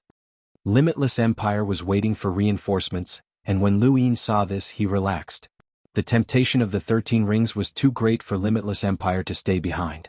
Actually, the 6th mainland didn't have many powerhouses, so it wouldn't be too difficult to subdue it. However, since the Limitless Empire was willing to do the job for him, Lu Yin was happy to be idle. Once the 6th mainland's Eternals were eliminated, he would continue to surprise the Limitless Empire. The Stargate that led to the 4th Zone of Calamity was still in his cosmic ring. As for the 13th ring, it was not that easy to succeed. If it was that easy, the Limitless Empire would have been invincible long ago. Lu Yin's current goal was to break through to the Ancestor Realm. With his current strength and various techniques, he could barely deal with an expert from the sequence laws. However, he was still far from being able to reach the level of the 7 sky gods. The first battle in the disaster region had left a deep impression on him, and he wanted to break through to the Ancestor Realm. At the very least, he was close to breaking through to the Ancestor Realm. When others broke through to the Ancestor Realm, their inner world would transform into an ancestral world, and they would succeed if they could survive the origin tribulation. However, Lu Yin was different. Firstly, the astral source within his body was incomparably vast, and even he did not know what he would encounter during the origin tribulation. Secondly, he had 4 inner worlds and none of them were simple inner worlds. The limitless inner world was fine as it seemed more normal. However, flowing light, which used space to chase after time, was something that Lu Yin had no idea about before. Now, after his journey to the outer realm, he had gradually found a direction, so he should be able to solve this problem. However, the worldly textless heavenly tome would be troublesome. He had no idea how to transform these 2 inner worlds into ancestral worlds, especially the earthly tome. Even now, he still did not know how to use the earthly tome. He had never used the earthly tome to fight an enemy before, so he was at a loss. He didn't even know how to use it, let alone transform it into an ancestral world. Rashly breaking through to the ancestor realm would only result in death. Lu Yin's head hurt, and he could not figure it out even after thinking about it for a long time. Feeling vexed, he walked over to the cauldron and looked over. The sapling had poked out and cutely extended its branches and leaves to rub Lu Yin's chin. Only then did his mood improve. Oh, that's right, the rosewood essence. It was the 9-headed bird's most precious treasure, and it was even more precious than a parallel universe with a different flow of time. However, Lu Yin did not know how to use it from the 9-headed bird's memories. Lu Yin took out the essence and stared at it. At that moment, the sapling's entire body poked out of the cauldron as if it was staring at the essence. Lu Yin was astonished. You like it? The sapling's leaves constantly flickered with a faint light, as if responding to Lu Yin's words. Lu Yin was surprised. How do you plan to use it? The sapling's leaf slowly approached the bottle, and Lu Yin opened the cap to pour a drop of the essence onto the leaf. The essence was immediately absorbed by the leaf, and the sapling grew excited. The leaf's green radiance grew even more dazzling, but it was gentle and not blinding. Lu Yin looked at the leaves and noticed that the surface of the leaves seemed to have darkened. Could it be that the essence's effect was to promote the growth of trees? After thinking about it, Lu Yin brought the sapling outside of the Starfall Sea's horizontal black hole. Come, let me see how big you are. The sapling bounced away from Lu Yin and began to stretch out. There were people from the 5th mainland entering and exiting the Starfall Sea, and they soon saw a giant tree that reached into the sky. Everyone was shocked. What the hell? Luin raised his head and sighed in admiration. The sapling had indeed become very large, but it was still very far from the mother tree. There was no comparison at all. However, how long had the mother tree been growing? The sapling was only a few decades old. Seeing that the sapling was no longer stretching, Luin knew that it had reached its peak. Not bad. The sapling heard this and swayed a little, causing the sky to shake and the earth to shake. The surrounding people were so frightened that they hurriedly fled and reported to the above heaven that a giant tree had appeared in the Starfall Sea. Luin poured out another drop of essence onto the sapling. The leaves at the top of the sapling received the essence, and as the essence merged with the tree grew even larger. So that's what it was? It really did promote the growth of trees. However, what did this have to do with the nine-headed bird? Why did it care so much? The nine-headed bird was born from this wood, so could it be that the wood had accompanied it? Or could it be that it could recreate another piece of wood from the essence of the wood? Did it think that it could create a nine-headed bird just because it had one more piece of wood? It was not impossible. Although these creatures were very smart, their biological nature had not changed. Their thinking was different from that of humans. Luin was about to pour out more essence when he suddenly slapped his head. He had forgotten that he had actually used it like that. What a waste. He should have used his dye's 3 pips before giving it to the sapling to absorb. Luin patted the sapling. Alright, turn back. The sapling's body continued to shrink until it returned to its cute and petite form. It jumped into Luin's embrace and rubbed its chin with its leaves like a child. Luin laughed. Let's go. I'll take you home and let you grow up quickly. The sapling grew even happier and continued to act like a spoiled child in Luin's embrace. After they left, in a certain direction of the Starfall Sea, a star sovereign opened her eyes. Had they left? Ever since she had joined the Above Heaven sect, she had initially stayed there, but she had later volunteered to guard the Starfall Sea. She did not want to interact with others. After joining the Above Heaven sect, she had been promised that she would stay behind to guard the Starfall Sea. Luin knew that the Star Sovereign was here, but he did not greet her.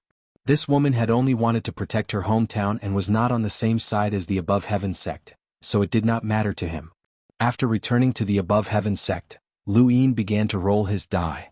The first 2 times he had rolled 1 pip and obtained something useless, but the third time he had rolled 3 pips. He took out the essence and placed it on the upper screen. Then he began to frantically toss in star essence. The essence dropped and it could be upgraded. Luin watched as the gurgling wood essence continuously decreased, then increased, decreased, and increased again. A single drop of gurgling wood essence had consumed 800 billion star essence, which was a rather exaggerated figure. It should be known that even Qing Kong's dreamscape had only cost him 3 trillion star essence to upgrade it to the point where it could deceive a powerhouse who had comprehended the laws of the sequence. As expected of something that even a creature like the nine-headed bird cherished, this essence could be considered a supreme treasure on the level of the sequence.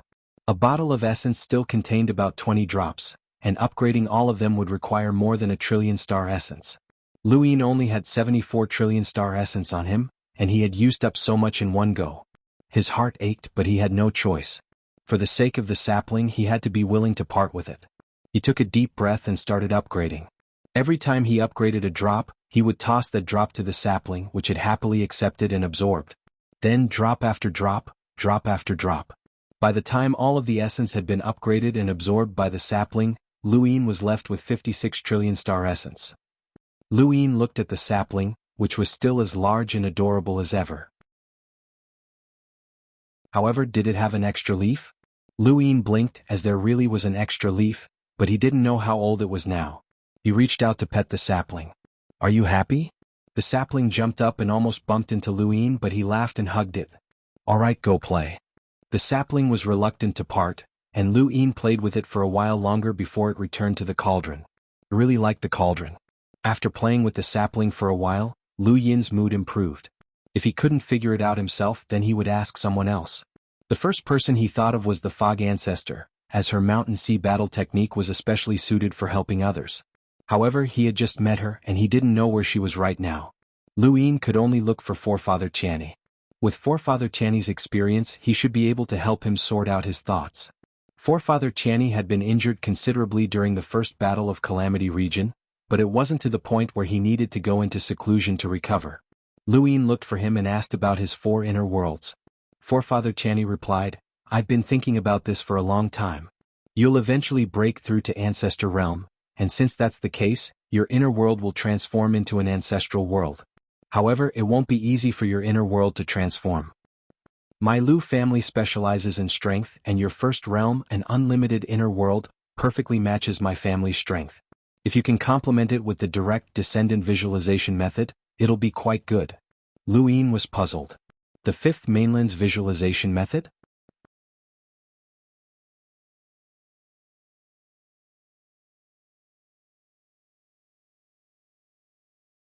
After all, if he was an eternal powerhouse, how could he have allowed the only true God to destroy the above heaven? But no matter what realm he was at, the primogenitor was still the strongest existence known to humanity. No matter how high Mr. Mu's status was in Lu Yin's heart, he did not believe that Mr. Mu could surpass the primogenitor. The primogenitor's weapon had actually appeared. It had appeared during his own origin tribulation, making Lu Yin feel as if he had exchanged blows with the primogenitor. It was an indescribable feeling. Was it fear? Or was it honor? It was hard to say. He only knew that he was in big trouble. His third inner world was just a speck of dust, and no matter how he looked at it, it was similar to first dust during his origin tribulation. Could it be that he had stolen the primogenitor's weapon? Lu Yin laughed. How could that be? The mortal realm was just an inner world, and no matter what, it could not involve the primogenitor's level. Then what exactly was going on? Lu Qianni did not understand either. Lu Yuan had been the one to tell him about this, but he had not told Lu Yin because he was afraid of scaring him. Now that Lu Yin had come to ask about his inner world, he had to tell him. When he saw Lu Yin's expression, Lu Qianni coughed. Little Seven, don't think too much about it. Just treat the primogenitor as a cultivator. Lu Yin smiled bitterly. That's easy for you to say. If it really is related to the primogenitor's third inner world, then no matter how powerful it is, it will be difficult to transform it. Lu Qianni obviously knew this, but what could he do? Sometimes it was not good to be too talented. Speaking of which, Lu Yin not only had 4 inner worlds, but he also cultivated divine power. There had never been such a person in human history. Even the 3 realms and 6 Daos had not been so strange. Who would have thought that Lu Qianni, the leader of the 9 mountains and 8 seas, would one day be stumped by a half-ancestor? Lu Yin left and returned to the above heaven sect. Forefather Qianni promised that he would do his best to help Lu Yin think of a way to transform his inner world. Of course, Lu Yin did not hold out much hope.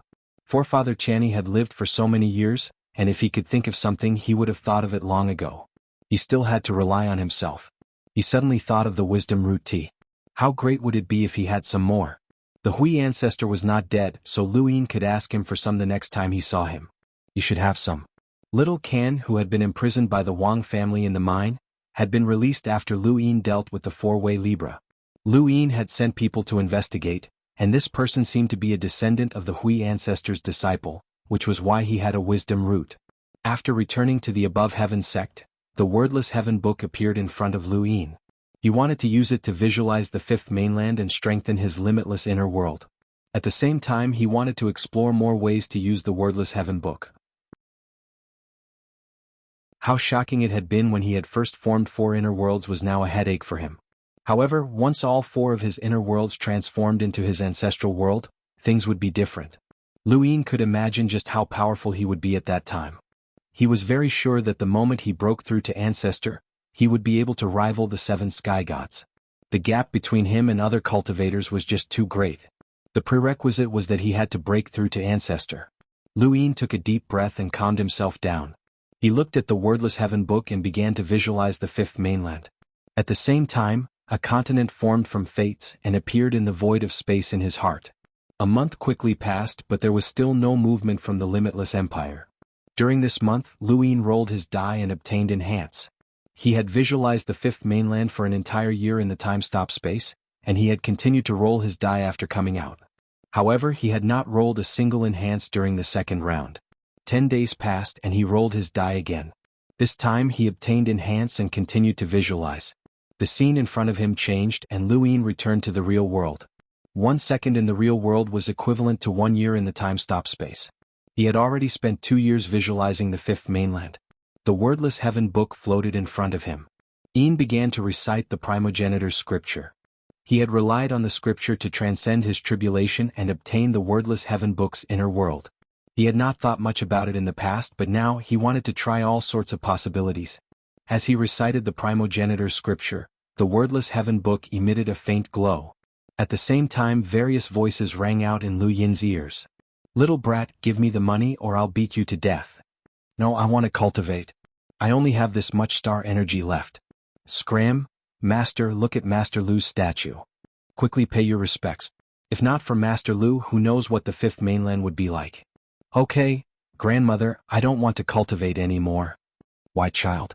"Little Ku's family spent money to buy an energy source that immediately gave me the strength of a hunter. How long will I have to cultivate for?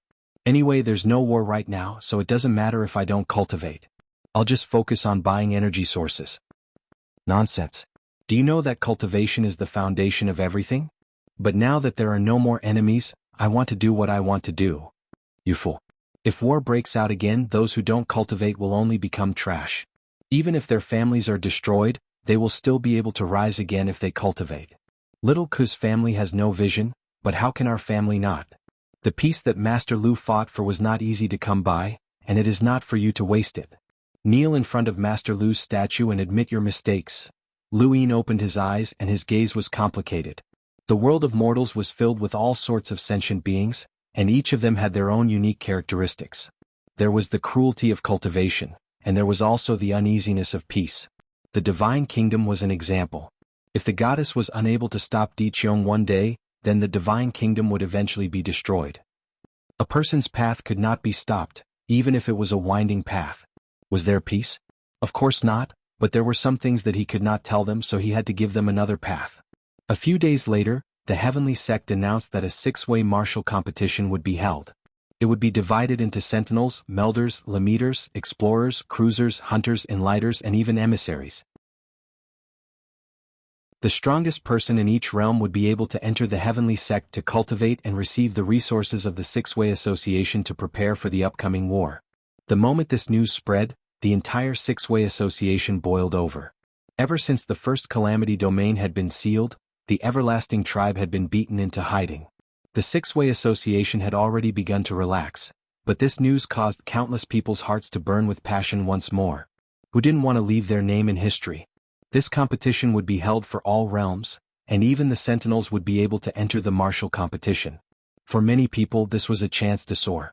Immediately, countless members of the Six-Way Association made the decision to shine in the Six-Way martial competition. Lu Yin closed his eyes and recited the primogenitor's scripture, the sounds of the mortal world ringing in his ears once more. "I want to compete and I want to come out on top." "Little brat, you think you can do it? Can you win?" "Father, if I win, I'll soar in the future." "What can't you have?" "That's right, ha. Little brat, go. Father supports you. Whatever you lack, Father will snatch it for you. Master, I'll definitely win. I'm unrivaled in the Lemeter realm. He Master will do his best to help you. When you win, send Master Lu my regards when you see him." "I understand, Master. My son, you must do well and bring glory to our fifth mainland. In this six-way martial competition, our fifth mainland must come out on top in each realm.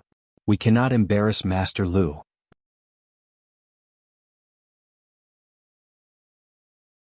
Welcome aboard. Stay tuned and subscribe to Han Li's Wuxia Adventures for more thrilling content. Chapter 3054. Elder Chan arrived at the above heaven and saw Lu Yin. "Why did you suddenly decide to participate in the six-party tournament?" Lu Yin looked into the distance. "Regardless of whether it's passive or active, humans always have goals." Elder Chan smiled. "I thought you didn't care. With the Eternals defeated, the iron-blooded cultivation style will change. It seems like a good thing, but it's actually a bad thing. After all, the enemy hasn't been destroyed yet." Lu Yin looked at Elder Chan. "Senior, you once wanted to turn the fifth mainland into a place like the Divine Kingdom. What do you think now?" Elder Chan sighed. "Since ancient times, the conflicts between humans have never stopped. Even without the Eternals as an external enemy, we would still be fighting among ourselves. This will never change. However, the more it is like this, the more likely it is to bring about the progress of the times. Humans' greatest invention is lies. Everything we see and experience is built on lies. Lies give birth to wars, and wars become the ladder for human evolution. There is no need to forcefully interfere." Lu Yin clasped his hands behind his back. "Wars have their limits.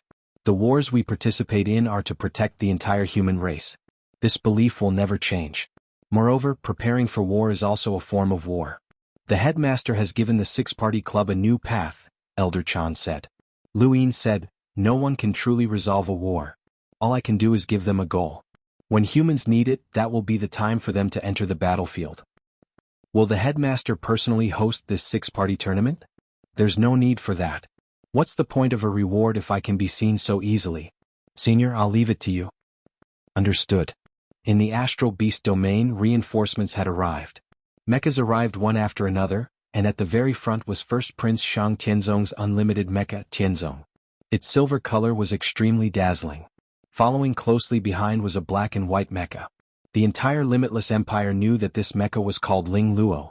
It was the unlimited mecha of the Empire's vice principal Lu Ling. Countless people in the Empire had started their mecha dreams from Lu Ling. Behind Ling Luo was Gushan's unlimited mecha, Skypiercer. The fourth mecha was a seemingly ordinary limitless mecha.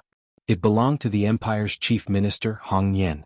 Behind Hong Yan were more than 20 mechas, all of which had been transferred from the Empire. This included the limitless mechas that were originally in the Astral Beast domain. The Astral Beast domain had gathered nearly 1/5 of the Limitless Empire's limitless mechas. For the Limitless Empire, this was a huge force. Neither Shang Tianzong nor Shang Cheng had ever commanded such a powerful group of limitless mechas. Greetings, First Prince.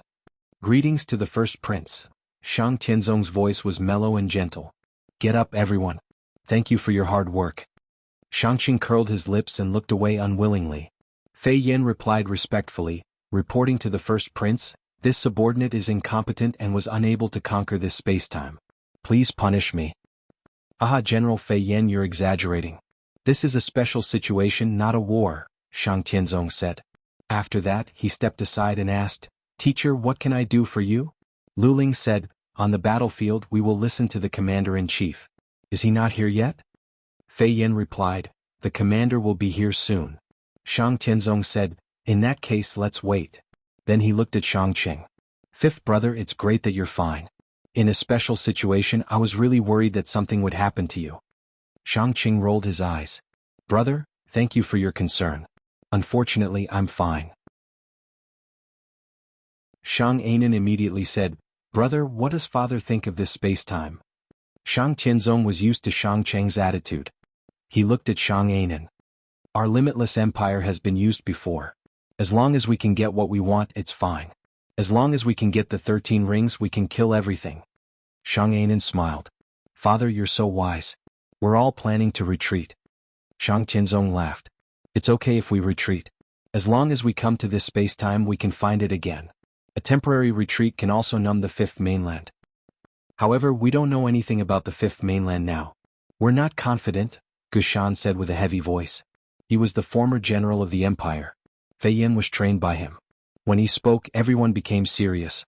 Fei Yin bowed. We're useless. We couldn't break through the blockade of those two creatures. Shang Tianzong waved his hand. It's not your fault. Two creatures with the defense of 11 rings aren't something you can fight against. As they spoke, the general of the Empire's expedition army, Bu Wu, arrived. When Bu Wu appeared, everyone bowed. Even Shang Tianzong, Shang Cheng, and Shang Anan bowed to show their respect for Bu Wu. Gushan knelt on the ground excitedly. When he was in the expedition army, Bu Wu was the general. He was saved by Bu Wu several times. His life was saved by Bu Wu. Bu Wu's limitless mecha was called Stop Troops. The meaning was simple. It could make the enemy surrender and win without a fight. This was what he hoped to encounter in every parallel spacetime. At the same time, it also represented his strong confidence that he could make the enemy surrender. Bu Wu's gaze swept across everyone. Neither Shang Tianzong nor Shang Cheng made him stop. He only paused for a moment on Lu Ling. Then he looked away and stepped forward. The sixth mainland. Bu Wu's arrival meant that the Limitless Empire had concentrated their expedition army on the sixth mainland. As a result, the Eternals there were constantly being wiped out. Mecha after mecha slaughtered the Eternal Corpse Kings. At the same time, a spacecraft's beam swept across, leaving the Eternals unable to fight back. The only two progenitor corpse kings of the Eternals were personally dealt with by Gushan. His limitless mecha had 11 rings of destructive power, which surpassed that of an ordinary progenitor, let alone a progenitor corpse king. In just half a month, the 5 eternal kingdoms that the Eternals had placed in the sixth mainland were destroyed. The limitless empire was unstoppable, and the Eternals had no ability to resist. Those imprisoned in the Eternal Kingdoms were also released. The Limitless Empire only wanted resources, not people. They didn't care about these people and left them to fend for themselves. The Limitless Empire was like an emotionless mecha that took what it wanted without limit. It didn't care about unrelated people or things. If those in the Eternal Kingdoms tried to stop the Limitless Empire from taking resources, they would also become the Empire's enemies. The Eternals simply gave up on the Sixth Mainland. Lu Yin sat on the caged WRM's back and watched the Eternal Kingdoms turn into empty cities. The Eternal Kingdoms that had progenitors guarding the Death God's force field also became empty cities. The Limitless Empire's mechanical hummingbirds had come to detect the death energy, but they never came out again after entering. Death energy wasn't a stellar source and it wasn't that gentle. The Limitless Empire would definitely find out about this, and they would definitely investigate the Death God's force field again. Now the Eternals had also given up on the Sixth Mainland. He couldn't just let the Limitless Empire push its energy to 13 rings. Lu Yin wasn't sure how strong the Limitless Empire's mecha would be once it reached that level. He was ready to open a Stargate. He would connect the fourth zone of calamity to the Sixth Mainland and bring a powerful enemy to the Limitless Empire. He didn't know if the Limitless Empire was lucky or unlucky. Last time, when Lu Yin had planned to attack Xianxia and leave the Limitless Empire here, the Limitless Empire had coincidentally discovered the resources that could reach 13 rings. Lu Yin didn't need to do anything as the Limitless Empire had continuously sent reinforcements to this spacetime. This time, the Limitless Empire had encountered a powerful enemy before Lu Yin could open a Stargate. Looking at the 9 giant wolf heads in the distance, Lu Yin was surprised. Why was the Forgotten Ruins deity here? In the Sixth Mainland under the starry sky, the 9 wolves devour the heavens caused the Limitless Empire's alarm to ring out. A mecha crashed down and shattered into pieces. Bu Wu looked at the sky as Gushan's sky-piercing sting and Fei Yan's blue mountain attacked at the same time. The 9 wolves devour the heavens covered the entire starry sky, blocking out everyone's view. Each wolf head was shocking. Even though Bu Wu had experienced countless years of battles and seen all kinds of creatures, he was still shocked by the 9 wolves devour the heavens. Was this a realm that humans could cultivate to? The strongest cultivator he had faced was equivalent to a 10th ring cultivator, and that was already hard for the Limitless Empire to comprehend. What was going on now? Under the starry sky, the Forgotten Ruins deity looked ahead in surprise as Blue Mountain rushed towards her. Interesting toy. I thought that the one who found me would be that little brat Lu Yin. Who do you think you are? As soon as he finished speaking, a wolf head fell and opened its mouth towards Blue Mountain. The wolf head was so huge that it could swallow the Limitless Empire's mecha whole. The 10th ring's defensive barrier opened around Blue Mountain, and he rushed out to knock the wolf head away. Bang! The starry sky exploded, and the defensive barrier was destroyed immediately. Blue Mountain was bitten by the wolf head, and with a crack, cracks appeared on the mecha. Fei Yan was shocked. Was this the destructive power of a 12th ring? A sharp spear-like object shot from afar towards the wolf head. On the way, another wolf head fell and blocked the attack. This was an attack from Gushan's Sky Piercer. The Forgotten Ruins deity's eyes lit up. Not bad. This civilization is interesting. The black and white mecha leaped up, and countless blades danced around it as it slashed towards the wolf head. Beside him, Bu Wu controlled Ji Bing to rush out. This was an enemy with 12th ring combat power and they could not fight against it. Blue Mountain continued to crack, and Fei Yan's body was squeezed by the fragments of the mecha. He could die at any time. Ji Bing raised his hand, and the mecha's arm turned into a cylindrical object. He aimed at the wolf head biting Blue Mountain and punched out like a fist. The cylindrical object smashed into the wolf's head, shattering it into pieces. Blue Mountain took the opportunity to escape. He panted heavily as Bu Wu threw him to the ground. In the starry sky, the Forgotten Ruins deity looked at Bu Wu's Ji Bing.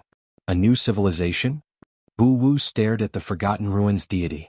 There were 8 wolf heads above his head, and Gushan and Lu Ling were no match for him. You're the one who controlled the 2 creatures from the 5th mainland? The Forgotten Ruins deity smiled. Although I don't know what you're talking about, you seem to have been played. It's a familiar feeling. Then, her eyes wandered and she suddenly stared in a direction. Her smile became even more beautiful. Little guy, you're watching me play? Thank you. Desert Dust is finished. Brother's injuries, I'll add more chapters, thanks. Today is the 100th day celebration of my brother's daughter. I wish the little princess a bright, healthy, and happy life. By the way, our daughters are about the same age. There's only a difference of about a month.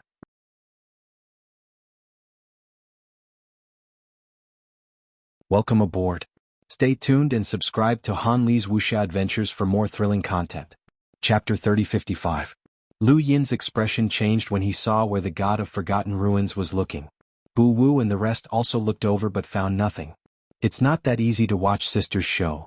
A cold light flashed in the god of forgotten ruins' eyes. He waved his hand and 8 wolf heads came crashing down. Bu Wu's expression changed. Stop. His words had no effect on the god of forgotten ruins. The god of forgotten ruins did not even look at them and headed straight for Lu Yin. Boom boom boom. The stars collapsed as wolf heads covered the limitless empire. Bu Wu raised his right arm and attacked the nearest wolf head. Gushan, Lu Ling, Fei Yen, Shang Tianzong, Jiang Dongjian, and the rest of the 10 ring cultivators all attacked. Even so, there were still wolf heads that could not be stopped and crashed down. The limitless empire suffered heavy losses. At the same time, the caged drake returned to its original size. Its huge body swept across and headed towards the limitless empire. Fei Yen was shocked. Commander, it's this creature. Bu Wu destroyed a wolf head and saw the caged drake heading towards them. On the caged drake's back, Lu Yin's expression was solemn. He did not know how badly the god of forgotten ruins was injured in the battle with the grand heavenly masters. Regardless, the god of forgotten ruins was not an opponent that he could handle alone. The strength of the 7 heavenly gods was unforgettable. The Eternals betrayed the undying god and the god of forgotten ruins. The undying god was surrounded and killed while the god of forgotten ruins escaped. Lu Yin was very sure that this woman's cunning was not inferior to her strength. The meditative ruins spread wildly like a continent growing in the starry sky. Little Lu Yin, aren't you looking for sister? Sister is here, why are you running? The god of forgotten ruins' voice was getting closer. Lu Yin looked back. Wang Miao Miao, aren't you afraid that I'll bring people to kill you? I'll try. If I fail, the consequences will be severe. The god of forgotten ruins' smile disappeared and pointed at the meditative ruins under her feet. The meditative ruins shattered and debris flew in all directions. The caged drake was hit and howled in pain. His eyes were dazed for a moment and he forgot everything. Lu Yin kicked the caged drake away and ran on his own. He could not count on this silly thing. Once it was touched by the meditative ruins, it would easily forget everything. It even shrunk its body. At the same time, the meditative ruins fragments flew towards the limitless empire. Bu Wu clenched his fist and operated his mecha to rush out. He raised his arm and punched out. With a bang, the fragment was reduced to nothingness. However, in an instant his mind went blank.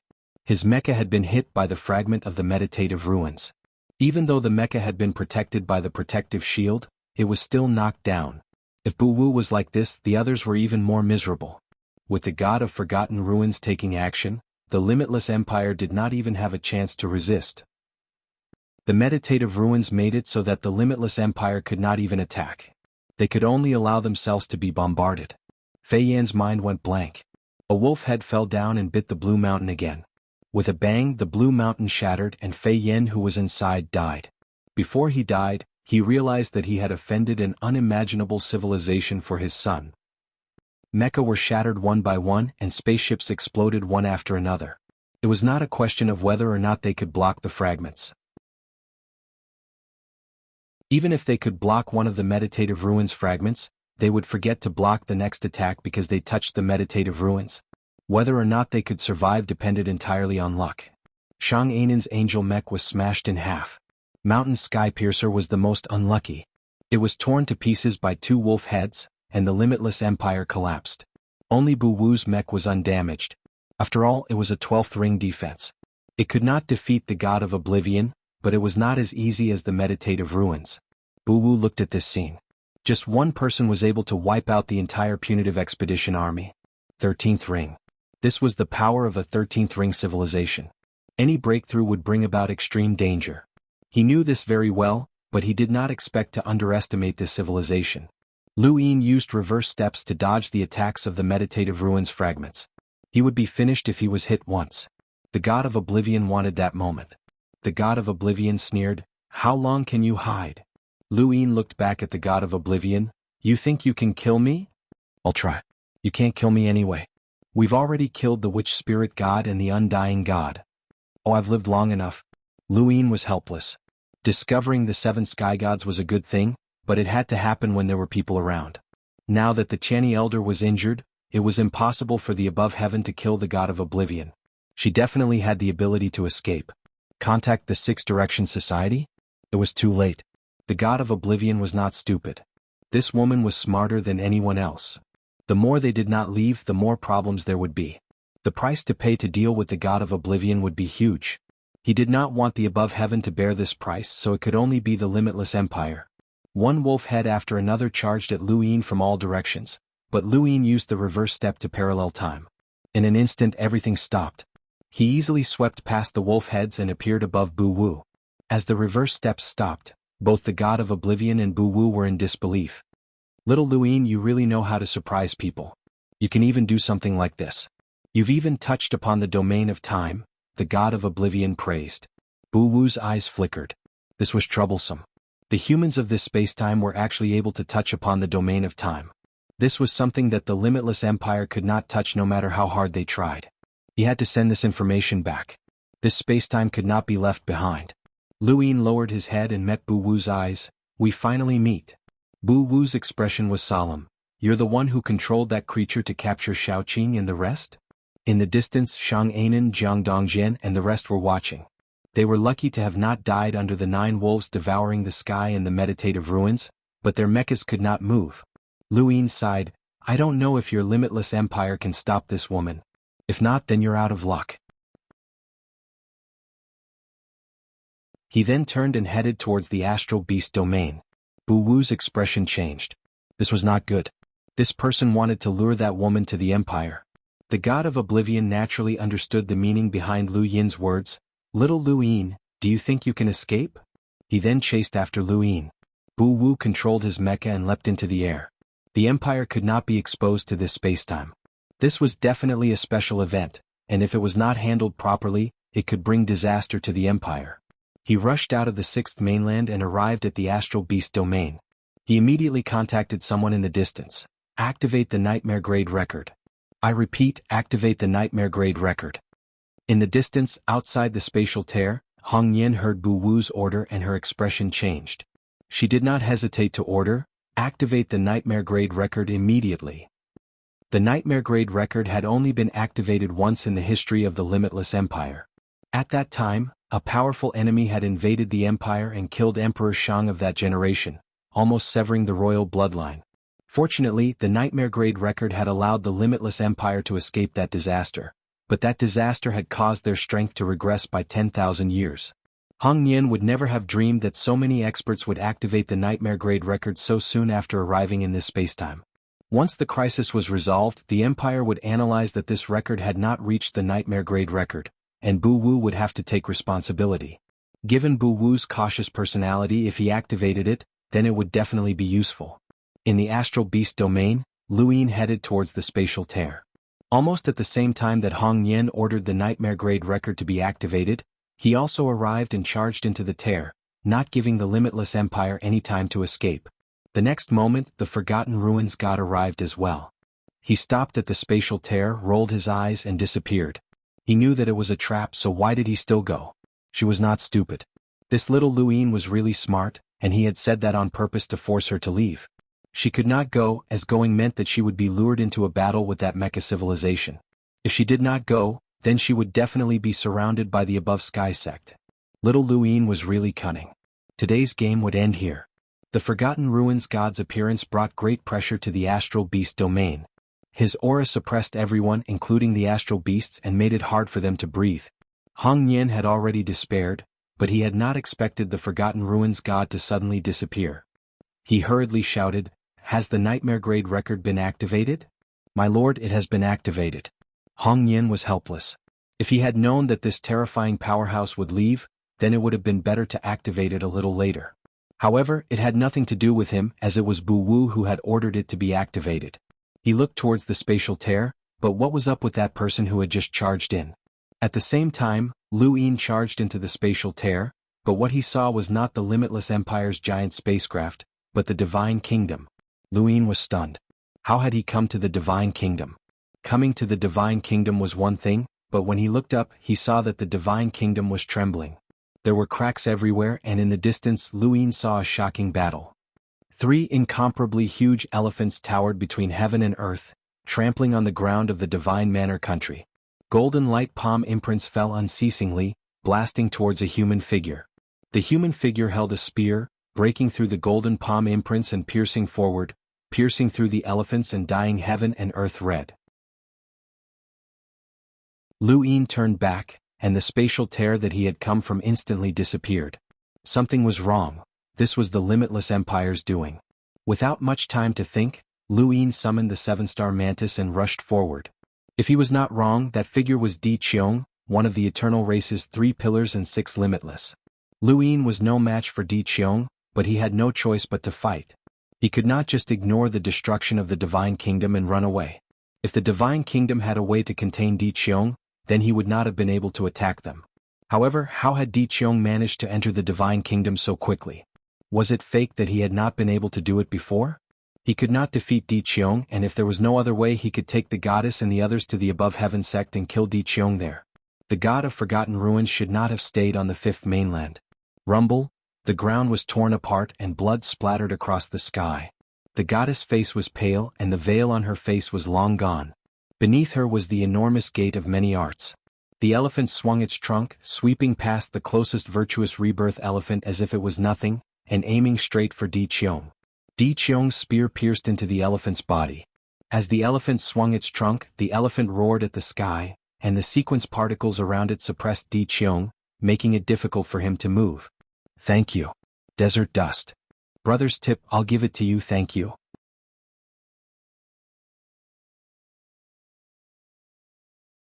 Welcome aboard. Stay tuned and subscribe to Han Li's Wuxia Adventures for more thrilling content. Chapter 3056. Di Qiong said arrogantly, I've already seen through you. I'm just using you to train. Now that I've slaughtered the 3 elephants, you can only blame the 6 Paths Guild for suppressing the first zone of disaster and forcing us to help. With that, he loosened his grip on the spear and clenched his hands into fists. Then he let out a low roar. Terrifying pressure formed into a shockwave that swept out in all directions, scattering the great sage transcendence sequence particles. Then he looked up and punched out, shattering the golden palm that had suddenly appeared. Then he turned around and kicked out, colliding with the trunk of the Gate of Arts. Lu Yin's eyelids twitched. Without the sequence laws, Di Qiong had defeated the 3 elephants with his physical strength alone. The goddess was helpless. This was the strength of the 3 pillars and the 6 stars. The goddess was shocked. She had thought that she could still defeat Di Qiong and had decided to leave within 100 years. How could this happen? Di Qiong looked up and his pupils disappeared. This was the eyelash transformation. The eyelash transformation was the highest level of the Corpse King transformation. An ordinary progenitor realm Corpse King could strike fear into the hearts of the sequence laws. For example, the middle plate might not even be able to kill him. Di Qiong was a sequence law master and was comparable to the 7 sky gods. Now that he had used the eyelash transformation, Lu Yin found it hard to breathe. Fortunately, Di Qiong did not pay attention to Lu Yin. Lu Yin was only a demi-ancestor. In the divine kingdom there were a few people at his level. The goddess saw Lu Yin and was surprised. Why was Lu Yin here? Lu Yin gestured for the goddess to keep quiet and flew toward Di Qiong with the speed of a demi-ancestor. It seemed that he was not afraid of death. The supreme sage elephant charged toward Di Qiong. However, Di Qiong blocked it with one hand.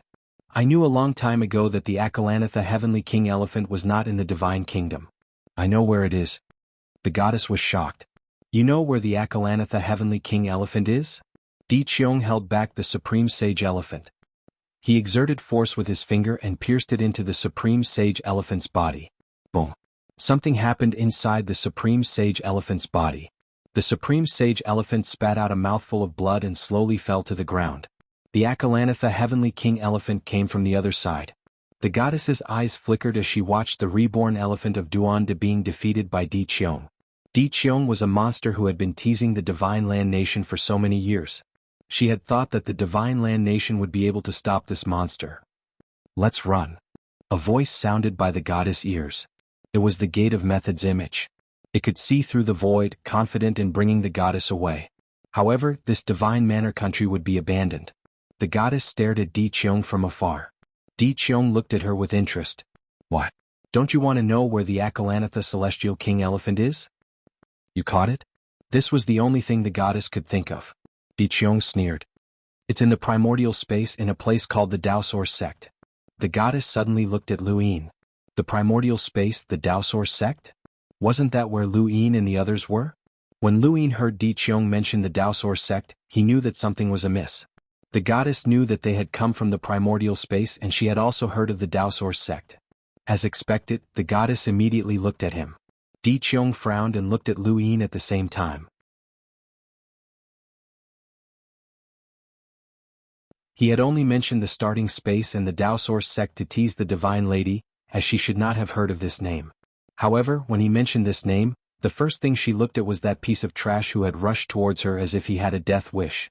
That piece of trash had already rushed towards her, and Di Qiong had not even bothered to pay attention to him. Lu Yin sighed. This was fate. He could have used a sneak attack or at least hit Di Qiong with his slipper, but the goddess had ruined his plan. The goddess was born in the Divine Manor country and did not know much about the outside world. If she had not been recognized by the Divine Manor country, she would not have been able to borrow the power of the four symbols, let alone fight against Di Qiong. She had the world's top combat power, but she did not have the experience to match it. If she had been an experienced cultivator, she would not have exposed Lu Yin's uniqueness. Since he had been exposed, then he would fight. Reverse step in parallel time. At the same time, Lu Yin said to the goddess, "Prepare to escape. Go to the place where I left the coordinates. Only there can we kill Di Qiong and bring the Divine Manor country's last hope." Although the goddess did not have much combat experience, she was not stupid. She had just realized what was going on. Now that she heard Lu Yin's words, she decisively ordered the person who had followed Lu Yin to the Eternal Kingdom to tear through the void. Although she did not want to participate in the war between the Six-Party Society and the Eternals, Di Qiong and the Six-Party Society were mortal enemies. The Divine Manor country was already in such a state, so how bad could it be? As long as there was a chance, she had to save the Divine Manor country. Everything around them became still. Under the parallel time, Lu Yin hit Di Qiong with his slipper. This time, it hit the back of Di Qiong's head and sent him crashing into the ground. Lu Yin did not expect things to go so smoothly either. It was so smooth that it was unbelievable. His slippers had never successfully slapped an expert at the level of the 7 sky gods before. Even the 7-star mantis would be wary of his slippers and try its best to avoid them. How could Di Qiong not be able to avoid Lu Yin's reverse step? If that was the case, it would be useless no matter how strong Sanqing and Lu Hao's bodies were. Lu Yin continued to use reverse step to chase after Di Qiong and hit him with his slipper. With a loud bang, Di Qiong was sent crashing into the ground. Lu Yin followed closely behind and hit him with his slipper. Suddenly, everything around them changed. Lu Yin's action of hitting the slipper was inexplicably restrained by an indescribable force. He was frozen in place. In front of him was Di Qiong's cold, pupilless eyes. Around him were pages of paper. It was as if he had left the Divine Manor country and appeared in a new place. Was this the ancestral world? On one of the pages, a movement that was exactly the same as Lu Yin's movement appeared. It emitted a faint light. Lu Yin looked at it in confusion. What happened? You are not from the Divine Manor country. Di Qiong's voice was deep and cold. The back of his head was hurting. How many years had it been? How many years had it been since he had last felt pain? This person had actually hit him and hurt him with a slipper? Di Qiong was furious when he saw the slipper in Lu Yin's hand. It looked familiar. He felt humiliated. You are courting death. Lu Yin's expression changed. He hurriedly used reverse step to retreat. He realized that he could not hit the slipper off, but he could move back if he wanted to. Could it be that he could do something different from what was on the page, but he could not do something similar? Was there such an ancestral world? Parallel time forced Lu Yin to retreat continuously. Di Qiong's movements were frozen. Lu Yin tried to hit the slipper again, but he was still frozen. The power of time. Kid, who are you? Di Qiong raised his hand and a spear flew from afar towards Lu Yin. The entire Divine Manor country was collapsing, and countless people were wailing in pain. Lu Yin knew that he could not do anything to Di Qiong. He used reverse step to go to the goddess. Not far from the goddess, the void cracked open. It was the kingdom of eternity. Let's go. Lu Yin shouted and took the lead. The goddess gritted her teeth and rushed over as well.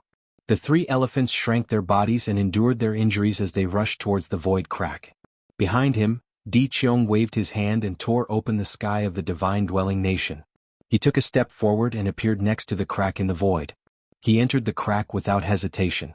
For him, there was nothing in the universe that could threaten him. Moreover, that brat had to die. The back of his head was hurting. Under the state of the eyelash transformation, he knew that even the 3 masters and 6 heroes would not be able to hurt him. What was wrong with that brat's slipper? It almost cracked his head and he felt like he had seen it somewhere before. Through the void crack, Lu Yin returned to the kingdom of eternity. He immediately sent someone to inform the above heaven sect and ask Big Sis, Elder Chan, and Lu Qianni for help. They did not want to kill Di Qiong, but they wanted him to at least retreat. Was a pity. If Qianni and the others had not been injured in the first battle of Disaster Zone, they would have been able to kill Di Qiong. Now, even if Qianni and the others came, they would not be able to stop Di Qiong from leaving. The goddess and the 3 elephants rushed through the void crack. Di Qiong rushed out and met Lu Yin's 100 fists head-on. Di Qiong also raised his hand and punched out. He was not afraid of anyone when it came to physical strength. With a bang, the kingdom of eternity shook. Many people looked up and saw a shocking scene. The sky of the kingdom of eternity had turned dark. Lu Yin dodged to the side and was blasted out of the void world. His forehead was covered in cold sweat. He was no match for Di Qiong. Di Qiong was shocked. You can actually dodge my punch. Your punch was not bad. Kid, who are you? The goddess attacked with a palm of light. The 3 elephants were heavily injured and could not attack. Di Qiong raised his spear and pierced through the palm. The goddess was no longer attractive to him. He stared at Lu Yin curiously. This person was not even an extreme powerhouse, but he was able to display such strength. Even a sequenced law realm powerhouse might not be able to withstand it. Was there such a person in the universe? Suddenly his expression changed. You are Lu Yin. If there was a half-ancestor in the universe who could shake a sequenced law realm powerhouse, there was only one person who could think of in this era. Lu Yin. Di Qiong had never seen Lu Yin before. They had not participated in the first war of tragedy, but they had heard of Lu Yin's name. As one of the 3 pillars and 6 heroes, they had been shocked by Lu Yin's achievements. Now, Di Qiong was able to guess who else besides Lu Yin could have accomplished such a feat. Lu Yin did not intend to hide it. The commander appointment platform appeared. Di Qiong, which disaster realm's master are you? Di Qiong stared at Lu Yin in a daze and then laughed. You are really Lu Yin. Interesting. The first disaster realm was forced into hiding by you and had no choice but to seek reinforcements from the other disaster realms. The reason I wanted to destroy the Divine Kingdom was because I did not have time to waste with them. I was also afraid that they would escape, so I might as well destroy them first. I did not expect to meet you here. You indeed live up to your ancestors' evaluation. But no matter what, you still have to die. How can you stop me alone? I did what the first disaster realm could not do. Interesting. Di Qiong raised his spear and smashed it towards Lu Yin. The spear pierced through the void and reached Lu Yin in an instant. A 7-star mantis appeared below Lu Yin and spread its 6 wings. Thank you. Book friend 4689933 Brothers Reward, I'll give it to you, thank you.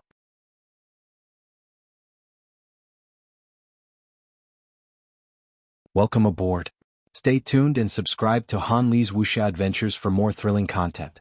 Chapter 3057. The 7-star mantis dodged the spear at a speed faster than the speed of time and flew towards Di Qiong. Lu Yin unleashed 100 confinement punches on the mantis back with a bang, but it only managed to make the mantis move slightly. Lu Yin gritted his teeth and continued to throw punches. He refused to believe that he could not break through Di Qiong's defenses. However, after dozens of punches, Lu Yin's arms were numb, and Di Qiong was only pushed back dozens of meters. Di Qiong was like a towering mountain that Lu Yin couldn't do anything about. He could only take out the slippers again. Di Qiong turned around and stared at Lu Yin. Di Qiong might not have mastered the power of time, but at his level, the grand force of time was no longer a force that couldn't be countered. How many more punches do you want? Di Qiong's eyeless eyes sent chills down Lu Yin's spine. The mantis charged towards Di Qiong, and Lu Yin slammed the slippers down. The surrounding pages appeared again. Among the pages, one of them was emitting a faint glow. It was the paper that Lu Yin was holding the slipper on. As the paper appeared, Lu Yin stopped moving again. Fortunately, the 7-star mantis was not affected. It brought Lu Yin past Di Qiong and was only a few meters away from him. Lu Yin could clearly see Di Qiong's clenched fist and the returning spear in the distance. Above their heads, the palm of light pressed down and countless particles spread out. The 3 divinities tried their best, but Di Qiong's spear rendered them useless. Di Qiong's eyes widened. The paper that surrounded them suddenly spread out and swept past Lu Yin, the goddess, and the three divine beasts. It almost covered the entire kingdom of eternity. The paper glowed brightly. There were pictures of Lu Yin holding a pair of slippers, the goddess using the power of the four divine beasts, the three divine beasts, and Lu Yin riding a seven-star mantis. Lu Yin and the rest couldn't move at all. Lu Yin was shocked. What kind of ancestral world was this? How could it be so unbreakable? Di Qiong sneered and stabbed his spear at Lu Yin. Lu Yin hurriedly recalled the seven-star praying mantis before he could move again. He instantly released the starry sky in his heart, and at the same time he summoned Still Void and the other progenitors. One by one the progenitors blocked Di Qiong's path. Di Qiong was stunned. This was the Lu family's general appointment platform? It was indeed mysterious, but it was useless. Under the spear, the ancestor realm experts were scattered one by one. The last one was Silent Void. He did not even have the chance to resist the returning Void Palm and was also scattered. In front of them was the halo of the world of nothingness. Di Qiong's spear pierced forward, and the world of nothingness intertwined with the current space-time, producing a tearing force that even Di Qiong was wary of. However, the spear still continued to stab steadily towards Lu Yin. Lu Yin watched as the spear drew closer and closer until it was almost right in front of him. He took out the Perpetual Darkness card and slapped it towards Di Qiong.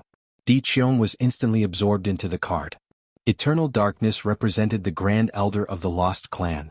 He was an expert close to the primordial realm, so he could obviously suck Di Qiong in. However, Di Qiong had only been in the Eternal Darkness for less than a second before he rushed out again. The Eternal Darkness could not trap him at all. However, this was exactly what Lu Yin wanted. When Di Qiong dashed out again, red spider lilies bloomed under his feet. Big Sister had arrived. The red spider lilies closed and tried to swallow Di Qiong. Di Qiong frowned and waved his spear, tearing the red spider lilies apart. Big Sister shouted, "Isn't it the god of forgotten ruins? Where did this bastard come from? How dare he cause trouble here?" The giant Pluto appeared and grabbed Di Qiong with one hand.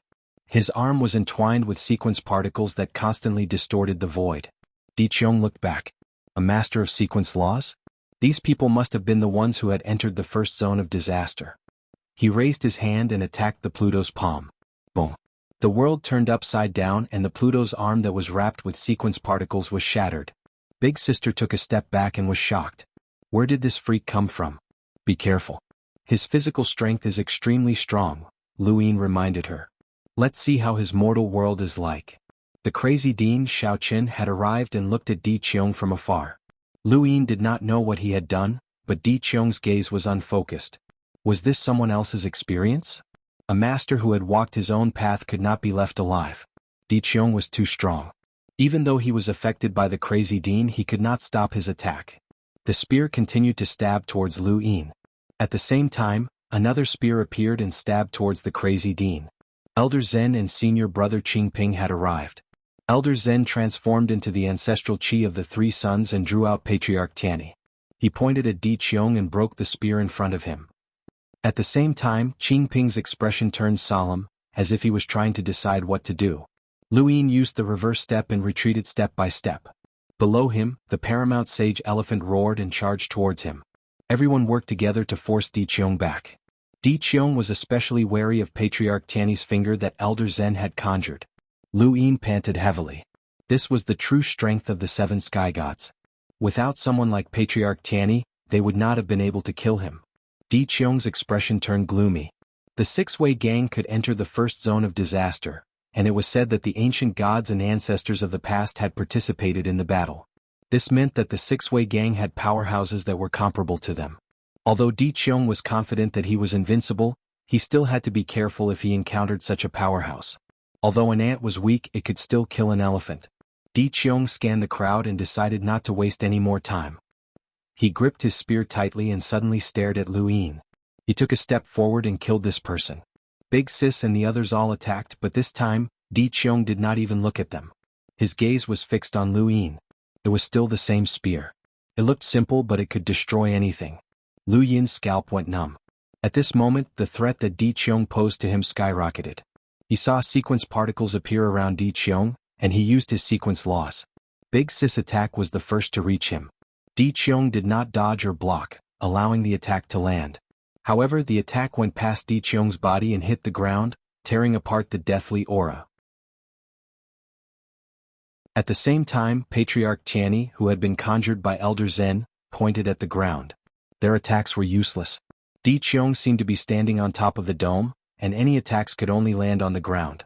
They could not attack him. In Lu Yin's eyes, the spear was getting closer and closer. Judgment, near or far? I choose far. Qing Ping's voice rang out. At the same time, the scales appeared beneath Qing Ping's feet and Di Qiong's feet respectively. The scales appeared beneath Di Qiong's body and did not contradict his sequence laws. But what the hell was near or far? Di Qiong saw himself being pulled up into the sky by the scales. He turned around and looked at Qing Ping in shock. Lu Yin heard it too. Di Qiong did not know Senior Qing Ping, so he did not react immediately. However, Lu Yin knew that the rules of Senior Qing Ping's trial were equally disgusting. He chose to be far, which meant that the further he was from Di Qiong, the more advantageous the trial would be for him. On the contrary, the closer Di Qiong was to him, the more disadvantageous it would be for him. Now that Di Qiong wanted to kill Lu Yin, he was getting further and further away from Qing Ping. The outcome of the trial would be disadvantageous to Di Qiong, and he would be pulled up into the sky. The rules of the trial were fair and could even be said to be advantageous for Di Qiong. He only wanted to be close to Senior Qing Ping. That would be enough. However, he wanted to kill Lu Yin. Senior Qing Ping's trial was purely to save Lu Yin. If Di Qiong wanted to kill Senior Qing Ping, Senior Qing Ping would not only face Di Qiong's attack, but also the outcome of the trial. Senior brother. Lu Yin's heart trembled.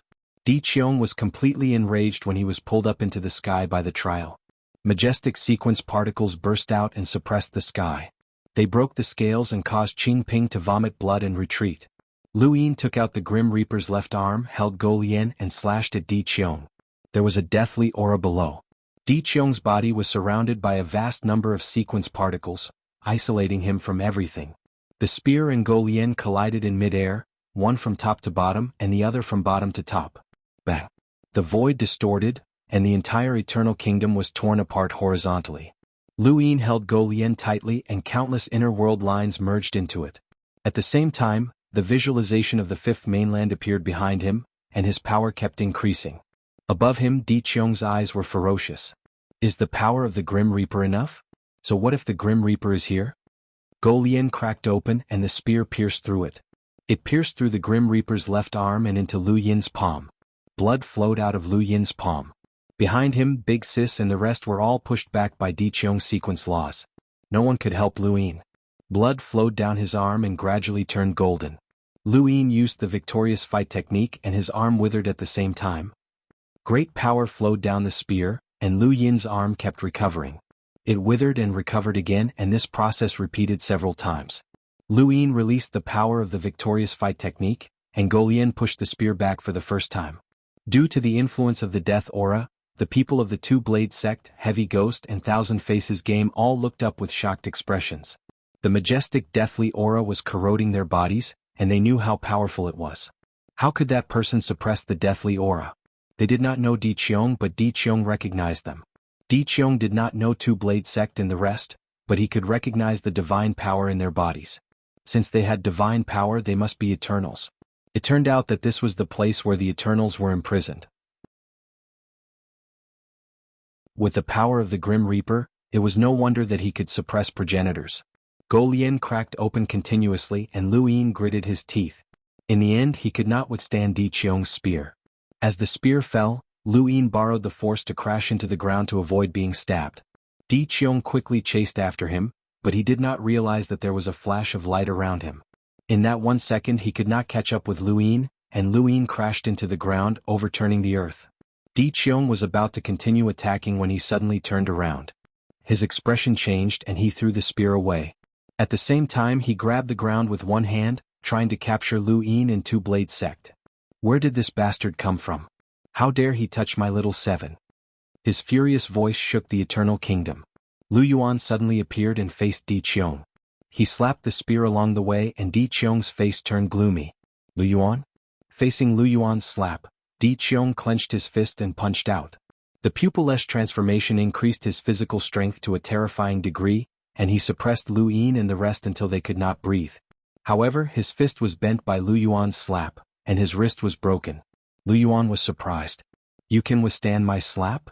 Di Qiong was shocked. How could he not be able to defeat Lu Yuan? He thought that even the Grim Reaper might not be able to defeat him. How powerful was Lu Yuan?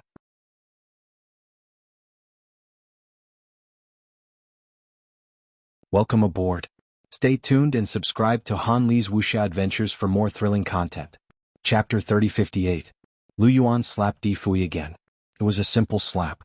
This time Di Qiong used his divine power.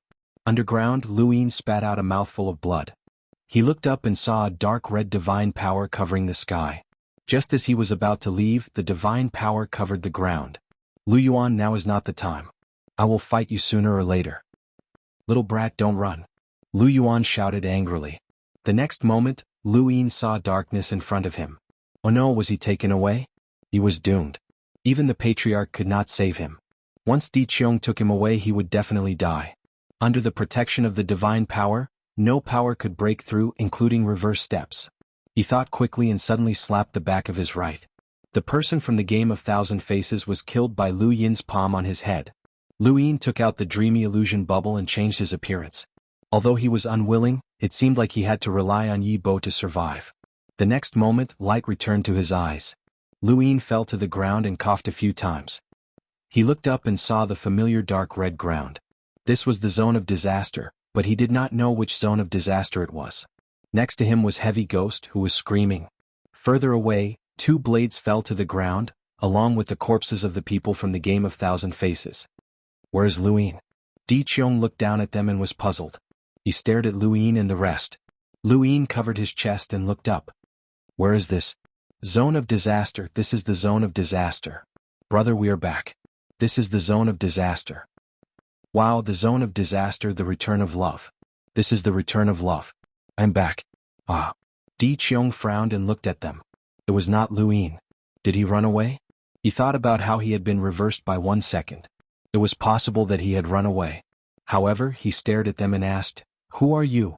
Among 2 blades, the man with short blue hair stood up and replied respectfully, Greetings, master. I am 2 blades, captain of the True God Guards. Heavy Ghost also stood up quickly. Greetings, master. I am Heavy Ghost, captain of the True God Guards. Lu Yin bowed respectfully. Greetings, master. I am Yi Bo, captain of the True God Guards. Di Qiong stared at them. True God Guards? There is one in the zone of disaster. Do you know the Middle Plate? Middle Plate? He is also one of the captains of the True God Guards. Did he come from here? Di Qiong stared at Heavy Ghost and said, I can feel the divine energy in your body. I'm sure that you are from the Eternal Tribe. He looked at Dual Blade Flow and Lu Yin and asked, What about you? 2 Blade Stream said respectfully, Sir, our divine power has been exhausted, but Heavy Ghost can testify for me. I am the captain of the True God Guard. Heavy Ghost shouted, Sir, 2 Blade School is the captain. We are friends. No. The pink-haired girl mumbled. She despised the Heavy Ghost. This fellow loved all day long. It was disgusting. Di Qiong looked at Lu Yin. Lu Yin replied, This subordinate's divine power has also been depleted, but Dual Blade Stream can testify for this subordinate. Furthermore, if my lord does not believe me, this subordinate can absorb the divine power for you to see. Di Qiong was disappointed. Were they really the captains of the True God Guards? Unfortunately, he had hoped that Lu Yin was among them. Lu Yin's methods were strange, and it was not impossible for him to disguise himself and hide from the first zone of disaster. As long as he could capture Lu Yin, the first zone of disaster would lose face. What a pity. After a moment of silence, Di Qiong said, This is the 3rd zone of disaster. Wait here. After a while, I will bring you to the first zone of disaster. You can also return by yourself through the Stargate.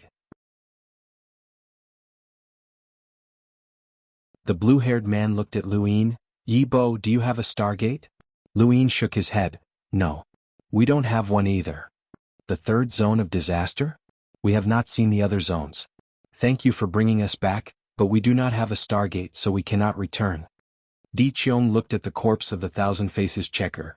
Is he also a captain of the True God Guard? How did the checker die? Heavy Ghost asked. The pink-haired girl said, It should be that Lu Yin fell and smashed him to death. Or he killed him before he escaped, the blue-haired man said. Yi Bo was silent. Di Qiong frowned. It did not matter if he was dead. The captain of the first zone of disaster was also a valuable person. After all, he could cultivate divine power. Soon Di Qiong left. It would take some time before he could send them to the first zone of disaster. After Di Qiong left, the pink-haired girl heaved a sigh of relief. That's terrifying. He must be at the level of the 7 sky gods. The blue-haired man said solemnly, 3 pillars and 6 boundless, extremely powerful. Heavy Ghost screamed, I'm back. I'm back. My babies, I'm back. Ah. The pink-haired girl looked at him with disdain, disgusting. Then she looked at Luyin. Yibo, why are you still so cold? Are you not happy to be back? Luyin did not know how to feel. Happy? Muji knew that he was pretending to be Yibo. Once he returned to the first zone of disaster and bumped into Muji, it would be troublesome. He should have gone back, but this was the 3rd zone of disaster. Wu Tian should be here and he should have no problem staying here as Yibo. Perhaps he could find out the truth about Wu Tian. Was he happy or not? He could not tell, so he could only treat it coldly. For the time being, he should stay here and investigate Wu Tian. If Wu Tian was trapped here, he could take him with him. Thinking of this, Luyin looked into the distance. He would never go to the first zone of disaster. It was too dangerous. At the same time, in the Eternal Kingdom, Patriarch Lu Yuan and the rest could not find Luyin. They guessed that Di Qiong had taken him away. The headmaster should be fine. He can disguise himself as Yibo, Elder Chan said. Big Sister also said, nothing will happen to that kid. He's more cunning than anyone else. Patriarch Lu Yuan frowned. He hoped that nothing would happen. Little 7 must come back. No matter how worried everyone was. He still had to do what he had to do. The goddess mourned. The 3 sacred beasts were all dead. Before Di Qiong left, he used his divine power to kill them. This was his original goal and he had achieved it. This was the Eternal Tribe's method. Under many circumstances they could achieve their goals. The god of Forgotten Ruins left the 5th mainland. The limitless empire was frightened by the god of Forgotten Ruins. Without Luyin, the Above Heaven sect lost its direction.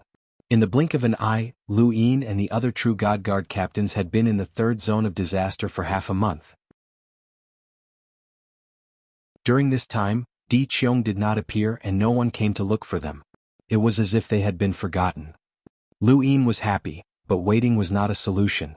Once Di Qiong appeared, he would take them to the first zone of disaster. He could not directly tell Di Qiong that he wanted to stay in the 3rd zone of disaster. He had to think of a way to stay. In this half a month, Luyin and the rest saw many corpse kings. There was no difference in the first zone of disaster. However, the difference was that the corpse kings here had all cultivated the corpse king transformation. Legend has it that Di Qiong is the creator of the corpse king transformation. Therefore, the corpse kings in the 3rd zone of disaster are all cultivating the corpse king transformation. Those who do not can't stay in the 3rd zone of disaster. The blue-haired man lamented as he looked at the corpse kings who were trying to cultivate the corpse king transformation. Zhongguo screamed, how did you know? We are forbidden to talk about the other zones of disaster in the first zone of disaster. This is a betrayal of love. The pink-haired lady made a face. The ancestor said so. We were brought here by the ancestor. She told us many things and asked you to mind. Lu Yin's heart skipped a beat. You were brought here by the ancestor? The pink-haired lady's eyes lit up. Yibo, are you interested in talking? Lu Yin looked cold and did not answer. The pink-haired lady rolled her eyes. If you don't want to talk, then don't talk. It's rare. Lu Yin looked at the black mother tree in the distance. Although only a few days had passed, he was still nervous. Di Qiong had told the ancestor about his appearance, and the ancestor had told Mu Ji and the rest about it. He could not guarantee that Mu Ji would not reveal his suspicions. This was very dangerous. Regardless of whether the ancestor believed it or not, she would definitely verify it, and Lu Yin could not afford to do so. He had stayed in the 3rd zone of disaster to investigate Wu Tian's situation, but he could not just run around everywhere. After waiting for a few days, he felt that it was time. With that thought, he headed in a certain direction. Over the past few days, he had seen all the corpse kings heading in that direction. Hey Yibo, where are you going? The pink-haired lady asked. Lu Yin did not even turn around. I'm going to take a look. I want to go too. The pink-haired lady was impatient. The blue-haired man hesitated. Brother, let's go take a look. Look, even Yibo is going, the pink-haired lady pleaded. Zhongguo screamed from the side, let's go together. This is a patrol of love. Get lost. The pink-haired lady was disgusted. The blue-haired man said, Lord Di Qiong might have forgotten about us. He wouldn't go to the first zone of disaster just for us. Let's take a look at this zone of disaster first. I'm curious too. Lu Yin did not wait for them and headed straight into the distance. He had his own goals, so how could he wait for these people? It was best to split up. But even if he wanted to split up, two blade stream and the others did not want to, so they followed closely behind him. Towers stood tall on the ground, and they were more densely distributed than the fourth zone of disaster. The third zone of disaster's strength surpassed the fourth, but it was still far from the first zone. They were now facing away from the Black Mother Tree, which was equivalent to walking towards the periphery of the third zone of disaster. The further they went, the more corpse kings they saw. There were also human cultivators among them. Some were trying to cultivate corpse king transformations, while others were trying to cultivate divine power. Although there were no true god guards in the third zone of disaster, as long as one cultivated divine power, they would be different from the other powerhouses. There were different levels here, and divine power was different in every zone of disaster. Bang! The sound of a collision came from afar. Lu Yin looked over and saw two figures using corpse king transformations at the same time. They were both humans. Could humans cultivate corpse king transformations? Of course they could. The first person Lu Yin saw was Zirong, but Zirong's cultivation was far from mature. On the other hand, the two humans here did not seem to be unfamiliar with corpse king transformations. They had already reached the level of Green Eyes transformation, and their attacks were different from corpse kings. They had the flexibility of humans in battle, but they were also fearless.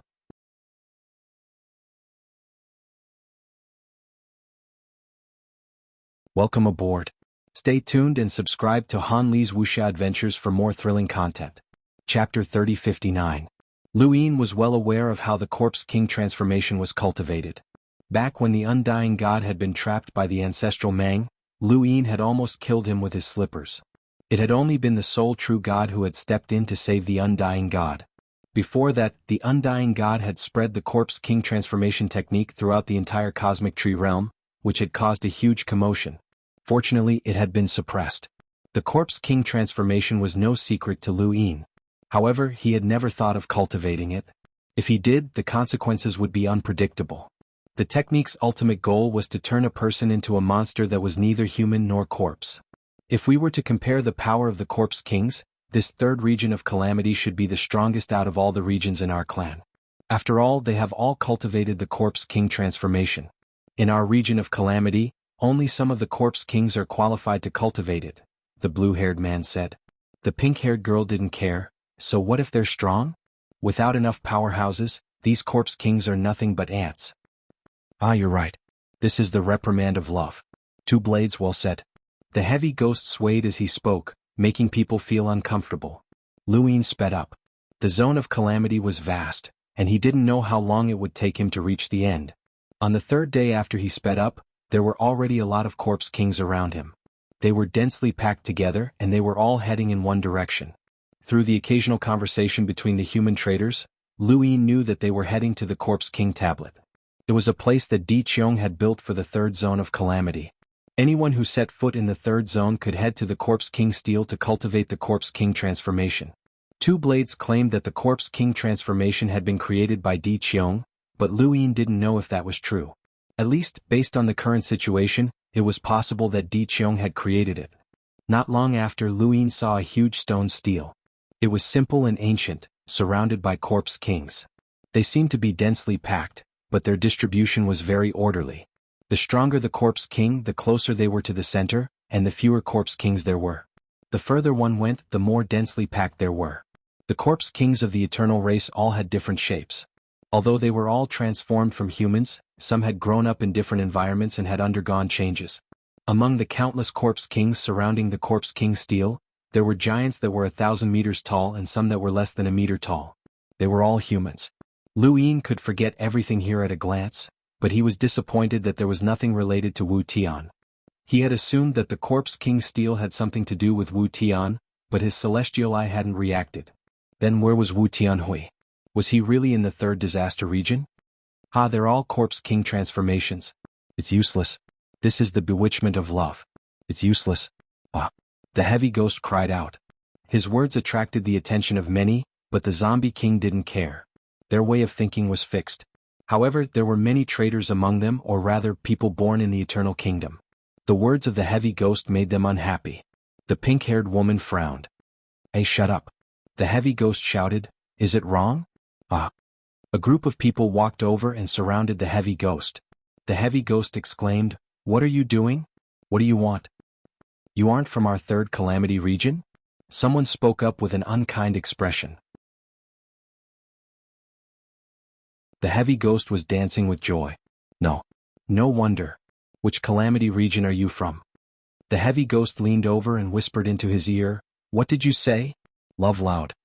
The incomer's gaze turned cold. Which calamity zone are you from? The heavy ghost waved his arms and legs and screamed, what did you say? The loudness of love? The incomer suddenly attacked and slapped the heavy ghost. The heavy ghost didn't move, and the incomer's palm landed on the heavy ghost's shoulder. However, the incomer's body was repelled by an even greater force, and the heavy ghost's arm was broken. The surrounding people attacked at the same time. The surrounding corpse kings only moved aside slightly, but they didn't attack. Corpse kings rarely had other emotions. The heavy ghost still didn't move. The group's attacks all landed on his body, but they couldn't even make him move. They were all repelled and a few of them were even killed. No matter what, he was still the captain of a true god's guard. Of the people surrounding him, only the first to speak was a half-ancestor. The rest weren't even half-ancestors. Haha, it's useless. It's useless. The corpse king transformations are useless. Ah. The heavy ghost laughed. The pink-haired woman was disgusted. This guy has a cheap mouth. He'll be unlucky one day. The blue-haired man said in a low voice, you can't blame him. He's very special. The pink-haired woman suddenly thought of something and clicked her tongue. Lu Yin opened his heaven's eye and looked into the distance, hoping that it would help him find something related to Wu Tian. However, he found nothing. Suddenly, he looked into the distance and saw a figure shooting through the air like a meteor. Its target was the heavy ghost. The heavy ghost turned around, but before he could see anything, his body was sent flying by a huge force. There was a loud bang and the ground trembled. The void distorted and spread out, causing the entire area to tremble. A 9-meter-tall giant had suddenly appeared. Its red eyes were malevolent as it stared at the heavy ghost. Its entire body seemed like it would explode at any moment. This was a giant with red eyes. Lord Xianhu. Greetings, Lord Xianhu. Greetings, Lord Xianhu. Lu Yin's gaze trembled. This fellow wasn't weak, or rather he was very strong. The feeling he gave off was similar to that of a mid-range cultivator. Two Blades was on high alert. As for the heavy ghost, it crashed into the ground and still hadn't gotten up. This giant named Xianhu stared at the heavy ghost with red eyes. Is the corpse king transformation useful? The heavy ghost coughed and slowly stood up. Heavy blow of love. Ah, this is the heavy blow of love. The giant Xianhu's eyes widened. It took a step forward and punched the heavy ghost again. A pitch-black mace suddenly appeared in the heavy ghost's hand. Lu Yin didn't know where it had been hiding. Seeing Xianhu's punch coming, the mace expanded and swept out. Bang! The ground trembled. A huge force blasted into the clouds and cracked the sky, attracting everyone's attention. Xianhu took a step back and the heavy ghost took a step back at the same time. Lu Yin narrowed his eyes. This Xianhu's physical strength wasn't below that of a mid-range cultivator. Two Blades was amazed. Among the captains of the True God Guards, there weren't many who could compete with the heavy ghost in terms of strength. As expected of a monster that cultivated the Corpse King transformation, Xianhu was surprised. No wonder you look down on the Corpse King transformation. It turns out that it has this kind of strength. Alright, I'll make you convinced. As soon as it finished speaking, its pupils changed from red eyes to ghost eyes. Its terrifying strength surged crazily and burned the void. The heavy ghost screamed, "Stop. You can stop the fight of love." Xianhu turned around and rushed to the heavy ghost at an extremely fast speed. It sent the heavy ghost flying with a slap. The heavy ghost smashed into the divine power river in the distance. It's over. Those who don't cultivate divine power will die if they fall in, someone commented. Serves him right. Who asked him to mock the Corpse King transformation? This is the strength of our third zone. The chosen of God's battle is near. Lord Xianhu also wants to show off in front of Lord Di Qiong. Xianhu took a deep breath and her pupils returned to normal. No matter which zone he was from, mocking the Corpse King transformation in the third zone was courting death. There were 6 eternal zones. Other than the first zone, the other 5 zones would occasionally interact with each other. The Corpse Kings wouldn't compete with each other, But the eternal race didn't only have corpse kings. Behind Xianhu, the void distorted, and another figure appeared. This guy's mouth is too cheap. It's good that you taught him a lesson. Xianhu was puzzled. Taught him a lesson? He can still survive? Of course. He's the same as me. He's a captain of the true god guards. The newcomer smiled and looked not far away. Right? Brother Yebwa. Lu Yin stared at the newcomer. Muji? Two Blades was also surprised. Muji? Why are you in the third zone? The pink-haired girl exclaimed. Muji smiled brightly. The first zone went through a huge battle. Those who were injured were sent to the other zones to rest. After all, no one knows if that lunatic Lu Yin will attack the first zone again. When he said this, he glanced at Lu Yin with a smile in his eyes. Lu Yin looked at him. The zone of calamity was attacked? Brother Yebwa, can I have a word with you? Muji smiled. The pink-haired girl warned, Yebwa, be careful. This guy is very cunning. At this moment, a heavy ghost climbed out of the divine power river. My love is injured. Xianhu stared at the heavy ghost. No wonder he could withstand her attack. The captain of the first zone's true god guards? He went to the first zone in the middle game. With Muji's arrival, the heavy ghost was knocked out of the divine power river. The farce finally ended. Although it was a farce, it didn't affect the corpse kings at all. Only the people around them were affected. Lu Yin and Muji distanced themselves from the crowd. Should I call you Brother Yebwa or that person? Muji smiled at Lu Yin. Lu Yin was calm. That person? Brother Yebwa, are you still playing dumb with me? Muji stared into Lu Yin's eyes. Lu Yin's tone was cold. That person, who is it? Muji stared at Lu Yin. Lu Yin looked back at him without flinching. After a while, Muji sighed. Alright, I'm not sure. Normally, with that person's identity, he shouldn't take the risk to come to the zone of calamity. No one would believe him. What's more, Brother Yebwa cultivated divine power. What a joke. Once the news of that person cultivating divine power spreads out, do you think his side will accept it? If this place wasn't the zone of calamity, Lu Yin would use all means to kill Muji. He could tell old ancestor Chani and the others that he cultivated divine power without hesitation, but this matter could not be spread in the Six Directions Society. Muji sized up Lu Yin. Actually, I'm rarely wrong when I see evil. Other than identifying a person through evil, I can also see through evil. You don't have much evil. This doesn't match your identity as the captain of the true god guards. Lu Yin asked coldly, are you done? Muji felt a headache coming. It's hard to communicate with you. Alright, whether you're that person or not, it has nothing to do with me. I only have one goal. He raised a finger and pointed it in front of Lu Yin's eyes. The true god's ultimate skill. Lu Yin raised his eyebrows. Another true god's ultimate skill. I want to obtain the true god's ultimate skill. Let's cooperate. Even if you're that person, it won't affect me. I won't give you the chance to silence me.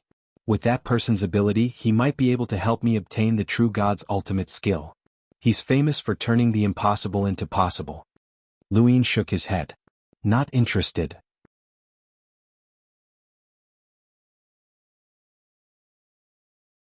Welcome aboard. Stay tuned and subscribe to Han Li's Wuxia Adventures for more thrilling content. Chapter 3060. Muji continued, we're working together. There are 3 true god ultimate techniques hidden under the river. If you help me, it's the same as me helping you. Don't you want them? Haven't you heard of the legend? You've cultivated divine power, so the true god's ultimate techniques will be much more helpful to you than to me. Lu Yin pretended not to hear the last part of Muji's words. Instead, he was more interested in the legend. Someone in the 7 celestial skies obtained a true god's ultimate technique? Muji shook his head. No. According to the legend, the only true god has 3 ultimate techniques. Cultivating any one of them will allow one to transcend and become the strongest since ancient times. Lu Yin coldly replied, not interested. You don't believe me? If the true gods were the strongest since ancient times, the Six Direction Association would have ceased to exist a long time ago. It's not only the true gods that can transcend. You know that humans are the best at creation, and they also have methods to transcend. Right now, it's a competition of who's faster. I want to participate as well. My innate gift is destined to be extraordinary, and I was revived by the ancestor's sword. That sword TSK was ruthless enough. Lu Yin looked at Muji. Not interested. Muji was speechless. Do you have anything else to say other than that? Lu Yin turned to leave. He had already decided to return to the above heaven. Whether or not Mu Ji confirmed his identity, he could not take the risk. Oh, have you heard of this name? Lu Yin suddenly stopped, his eyes flashing. Wang Ho is also problematic. She's not evil. Eee, how interesting. A captain of a true God's Guard, one of the greatest traders in the history of the Fifth Mainland, is actually not evil. Brother Yebwa, don't you find it ironic? Lu Yin looked back at Mu Ji. This has nothing to do with me. Mu Ji's lips curled up. I'm afraid of offending people. Why don't you tell the ancestor about this? Lu Yin stared at Mu Ji, and the smile in Mu Ji's eyes grew wider. It has nothing to do with me, Lu Yin replied. Mu Ji was speechless. What's the point of jumping around with 4 words? Who's Huewo? Wu Ho's name. Is there a problem? No problem. Pausing for a moment, he slapped his head. That's right, I almost forgot. After the Six Direction Association attacked the Calamity region, Wu Ho went out once. Others don't know, but I do. He not long after, the corpse god almost died. The corpse god is a member of the 7 sky gods. He was almost killed by the Six Direction Society, but he also caused a commotion in the first zone of Calamity. Because of this, the ancestor of the ancients contacted the other zones of Calamity, and those of us who were injured were also thrown out of the first zone of Calamity to prevent any misfortune. Brother Yi Bo, don't you think there's a connection? It has nothing to do with me. Mu Ji chuckled and moved closer to Lu Yin, whispering something into his ear before leaving. Lu Yin remained where he was, dumbfounded. Mu Ji had just scolded the one true god right beside his ear, and her words had been rather sharp. He looked at Mu Ji's back. Mu Ji's back was facing him, and he waved his hand. The observation platform. Scolding the one true god didn't mean that Mu Ji wouldn't expose Lu Yin, nor did it give Lu Yin any leverage. After all, Lu Yin had no proof that Mu Ji had scolded the one true god.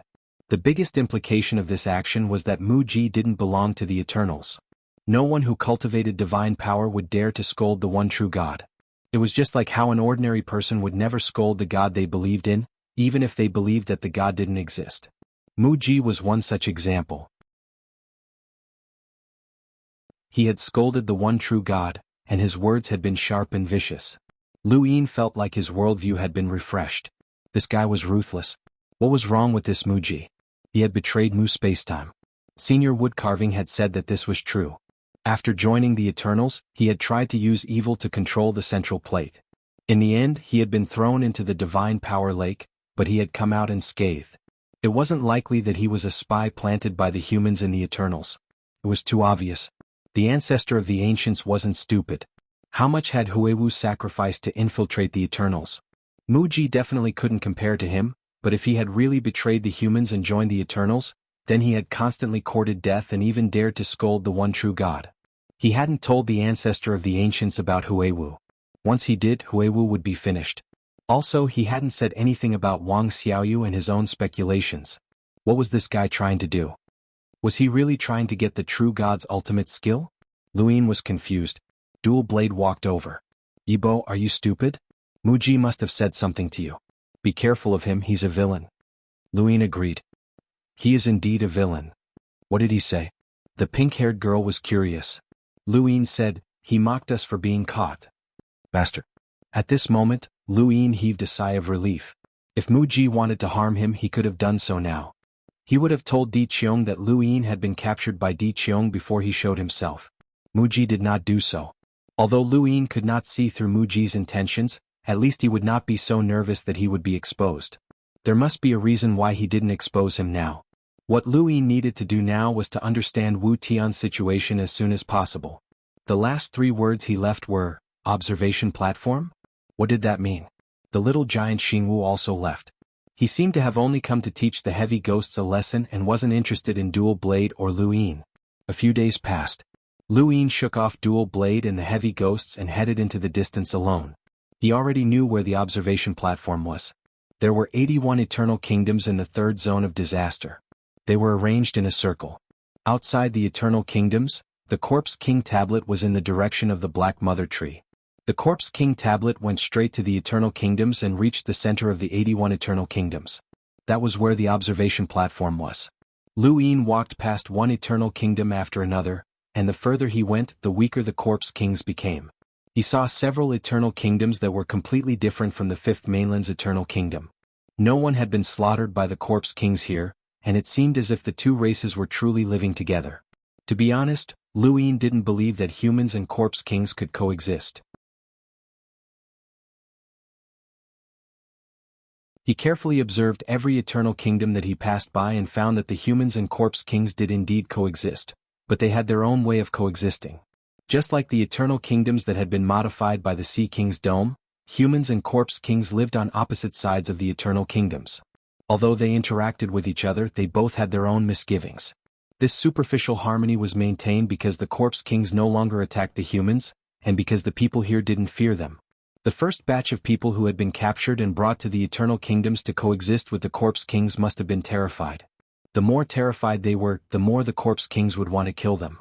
Now, almost all of these people had been born in the eternal kingdoms, and they knew that the eternal kingdoms were their home.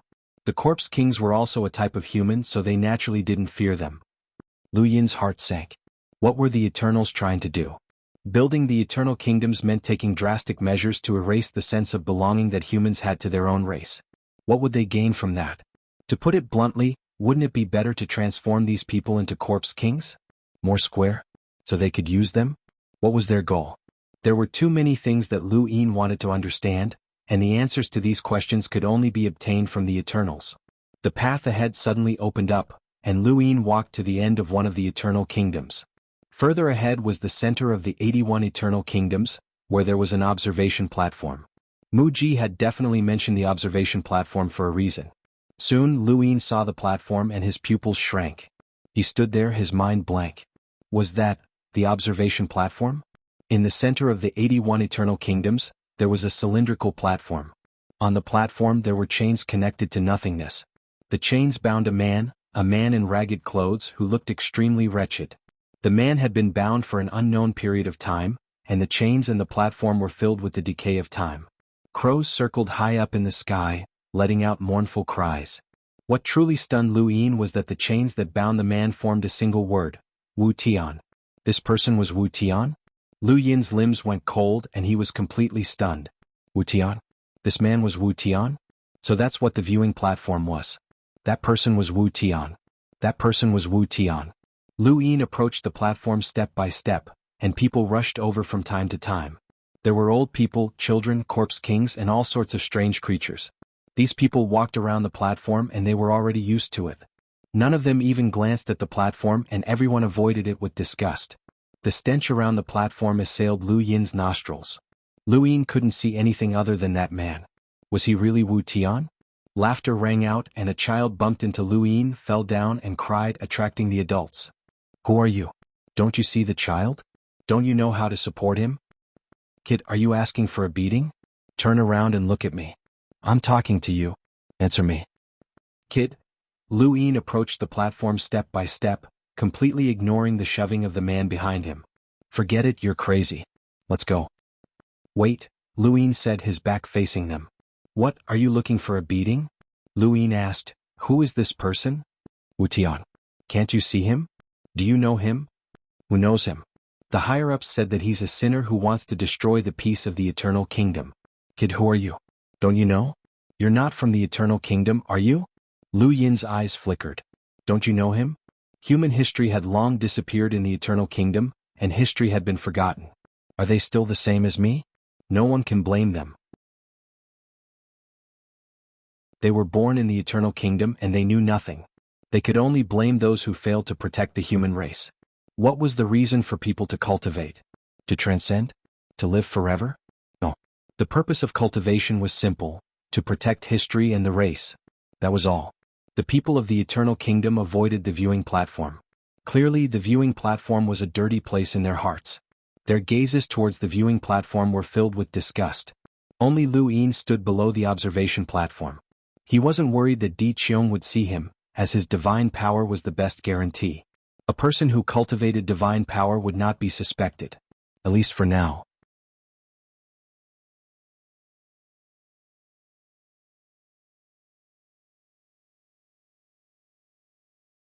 Welcome aboard.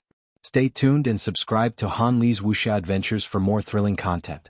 Chapter 3061. Up on the observation platform, Wu Tian was chained to the bone and hung in the air like a fossil. Lu Yin stared at him, and before he knew it, the sky had turned completely dark. The glowing orbs above the eternal kingdom provided light, and with light there was darkness. As darkness descended, Lu Yin stepped onto the observation platform. The moment he stepped onto the platform, the celestial eye on his forehead unconsciously opened, and he looked at Wu Tian. At the same time, Wu Tian opened his eyes and looked at Lu Yin. When their eyes met, they saw the shock in each other's eyes.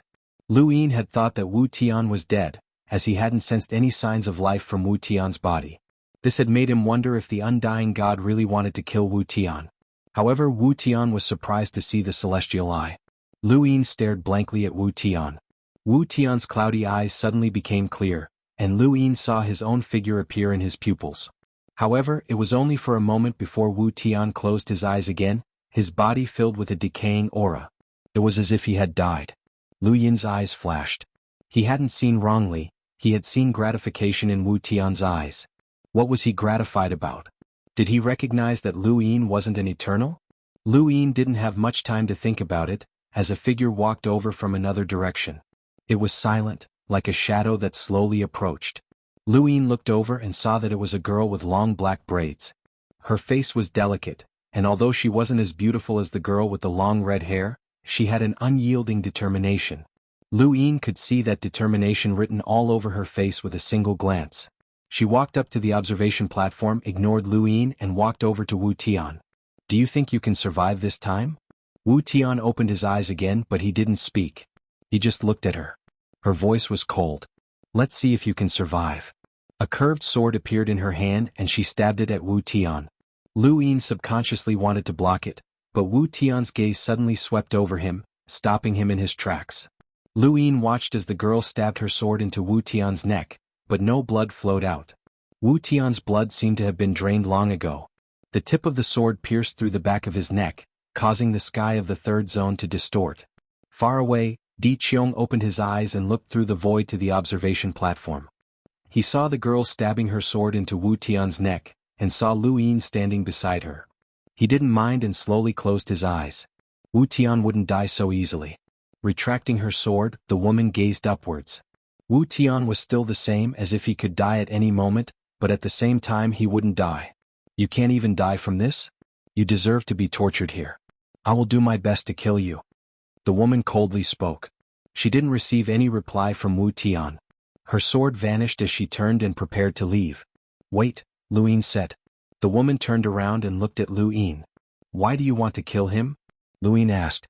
The woman coldly asked, "Who are you?" "Captain of the True God Guard, Yi Bo, 1st Calamity Zone, Captain of the True God Guards." The woman's eyes flashed and she sized up Lu Yin. She did not say anything as she took a step forward, intending to distort the void and disappear. At the same time, Lu Yin took a step forward and arrived at the woman's side. She casually struck out with her palm, and although it seemed gentle, the wind from her palm pressed down on the void. This palm force was definitely not weaker than Silent Void's emptiness palm. Ordinary progenitors would not be able to withstand this attack. Lu Yin drew out his divine power and dodged the palm strike. He then reached out to grab the woman's arm. The woman allowed him to grab her arm, and her eyes suddenly turned scarlet. Her eyes turned red. A terrifying force came from the woman's arm and flung Lu Yin away. A thin sword appeared in her hand again, and its tip curved as it pierced towards Lu Yin in an unpredictable trajectory, sealing off all of his escape routes. Lu Yin had encountered many sword experts since he started cultivating. He himself was a sword expert, and he had obtained the heavenly eye of martial law, which made it extremely easy for him to break through weapons. However, this sword gave him a different feeling. It was not a sword move but a living thing. He could not see the tip of the sword clearly and could only retreat. His arms and abdomen had been slashed by the sword, leaving bloody wounds. The woman did not use too much strength, or else her sword would have been aimed at Lu Yin's head. Lu Yin could see that, or he would not have used only his current strength. "Captain of the True God Guards, that's all you amount to." The woman sheathed her sword and stood there, her gaze indifferent. Lu Yin sighed, "Your sword technique is very strange. Why did you stop me?" The woman stared at Lu Yin. The people of the Eternal Kingdom were all cold, and Mu Ji was an exception. "Is he really Wu Tian?" Lu Yin asked. The woman was surprised. "You know Wu Tian?" "I come from the 6th direction beginning space, and Wu Tian is a legend in our spacetime. The woman stared at Lu Yin. She looked at him deeply. So what? If possible, I also want to kill Wu Tian, Lu Yin said. The woman retracted her gaze. Did you betray your spacetime? Lu Yin was indifferent. I have always been their enemy. Then I'll have to disappoint you. He is Wu Tian, but you can't kill him. Why? Even I can't kill him with just you? Lu Yin's tone was low. Why do you want to kill him? The woman looked into the distance. Most of the people in the Eternal Kingdom want him dead, but I. She paused and looked at Lu Yin again. Experiment. Lu Yin's eyes flashed. Experiment? Killing Wu Tian will allow me to reach a certain height, even if he is half dead. Unfortunately, I can't kill him in this state. The woman casually replied. Lu Yin didn't say anything and just looked at her. Many people in the zone of calamity are like this, and he often has to endure different kinds of attacks. As expected of someone who once reached the legendary realm, he has managed to survive until now. But one day he will die at my hands. She then distorted the void and left. Lu Yin watched her step into the void and slowly said, "Well said." It was unknown whether or not she had heard him, but her body vanished. Lu Yin turned to look at Wu Tian, but he didn't say anything and left as well. On the observation platform, Wu Tian hung his head and sighed. Lu Yin's expression was cold, and he soon arrived at the Corpse King tablet. He saw the experts of the third zone of calamity cultivating the Corpse King transformation, and he casually grabbed one of them and asked how to cultivate it. The person Lu Yin had grabbed was only a half-ancestor, and he didn't dare to disobey Lu Yin's orders.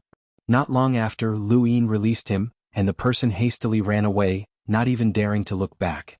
Lu Yin stood in place and stared at the Corpse King tablet in the distance before walking forward. There was an area around the Corpse King stele, and only by entering this area could one transfer their consciousness into the Corpse King stele. Relying on the Corpse Kings within the Corpse King stele to cultivate the Corpse King transformation, this was the greatest use of the Corpse King stele. There was no need to try it with one's own body, as it would always be the countless Corpse Kings left within the Corpse King tablet. Even if one failed, it didn't matter. Not everyone. Everyone could cultivate the Corpse King transformation. Di Qiong had set up the Corpse King tablet because he wanted all the Corpse Kings and people in the third zone of calamity to cultivate the Corpse King transformation. With this method, the chances of cultivating the Corpse King transformation would be extremely high. If one failed to cultivate the Corpse King transformation, they would be kicked out of the third zone of calamity. Thus, all living beings in the third zone of calamity would come to the Corpse King tablet. There was a ranking beside the Corpse King tablet, and it was the ranking of those who had reached the Corpse King transformation. Lu Yin relied on his tyrannical strength to sweep through all the Corpse Kings and directly walk to the Corpse King tablet. If other living beings wanted to cultivate in front of the tablet, they could only wait. However, experts like Lu Yin naturally didn't need to wait. In the entire third zone of calamity, there weren't many experts who had reached the progenitor realm, and such experts had special privileges. "It's you?" In front, a man turned around and saw Lu Yin. Lu Yin looked at the man, but he didn't recognize him. "You must be from another zone of calamity. You just offended Lord Xuanhu and now you're here again? Why, do you want to cultivate the Corpse King transformation?" The man was curious. Lu Yin was indifferent and didn't say a word. The man sneered, "It's not that easy to cultivate the Corpse King transformation. Without a foundation, you won't be able to cultivate it even if I gave you 8 to 10 years. I joined the third zone of calamity and it took me 5 years to get started. After all, we are humans, not Corpse Kings.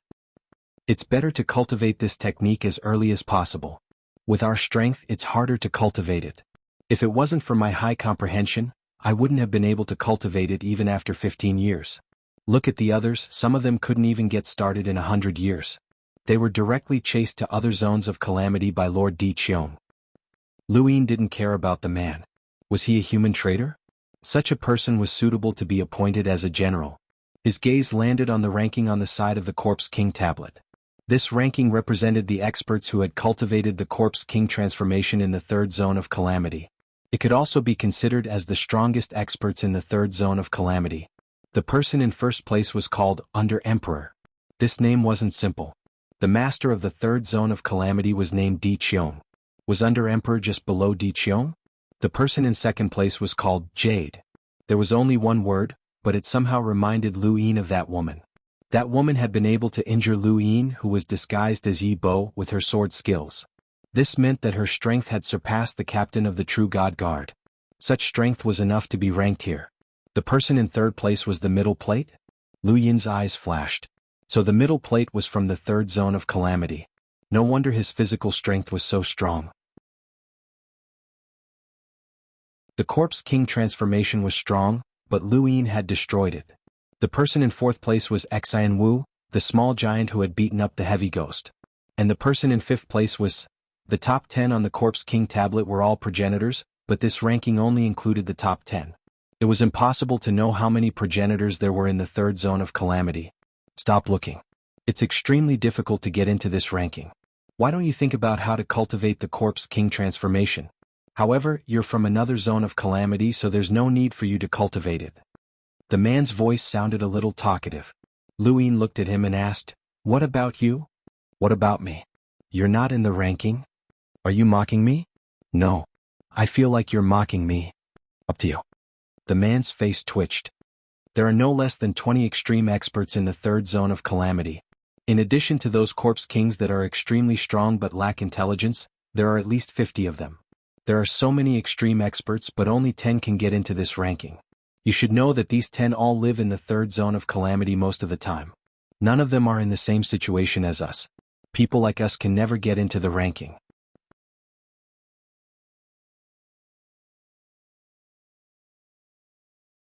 Welcome aboard.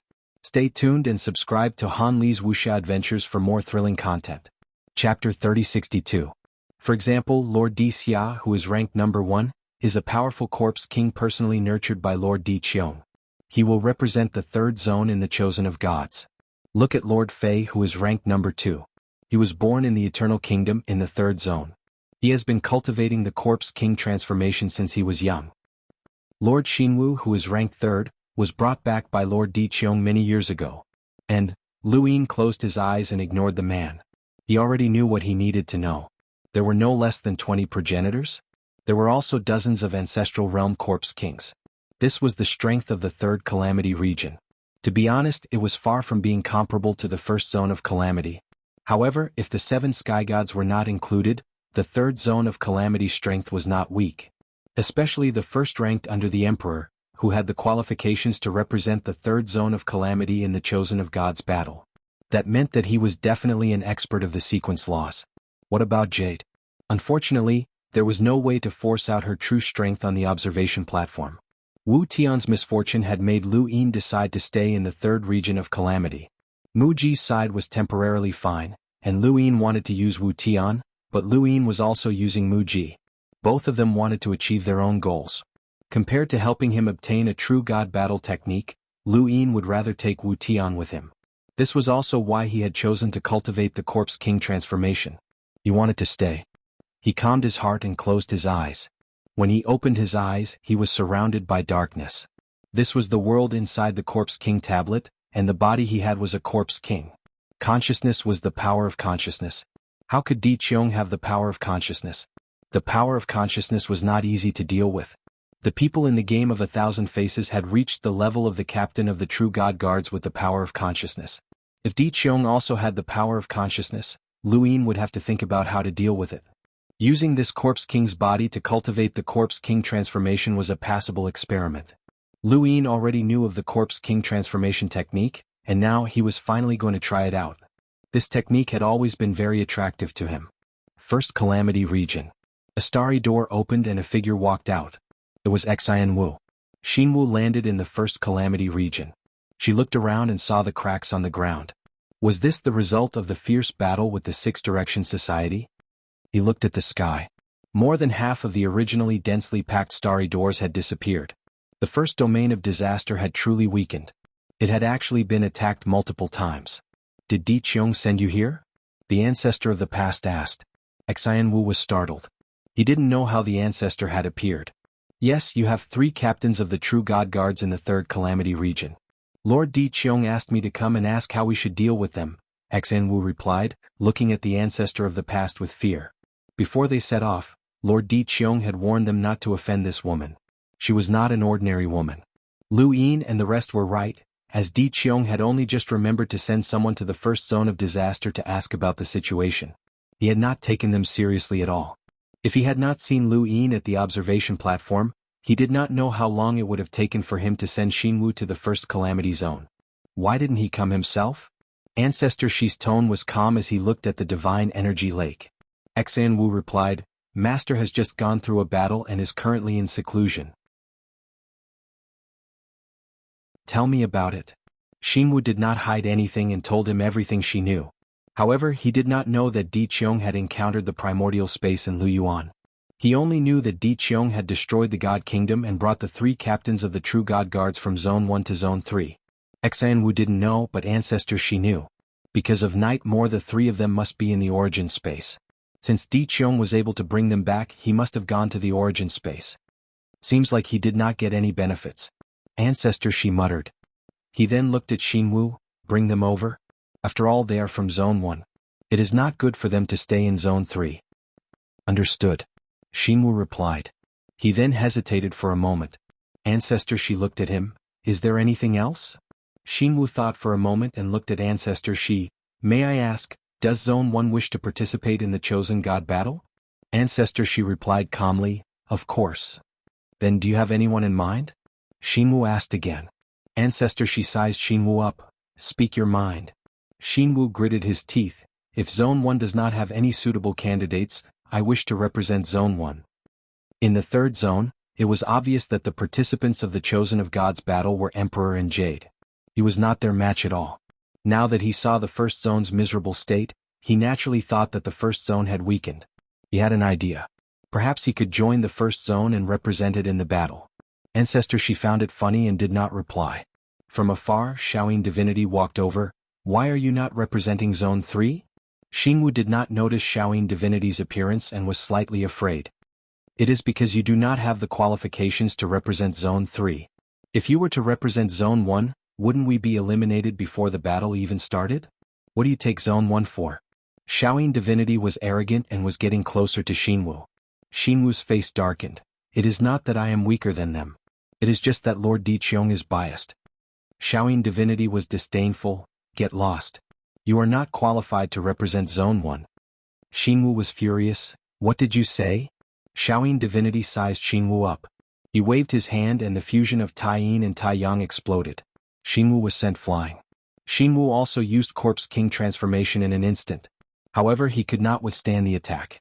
The terrifying Tai Yang Divinity corroded his body and the Tai Yang Divinity burned his internal organs. He could not help but spit out a mouthful of blood. Shaoyin Divinity did not even look at Xinwu. Get lost. Xinwu took a deep look at Shaoyin Divinity and left. After Xinwu left, Shaoyin Divinity looked at Ancestor Shi with a much more respectful expression. In the past, it was because of Ancestor Shi's unfathomable strength. Only after the Battle of Zone 1 did he know that Ancestor Shi had changed the cultivation direction of the Lu family. It was called Qing Luo Sword Heaven and ended the war with one sword. Ancestor Shi's strength was stronger than his. Now that he was facing Ancestor Shi, he did not dare to be impudent. What is it? Ancestor Shi's tone was calm. Shaoyin Divinity said, I wish to participate in the battle of deities. Ancestor Shi was not surprised. You are already one of the 7 heavenly gods. The 3 heavenly gods and the 6 heavenly gods have the same status. Shaoyin Divinity's eyes flashed. The 7 heavenly gods was just the name of the 6 direction sect. The 3 heavenly gods and the 6 heavenly gods were recognized by the only true God. They were second only to the only true God and were famous in the 6 regions of calamity. They were like the 3 realms and 6 Tao of Heaven sect. In the reincarnation spacetime, he was one of the 3 divinities and thought that he was comparable to the 3 realms and 6 Tao. However, he later found out that he was thinking too much. Lu Yuan of the 3 realms and 6 Tao could challenge the Grand Heavenly Masters. The 3 divinities and 9 sages could not be compared to the 3 realms and 6 Tao. Only the 3 heavenly gods and 6 Tao, who were regarded as the highest level of existence by the eternal race, could compete with the 3 realms and 6 Tao. He desired to become one of the 3 heavenly gods and 6 Tao. Senior, please grant me my wish. Shaoyin Divinity bowed deeply. Ancestor Shi looked at him. No one in the 7 heavenly gods has bowed to me. Shaoyin Divinity took a deep breath. Senior, you are qualified to receive such a great bow. Ancestor Shi's expression did not change. The 6 regions of calamity of the eternal race are competing with each other. My first region of calamity has always been the strongest, but now we are being looked down upon. Xiaoyin divinity sneered, that trash dares to look down on my first region of calamity? In the battle of deities, I will definitely suppress the other regions of calamity. Ancestor, she coldly said, he is testing us. Xiaoyin divinity's expression changed. Di Qiong has many thoughts. You desire to compete with the 3 realms and 6 Dao, but the 3rd region of calamity has imprisoned Wu Tian. Ancestor Shi's voice was indifferent. Xiaoyin divinity's eyes flickered, but he could not speak for a moment. He did not think that Xuanhu was testing him, and he did not expect Wu Tian to be imprisoned in the 3rd region of calamity. Was this the strength of the 3 great leaders and 6 vast beings? Although he was arrogant, he did not think that he could surpass Wu Tian, at least not for the time being. A Void Master had almost killed him, and a Void Master was not comparable to Wu Tian. You can participate in the battle of deities. Ancestor Shi agreed. Xiaoyin divinity bowed again, thank you, senior. In the 3rd region of calamity, Xuanhu returned and stood respectfully in front of Di Qiong. To injure you with 1 strike, it is a good sequence rule. Di Qiong looked at Xuanhu, his tone was solemn. Xiaoyin divinity's strength was enough to make him raise his eyebrows. Xuanhu said respectfully, this person is not from the 7 heavenly gods, he will definitely represent the 1st region of calamity in the battle. Di Qiong looked up, the 1st region of calamity's strength is unfathomable, it will not be weakened so easily. It does not matter, the other experts in the regions of calamity are not weak either, this battle of deities will definitely be more intense than the previous one. Send the 3 captains of the true god guards to the 1st region of calamity. Xuanhu's command turned and left. Wait. Xuanhu quickly turned back. My lord. Di Qiong looked at him. Do you feel indignant? Xuanhu was shocked. I do not dare. Do you not dare or do you feel indignant? I do not feel indignant. Both His Majesty and Fei have surpassed me, I definitely do not feel indignant. Xuanhu was terrified. Di Qiong's gaze was cold. You cannot be compared to them, remember this.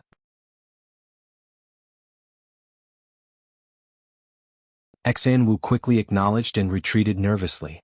The other regions of calamity were powerful, but his 3rd region of calamity was not weak either, it was just a matter of who could walk to the end. 2 of the 7 heavenly gods had died, and 1 was severely injured, who could guarantee that the 3 chiefs and 6 seas would not suffer any losses. If he could make one of his own become one of the 3 chiefs and 6 seas, he would have a greater say in the eternal tribe if he worked together. 3rd region of calamity, Corpse King Tablet. The man who was talking to Lu Yin earlier was so angry that he wanted to give Lu Yin a beating. This guy was listening to others talk and then he went to cultivate by himself, he did not even take him seriously. If it was not for the Corpse King Tablet's cultivation area, he would have attacked. When he finally managed to catch his breath, the man also began to cultivate. After Xuanhu returned to the 3rd region of calamity, he did not immediately look for Lu Yin and the rest. He had been injured by the Xiaoyin divinity and needed some time to recover. Soon half a month had passed. On this day Xuanhu walked out and began to look for Lu Yin and the rest. He easily found Dual Blade Stream and Heavy Ghost, but he could not find Lu Yin's whereabouts. He would never have dreamed that Lu Yin had gone to cultivate the Corpse King transformation.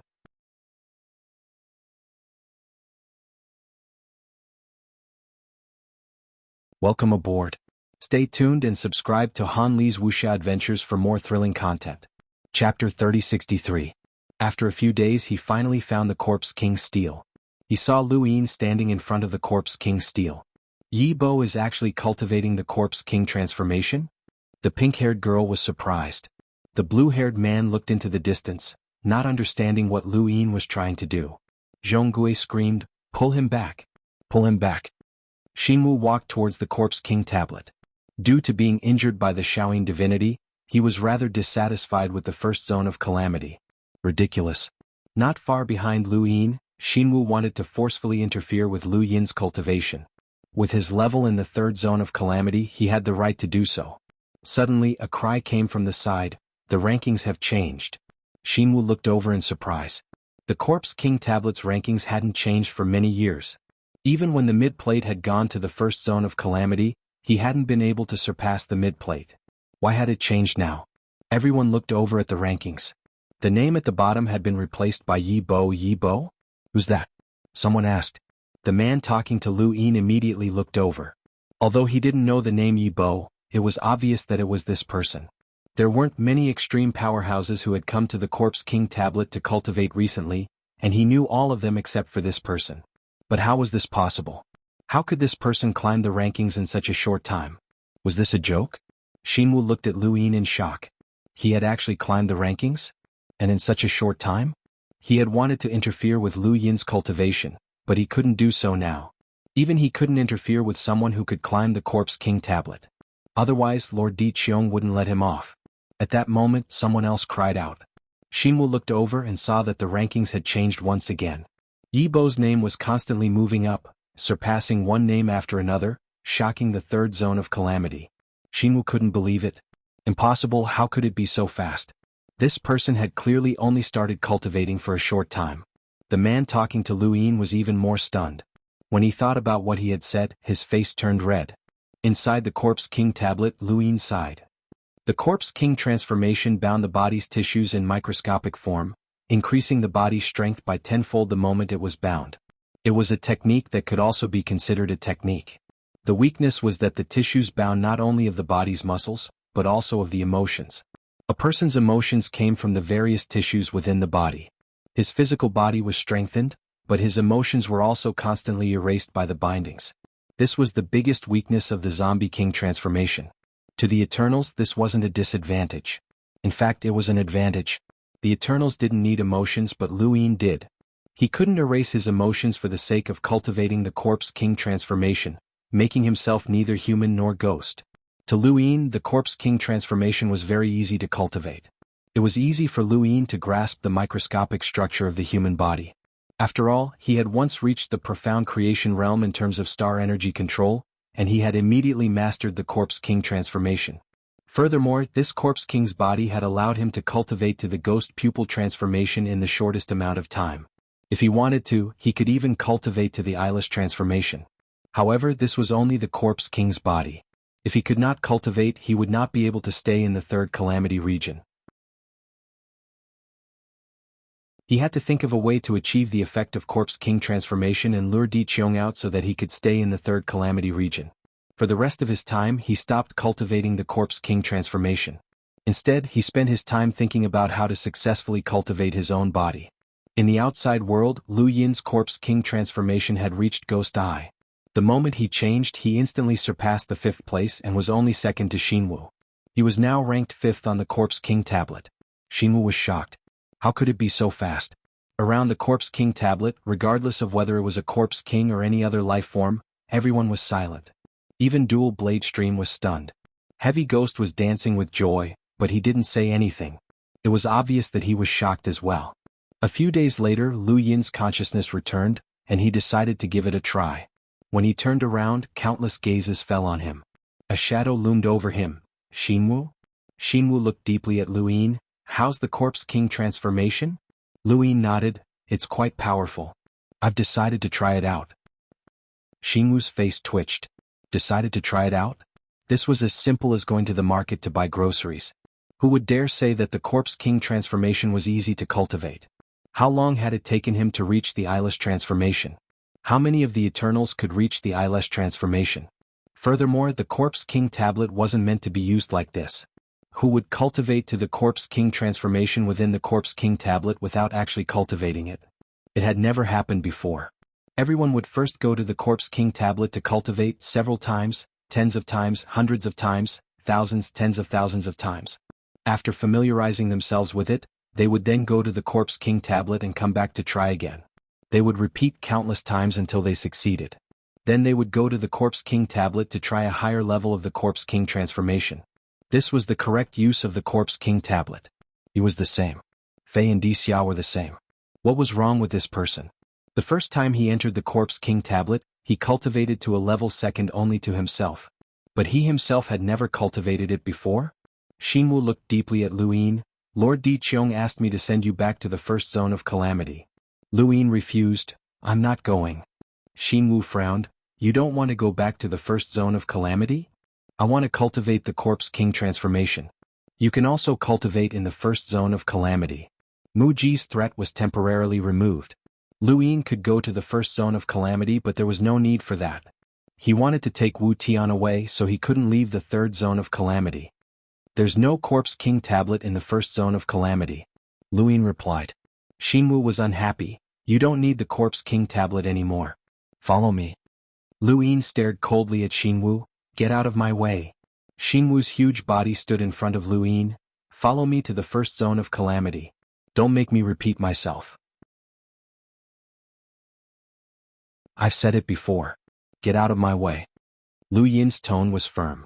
Xianhu clenched his fist. You asked for it.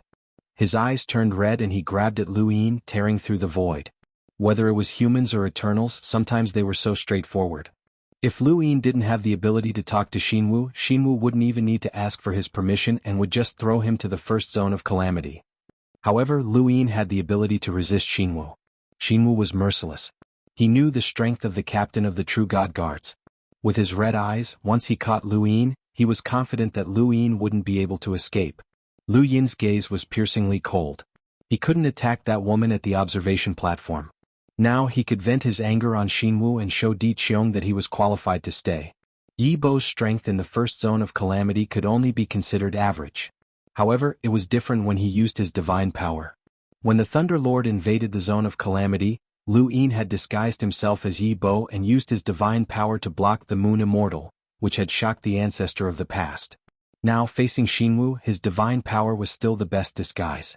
Dark red surged and covered the surface of Lu Yin's body. He similarly raised his hand to grab Xianhu. Two palms, one big and one small, collided.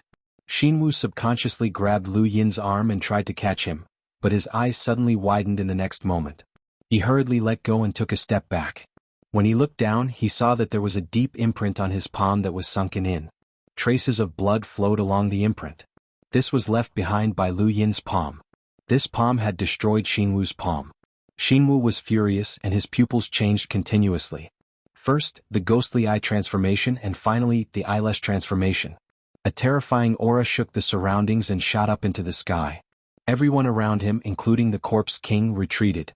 Xianhu was originally a small giant, but after the eyelash transformation, the terrifying aura forcibly increased his size to that of a giant. His entire body was like an angry mountain that pressed down on Lu Yin. Terrifying, terrifying, terrifying, Heavy Ghost cried out. Two-Blade Stream looked at each other. Xianhu's strength was extremely strong even among the true God Guard captains. If they did not use their divine power, they would not be his match. Lu Yin looked up at Xianhu. When his palm pressed down, the sky collapsed and the earth cracked. This palm was the only thing left in the entire world. Xianhu's face was gloomy, and his heart rumbled. His divine power surged and shot up into the sky. At the same time, the surrounding divine power river boiled. A layer of mist formed on the surface and formed a dark red color that swept towards Lu Yin. It was as though his divine power was being drawn. From afar, Di Qiong looked over.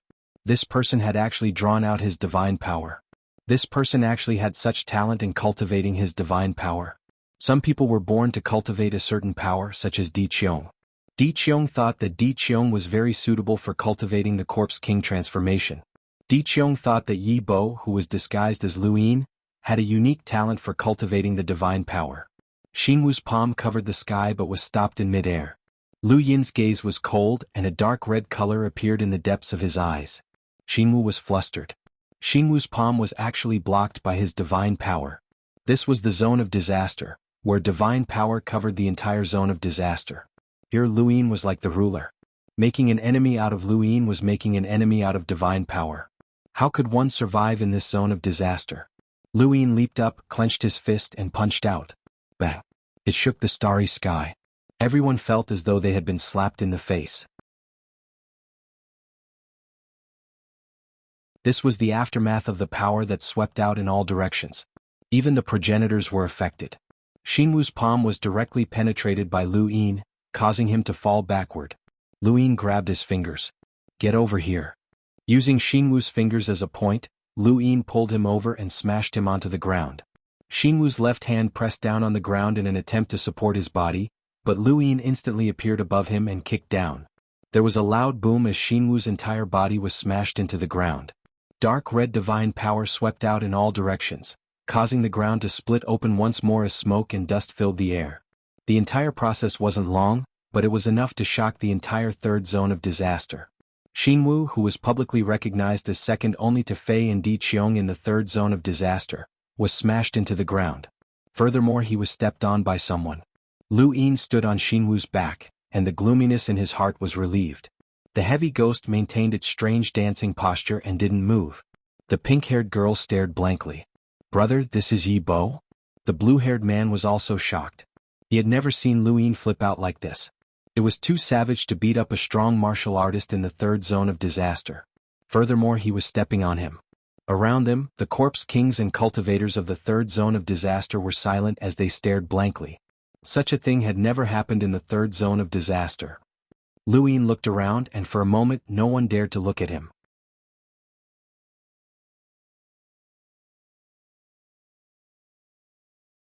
Welcome aboard. Stay tuned and subscribe to Han Li's Wuxia Adventures for more thrilling content. Chapter 3064. At this moment, beneath his feet, Xuanhu's body trembled and the ground split open again. Heavy breathing sounded in everyone's ears. Dark red divine power gushed out from Xuanhu's body. He had also used his divine power. Lu Yin narrowed his eyes. Once he used his divine power, Xuanhu's combat power would skyrocket.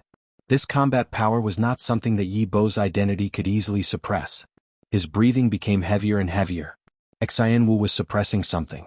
Lu Yin looked down with a solemn gaze. Everyone could hear the heavy breathing. Xuanhu's body slowly crawled out of the ground. Lu Yin lifted his leg and stomped Xuanhu to the ground again. Xuanhu growled and turned to look at Lu Yin on his back. His eyes were filled with crazed killing intent and resentment. Suddenly, both of them looked in the same direction at the same time. They felt their hearts palpitate. Immediately after, two-blade stream, heavy ghost, and the surrounding progenitor powerhouses all looked in the same direction. "Lord Xia," someone exclaimed. Everyone stepped aside and stood respectfully.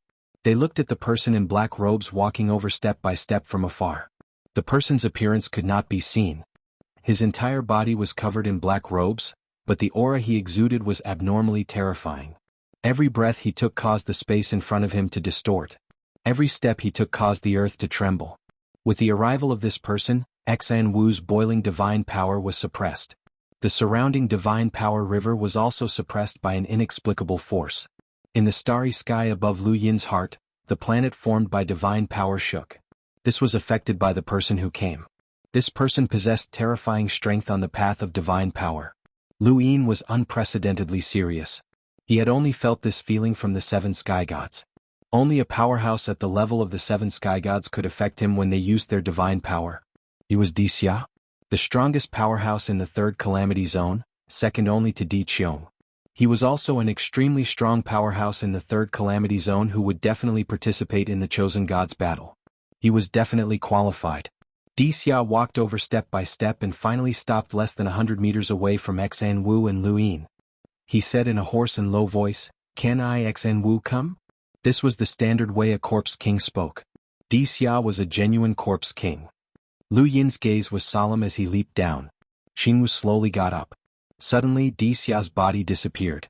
When he reappeared, he was already on Xuanhu's back. Xuanhu did not even have time to react before his body was ruthlessly pressed into the ground. He let out a miserable howl. Everyone could only see fresh blood gushing out from the ground, causing the sky of the third calamity region to be dyed red. No one spoke. At this moment, fear and trembling emotions spread through the hearts of many people. On the Corpse King tablet, Xuanhu was ranked 4th, while Under the Emperor was ranked 1st. It seemed like there was only a difference of 2 ranks, but the difference between them was like heaven and earth. Every creature in the third calamity region knew that Xuanhu didn't even dare to raise his head in front of DD. His body was still level with Lu Yin and the others who were standing on the ground, but who would have thought that he would be able to suppress an expert like Xianhu in an instant? Xianhu didn't even dare to resist. Third disaster zone. Slack. Too slow. Xia looked at Lu Yin and spoke slowly, his voice emotionless. Lu Yin stared at Xia in front of him. If he didn't open his celestial eye, he wouldn't be able to see this person's appearance clearly. "You're welcome. You want to stay?" "Yes. Juan. Welcome, welcome. Thank you." The battle of chosen gods is about to begin. You can defeat Jade. You can represent Jade in the battle of chosen gods. Lu Yin raised his eyebrows.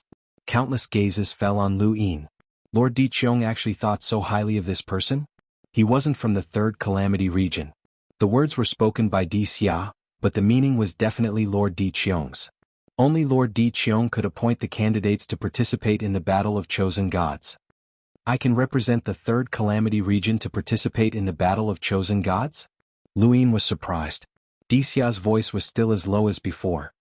As long as you can defeat Jit. I'm not stingy. You have no chance in the first calamity region. Lu Yin praised, please thank Lord Di Qiong for me. Di Xia left, but before he left behind a stargate that led to the third calamity region. Lu Yin's eyes flashed. Di Qiong really trusted him. It was only after His Majesty left that there was movement underground. Xuanhuan slowly crawled out of the ground.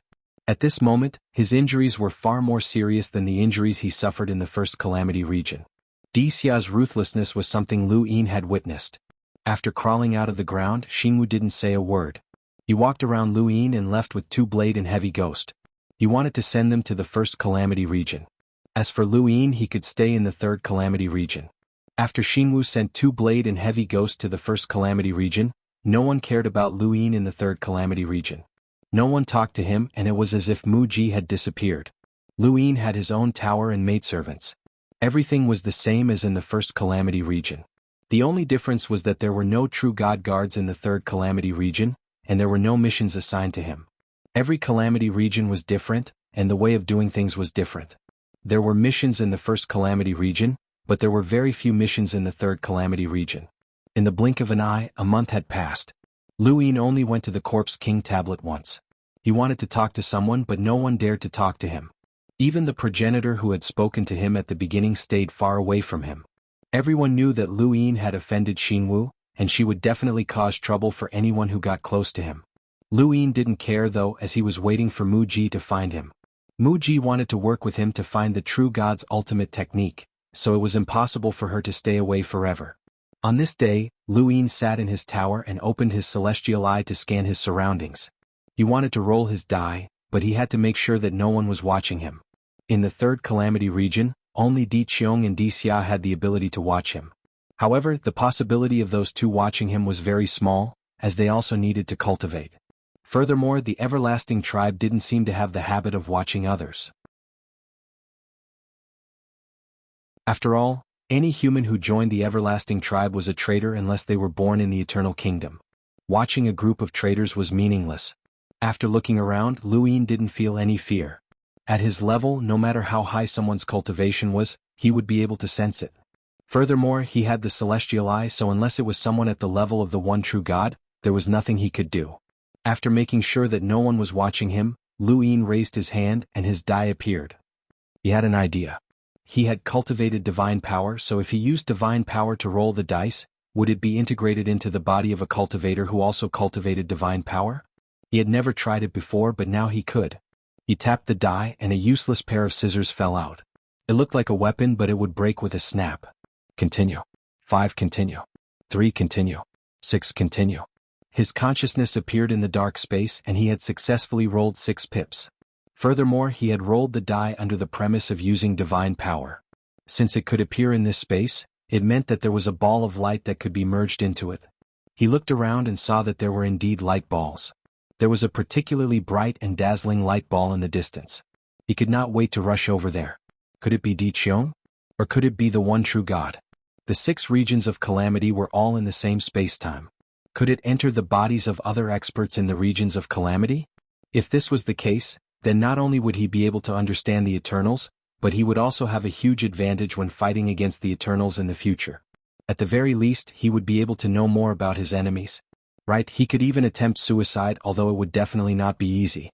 His consciousness rushed towards the ball of light and merged into it. In an instant, his eyes opened and memories flooded in.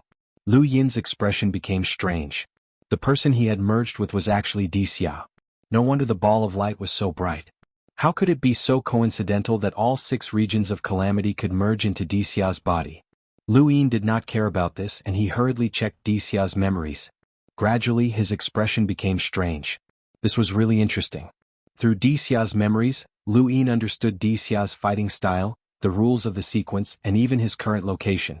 Although he was amazed by Di Xia's strength, since he understood, he also had a way to deal with him. No matter what, Xia could not surpass the witch spirit god and the undying god.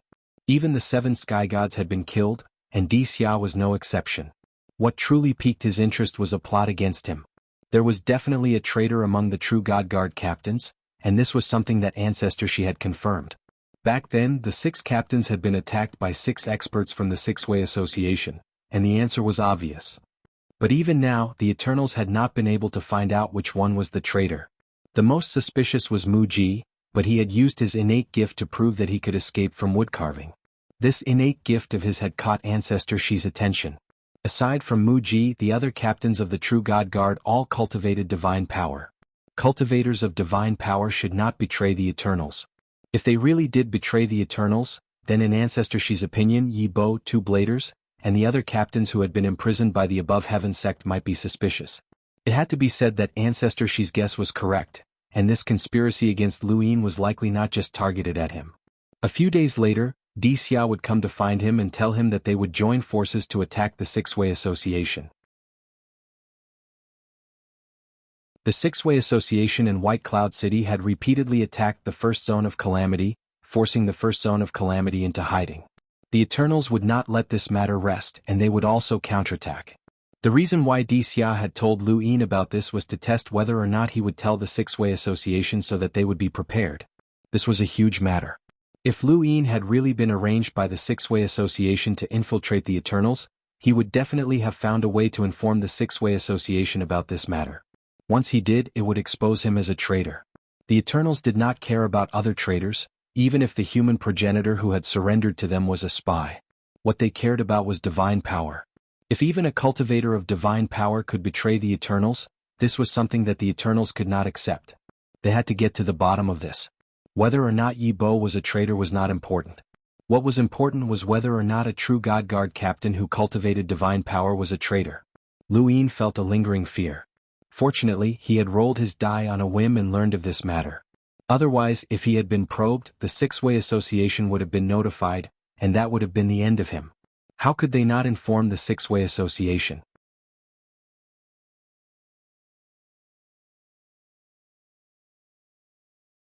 Welcome aboard. Stay tuned and subscribe to Han Li's Wuxia Adventures for more thrilling content. Chapter 3065.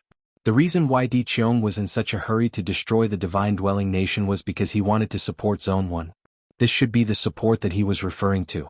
It was true that they were going to attack the 6-Party Society, but the probing was just a coincidence. Coincidentally, Di Qiong had brought Yi Bo, 2-Blade sect, and the others back, so they decided to test the 6-Party Society. Regardless of whether they were testing the 6-Party Society or not, they would still attack. Their target was not the 6-Party Society, but the 5 Spirit Tribes and the 3 Moon Alliance. This was also one of the reasons why Luin was afraid. Attacking the 6-Way Guild was to test him and the others, to confirm whether the true God Guard captain who cultivated divine power was reliable. Their real target was the 5 Spirit Clans and the 3 Moon Alliance. The 5 Spirit Tribes and the 3 Moons Alliance had a total of 8 Sequence Law Adepts. That was what the Eternals wanted to destroy. Di Qiong, Emperor below the Great Emperor, the First Zone of Disaster, and even the other zones of disaster would attack the 5 Spirit Tribes and the March Alliance. The 6 Paths Association had eliminated many of the extraterritorial reinforcements of the Everlasting Race, and the Everlasting Race wanted revenge. Luin withdrew from the fusion and his consciousness returned to his body. He took a deep breath. The Eternals had made a big move. This was their true goal. Once the 5 Spirit Tribes and the Tri-Moon Alliance were destroyed, White Cloud City would lose all external aid. Only White Cloud City's own strength would remain, and the sect above the heavens would also lose all external aid. The 5 Spirit Tribes were on very good terms with Luin, so losing them would be a huge loss for White Cloud City. After all, they had the help of the 5 Spirit Clans when they attacked the Undying God and fought their way into the Calamity region. Most importantly, Ming Yen was still sealed in the Ice Spirit Clan's territory. Otherwise, not only would his identity as Yi Bo have been exposed, but the 5 Spirit Clans and the Tri-Moon Alliance would have been destroyed as well. The 6 Direction Association would not have been able to send reinforcements so easily. He had never underestimated the Eternals, but now it seemed that, regardless of whether he had underestimated them or not, there were still some things that he could not see through. The dice had given him too much help. If he and Muji were being probed here, the 2-Blade sect would definitely be probed as well. The heavy ghost would definitely not be probed. That fellow had long been locked up in the above heaven sect. Now that he knew about the Eternals' plan, how should he deal with it? Even if the Eternals told him that they were going to attack the 5 spirit tribes and the Tri-Moon Alliance, how could the 6 Direction Guild stop them? He did not know how much power the Eternals would send, but he was sure that Di Qiong and Di Xia would take action. What other experts would there be in the Zone of E? First, what kind of forces would the Realm of Disaster send? Without knowing the other party's deployment, the 6 Direction sect would not be able to deal with it. Lu Yin's eyes twinkled. After thinking for a long time, he still couldn't think of a solution. Perhaps he should tell Xuanhuan and the others and let them think of a solution. That's right, he looked at his cosmic ring. His emperor had given him a stargate, which was the beginning of his probing. He had allowed Lu Yin to freely travel to and from the 3rd region of calamity without any worries. If he really wanted to return to above heaven, this was the best opportunity. He had to take advantage of the fact that Di Xia hadn't told him that they were going to attack 6 Direction Guild. Otherwise, if he left the 3rd calamity region, there would be some things that he couldn't explain clearly. Now the problem was, how was he going to leave? What reason did he have to leave? Moreover, he shouldn't have the ability to leave.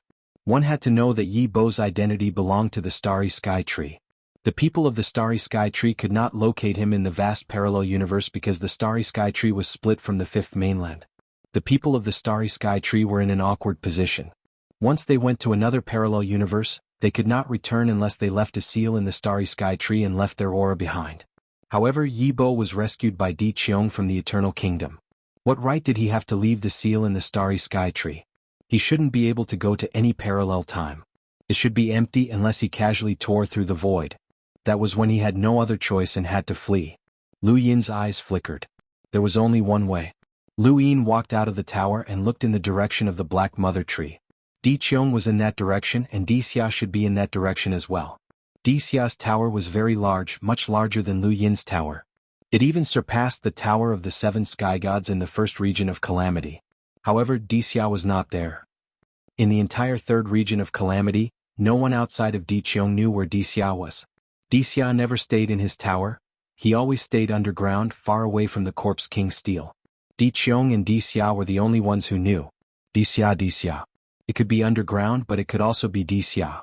This was what Di Qiong had thought when he had named Di Xia. Di Xia liked to stay underground.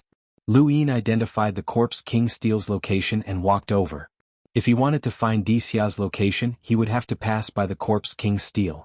It didn't seem too out of place for him to cultivate there. Not long after, Lu Yin reached the Corpse King Steel and continued cultivating the Corpse King transformation. His surroundings were silent and no one dared to disturb him. A few days later, he intentionally or unintentionally walked towards Di Xia's location. It was not a strange place as there were Corpse Kings passing by.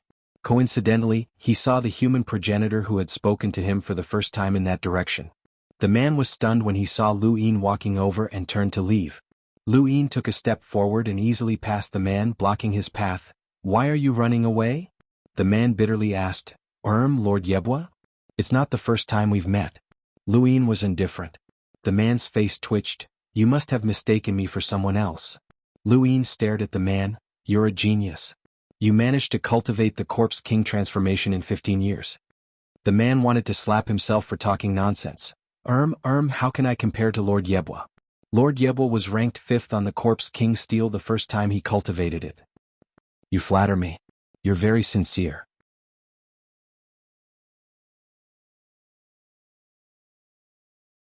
Taking advantage of this opportunity, Lu Yin returned to his body, twisted, and tore through the void to disappear. The moment Lu Yin disappeared, the palm from the ground shattered the starry sky. This was Di Xia's palm, and it was so powerful that it attracted Di Qiong's attention. Di Qiong appeared instantly. "What happened?" Di Xia grabbed the progenitor and walked out from the ground. He faced Di Qiong. "I don't know." Di Qiong frowned and glanced at the man. "Was that palm worth it?" "That palm, the target? No, was him. It was Yipa." Di Qiong was shocked. "Yipa? Why is he here? Why did you slap him again? Where is he?" He reacted quickly and escaped. Di Xia was controlled by Lu Yin and had lost his memory of that palm. However, Lu Yin only controlled him for a moment. When he returned to his body, Di Xia clearly saw that he had hit him and that Lu Yin had tore through the void to escape. Xia threw the man on the ground, and the man was knocked unconscious by Xia's palm that brushed past his body. However, he woke up quickly and held his head as if he had a headache.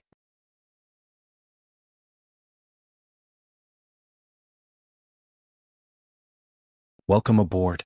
Stay tuned and subscribe to Han Li's Wuxia Adventures for more thrilling content. Chapter 3066. In his confusion, the man saw the arch in Di Qiong. He turned pale with fright. Greetings, Lord Di Qiong. Di Qiong stared at the man. What happened? The man was confused. What happened? What just happened? He felt that what happened was inexplicable. He told Di Qiong about his encounter with Yi Bo and their sparring. After that, he looked at the arch. Why was the arch here? He seemed to be underground. At this moment, a stargate opened far away. Di Qiong looked over. Yi Bo had returned. Lu Yin returned to the Above Heaven sect and told Wang Wen about the incident as quickly as possible. He asked them to think of a solution while he rushed back as soon as possible. He could not stay in the Above Heaven sect for too long. The only problem was that he could not confirm the exact time when Di Qiong and the rest attacked the 5 spirit races. Lu Yin quickly arrived in front of Di Qiong and bowed. Greetings, Lord Di Qiong. Di Qiong sized Lu Yin up. He could not figure out why he had hit Lu Yin. Perhaps he had been disturbed during his cultivation. However, to be able to remain unscathed under his palm, this Yi Bo was indeed worthy of defeating Xinwu. What happened? Di Qiong asked. Lu Yin was scared. I was sparring with someone and did not expect to encounter the arch underground. I was hit and thought that the arch wanted to help Xuanhu deal with me, so I ran away. After hearing Lu Yin's explanation, Di Qiong was expressionless. It was just a small matter. No one knew that the arch was here. It was normal for Di Qiong to attack when he was disturbed during his cultivation. Di Qiong left. This matter was not worth his attention. Di Qiong had also left. It was a coincidence that they had met, so he wanted to find another place. Only the man was confused. Lord Yi Bo, what happened? Lu Yin was indifferent. How would I know? However, you are neighbors with the arch. Not bad. The man was scared. He would never have thought that Di Qiong was right next to him. If he had known, he would not have built a tower here. It was not safe underground. Speaking of which, why was the arch underground? Suddenly the man felt very insecure. He decided to turn the surrounding ground upside down. Otherwise he would never be able to sleep. It was too scary. Let's spar again if there is a chance. Lu Yin left, leaving the man confused. He felt that everyone around him was crazy. After returning to his tower, Lu Yin heaved a sigh of relief. It was settled. Now he just had to wait for Di Qiong. When he returned to the heavenly sect this time, he knew that the Limitless Empire had run away. To be honest, it was a pity that the Limitless Empire was also a human. If they were dragged into the battle against the Eternals, they would be a great help. Although the Limitless Empire was not very strong, they were at least comparable to a sequence law adept. However, they ran too fast. Moreover, the 3 symbols of the divine dwelling nation were also dead. This made Lu Yin feel even more regretful, as the death of the 3 divine beasts meant that the divine kingdom had been crippled. Without the help of the 3 divine beasts, the divine lady would be weaker than an ordinary person. The only good news was that the divine residence nation did not suffer too many casualties. It could be said that Di Qiong had saved them. Everything had its own karma. Because of him, the 6 parties had attacked the first zone of calamity, causing the eternal race to send reinforcements to the other zones of calamity. Because of the Limitless Empire, he had accidentally arrived at the divine dwelling nation and saved them. All of this was too coincidental. Lu Yin looked up at the dusky sky. Was there really a cycle of karma? Saruzin could see his karma, which was the guilt in his heart. Muji could also see evil, which was part of this world. Whether it was matter or not, it all had its own fate. Then, who was the one who had decided this fate? If the Lu family's exile had really been decided by someone, then were his enemies the Shaoyin divinity and Wang Fan, or the person who had decided this fate? Once the human race was destroyed, who should he seek revenge on? The eternal race? Or the person who had decided this fate? If this was really fate, then was the existence of the eternal race also part of it? If there really was a predetermined fate, then humans were truly ants. Lu Yin did not know when Xia would come looking for him, so he decided to roll his die again. This time he would use the power of wood and roll a 6. He wanted to see if it could be integrated into Muji's body. He was extremely wary of Muji and he did not know what Muji was really thinking. It would be best if it could be integrated into Muji's body, but if not, he would just kill himself. He knew that Mu Ji had not told Di Qiong about his suspicions when he had integrated into Di Xia's body. Mu Ji dared to scold the only true god, so he was not loyal to the eternal race. Lu Yin hoped that Mu Ji was a spy who had joined the eternal race. However, if that was the case, then half of the true god guard captains were spies. Lu Yin felt sorry for the eternal race. In the following days, Lu Yin kept rolling his die. 1, 3, 5, 4 and so on, but he could not roll a 6. In the blink of an eye, more than a month had passed. Di Xia finally came looking for him. Lu Yin looked at him warily. No need. Look at it this way. I was disturbed. That's why I unconsciously struck. I didn't think that I would hit you, Di Xia said. Lu Yin looked at him. Why are you looking for me? Di Xia's face could not be seen clearly, but Lu Yin could feel that he was staring at him. Attack the Six Direction Society. Lu Yin was surprised.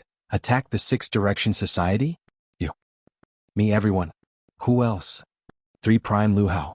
Lu Yin was shocked. 3 Prime and Lu Hao want to attack the Six Direction Society? What? Di Qiong said in a low voice. The Eternal Clan's E region. No, the 6 forces will attack the E region several times. The Earth Clan has decided to eradicate the 6 forces. The 3 forces, 6 forces and how will all attack? The 6 forces will have no chance of survival. Lord Di Qiong asked me to ask if you want to come with us.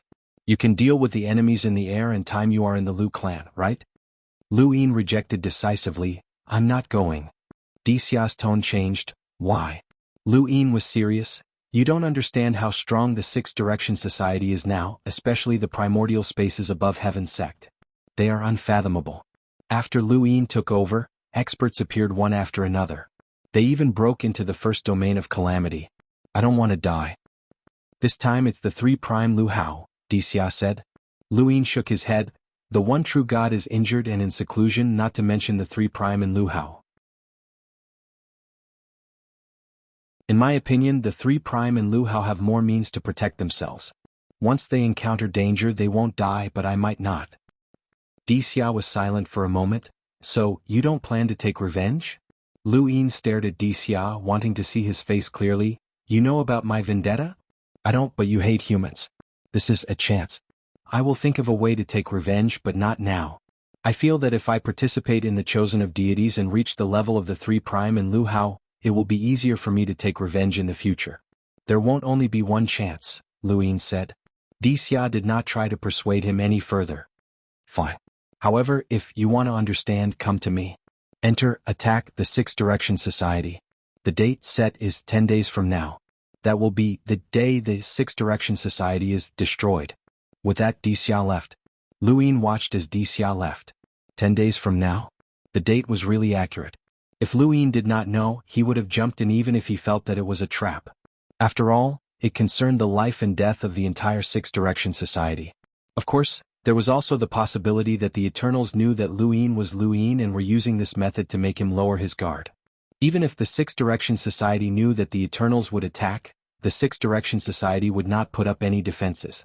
However, this possibility was extremely low and unnecessary. Even if there was such a possibility, Lu Yin had already told Xuanhuan about it, and Xuanhuan and the others would be prepared. If the 3 Prime and Lu Hao really attacked, it did not matter whether the Six Direction Society was prepared or not. If the Eternals attacked, the Six Direction Society would definitely be defeated. Lu Yin continued to roll his die. He wanted to merge into Mu Ji's body now, and there were still 10 days left. He hoped that he could make it in time. Luck was still on Lu Yin's side. He had not rolled 6 pips back then, but on the day that Di Qiong and the others left, Lu Yin managed to roll it. He rolled the die with his wood space-time force, and when his consciousness appeared in the dark space, he only saw a ball of light. It was not bright, which meant that this ball of light represented a power that did not surpass his own. Lu Yin rushed over and merged into it. In an instant, memories flooded out and Lu Yin opened his eyes. He was overjoyed. It was Mu Ji. He had finally succeeded. Lu Yin could not wait to check Mu Ji's memories. He had not cultivated his wood space-time force much, so he had limited time. First, he had to confirm whether Mu Ji had told the ancestor and the others about his speculations.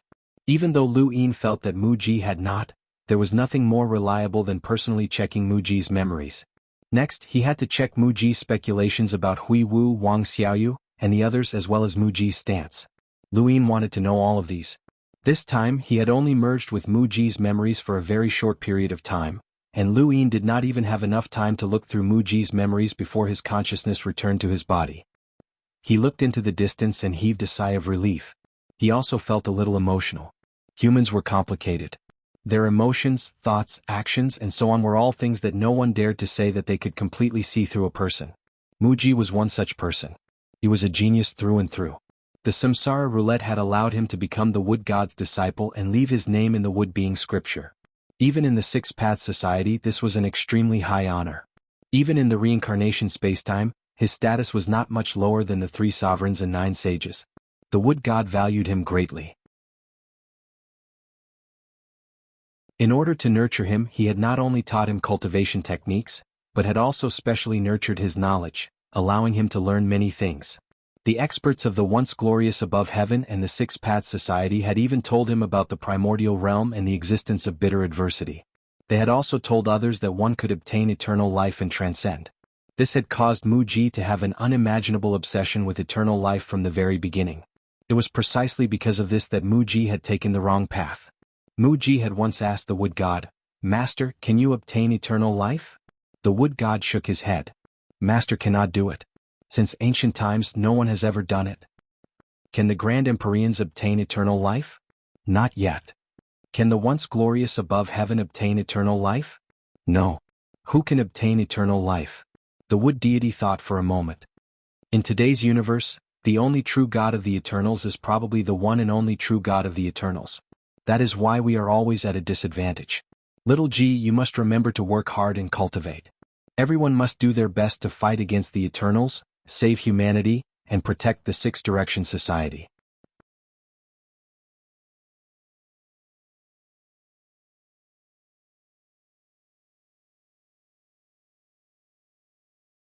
Welcome aboard.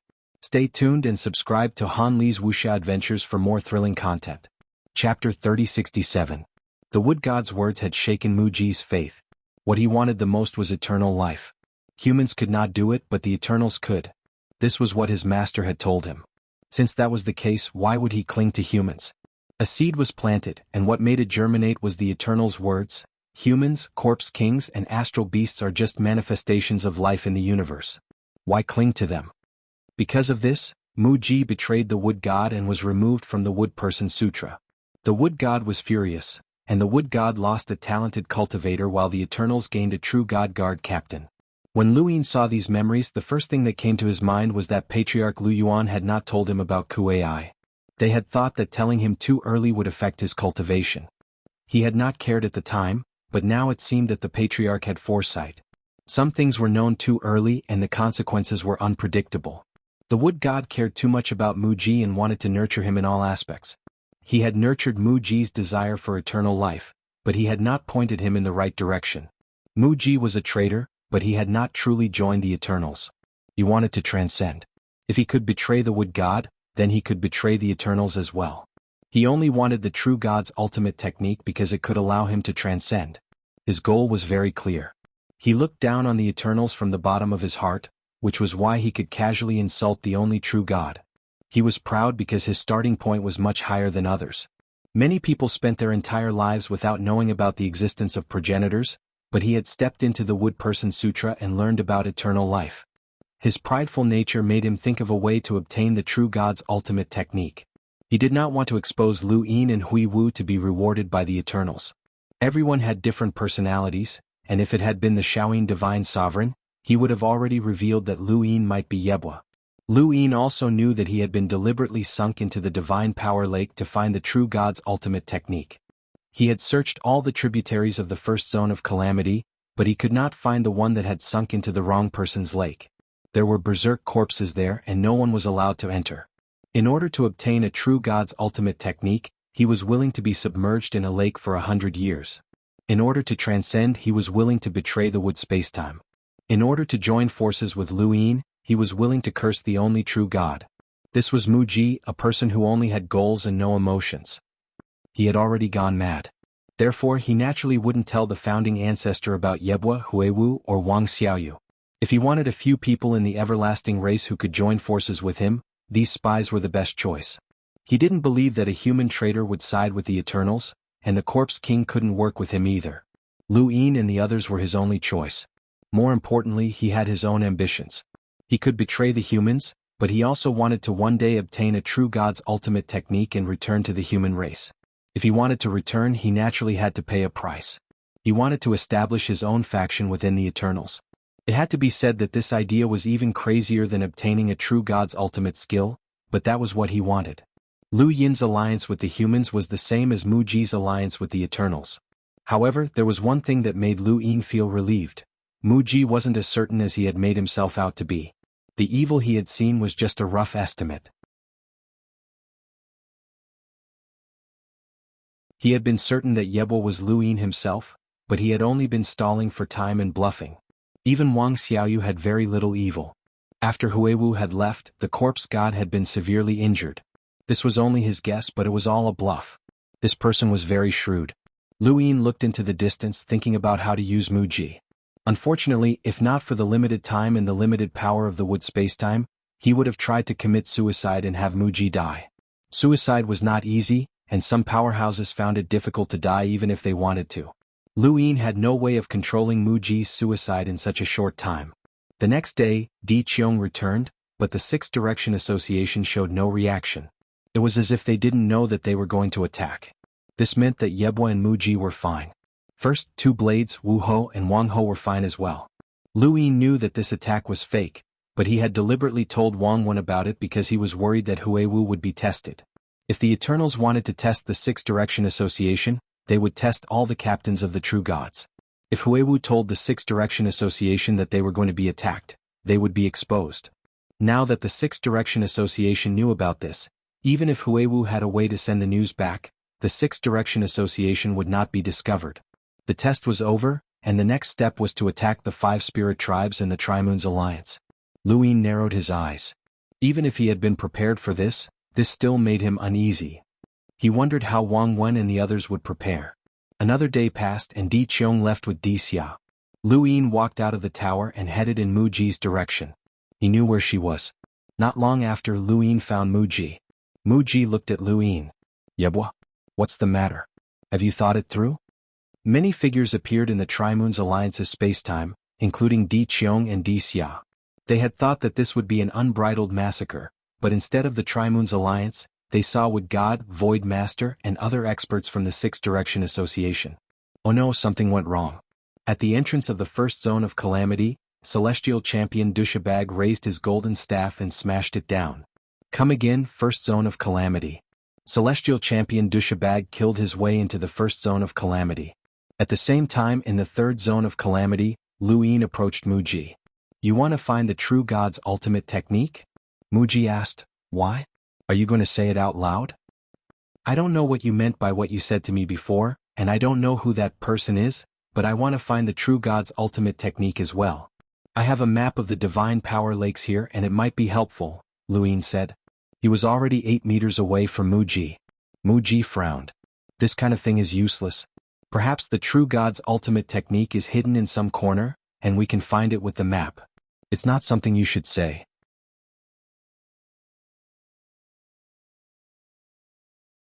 What if this is a map of all the divine power lakes in the 6 zones of calamity? What did you say? A map of the 6 zones of calamity? Mu Ji was shocked. Lu Yin was calm. If a true god placed the ultimate technique under the divine power lakes, then there must be some kind of pattern. Only a true god can clearly see the locations of the 6 zones of calamity. Through this map we can also see it. Mu Ji's eyes burned with passion.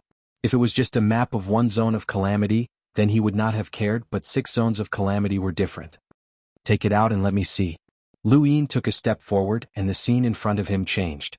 He directly controlled Mu Ji's body, took out the wheel of life and death and spun it. At the same time, Mu Ji grabbed Lu Yin's body. Lu Yin seemed to be unable to resist and Mu Ji grabbed him by the neck, making it difficult for him to move. Lu Yin controlled Mu Ji's body to tear through the void, and in an instant, his consciousness returned to his body. Mu Ji was awake, but he was confused. How did he grab Yibo's neck? Before he could react, Lu Yin pushed him into a spatial crack with a palm. The entire process was very fast, and Lu Yin had rehearsed it many times in his mind. He wanted to be seen by others so that he could report it to Di Qiong.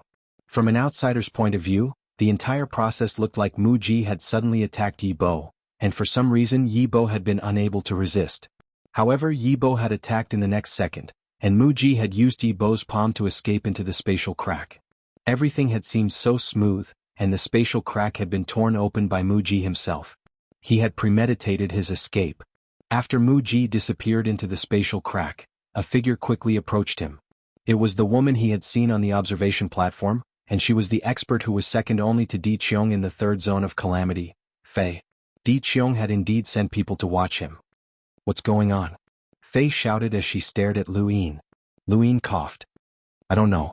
He suddenly attacked me and even stole my cosmic ring." Fei saw that Lu Yin's finger was bleeding. Cosmic ring? She wanted to ask more questions, but a terrifying aura suddenly descended from the distance. Not good. In the third zone of calamity at the center of the Eternal Kingdom, a stargate opened, and Lu Yuan walked out just after Mu Ji had left. The stargate that Lu Yuan had used was Lu Yin's, but it had been stolen by Mu Ji. Lu Yuan walked out of the stargate and saw the imprisoned Wu Tian. Although he had expected this, he still couldn't help but roar when he saw Wu Tian. "Wu Da!" On the observation platform, Wu Tian's eyes widened, and he said in a hoarse voice, "Fertile soil." Lu Yuan appeared in front of Wu Tian. "I'll take you back." "Wait."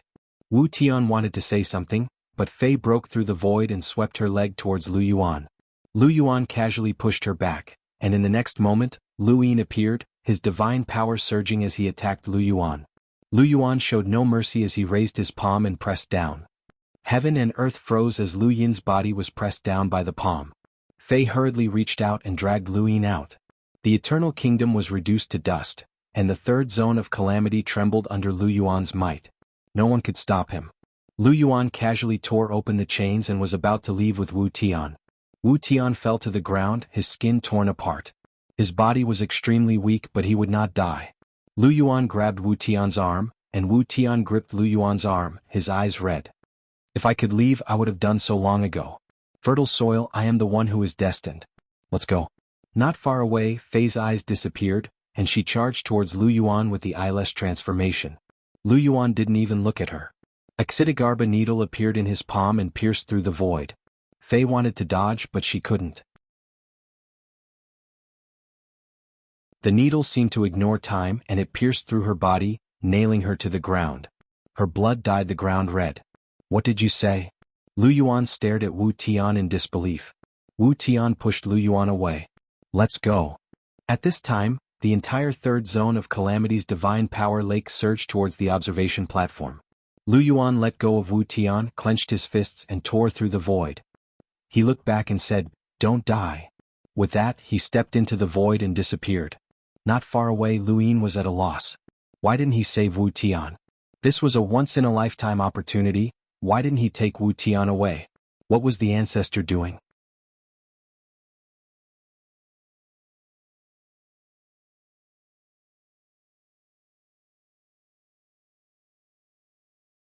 Welcome aboard. Stay tuned and subscribe to Han Li's Wuxia Adventures for more thrilling content. Chapter 3068. Spitting out a mouthful of blood, Lu Yin could not help but squat on the ground and gasp for breath. Di Qiong appeared in the sky. They had returned. The 5 spirit tribes and the 3 Moons Alliance were clearly prepared for this. They had been betrayed. They thought that their probing was over, but at this moment, there was definitely a spy among the Eternals who could directly contact the important figures of the Six Paths Society. The spy could not be ignored. Wu Qindu was almost rescued. Di Qiong looked down and saw Yi Bo, who was squatting on the ground, and Fei, who was nailed into the ground. Finally, his gaze fell on Wu Tian. He frowned and descended. Di Qiong looked at Wu Tian from the spectator stand. Wu Tianping lay on the observation platform and looked at the dark sky. "Why aren't you leaving?" Di Qiong asked. "Tired. You clearly had a chance to escape." Wu Tian did not reply. Di Qiong's eyes flashed coldly as he said, "You will still be tortured here. You are Wu Tian, one of the 6 Dao of the 3 realms. Are you really willing to accept this?" Wu Tian stood up slowly and sat on the martial arts observation platform. He looked at Di Qiong and said, "You are pathetic." Di Qiong squinted his eyes and his face darkened. "How long have you imprisoned me? You relied on my strength to reach your current position. Compared to the 3 realms and the 6 Daos, you seem to be on equal footing, but are you really on equal footing? Wu Tian's voice was hoarse, but it sounded fearless. Do you know why I didn't leave? I know it, fertile earth knows it, but you don't know it. You 3 masters and 6 boundless don't know it either. What makes you think you can compare to us? All of a sudden, Di Qiong pressed Wu Tian's head onto the ground and said, I'm the one who's at your mercy now. You're just a piece of rotten meat. Don't talk about the 3 realms and 6 paths. Who do you think you are? Did he really think that he was still the Wu Tian from before? Your disciples are all from the 7 sky gods and have betrayed humanity. Who do you think you are? What use do you have? If I want to kill you, I can do so at any time. Keeping you alive is just torture. Do you really think that you created a weapon cultivation method? That's just your space-time. In the entire universe, you are nothing. Wu Tian's face was pressed to the ground. It looked like he was being humiliated and tortured, but he smiled and said, You are very sad. Di Qiong's pupils constricted and he was furious.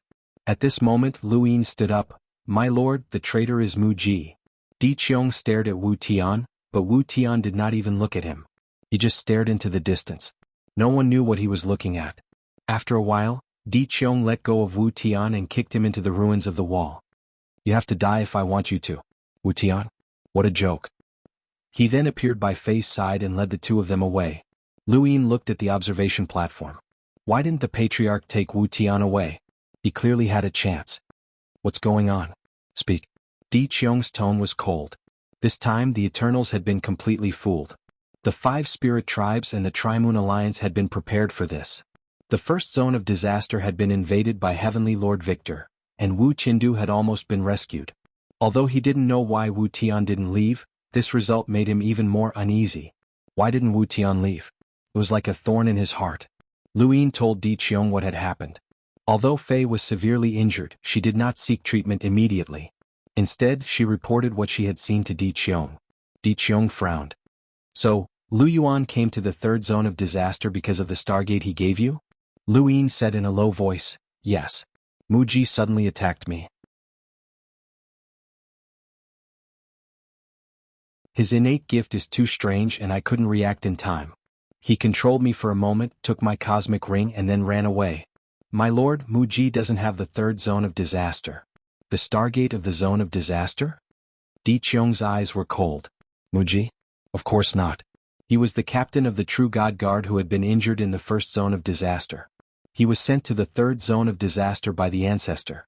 He did not belong to the 3rd zone of disaster, so he was not given a Stargate. They did not need to give him a Stargate when they were testing him. After all, if he was exposed, he would not return even if he had a Stargate.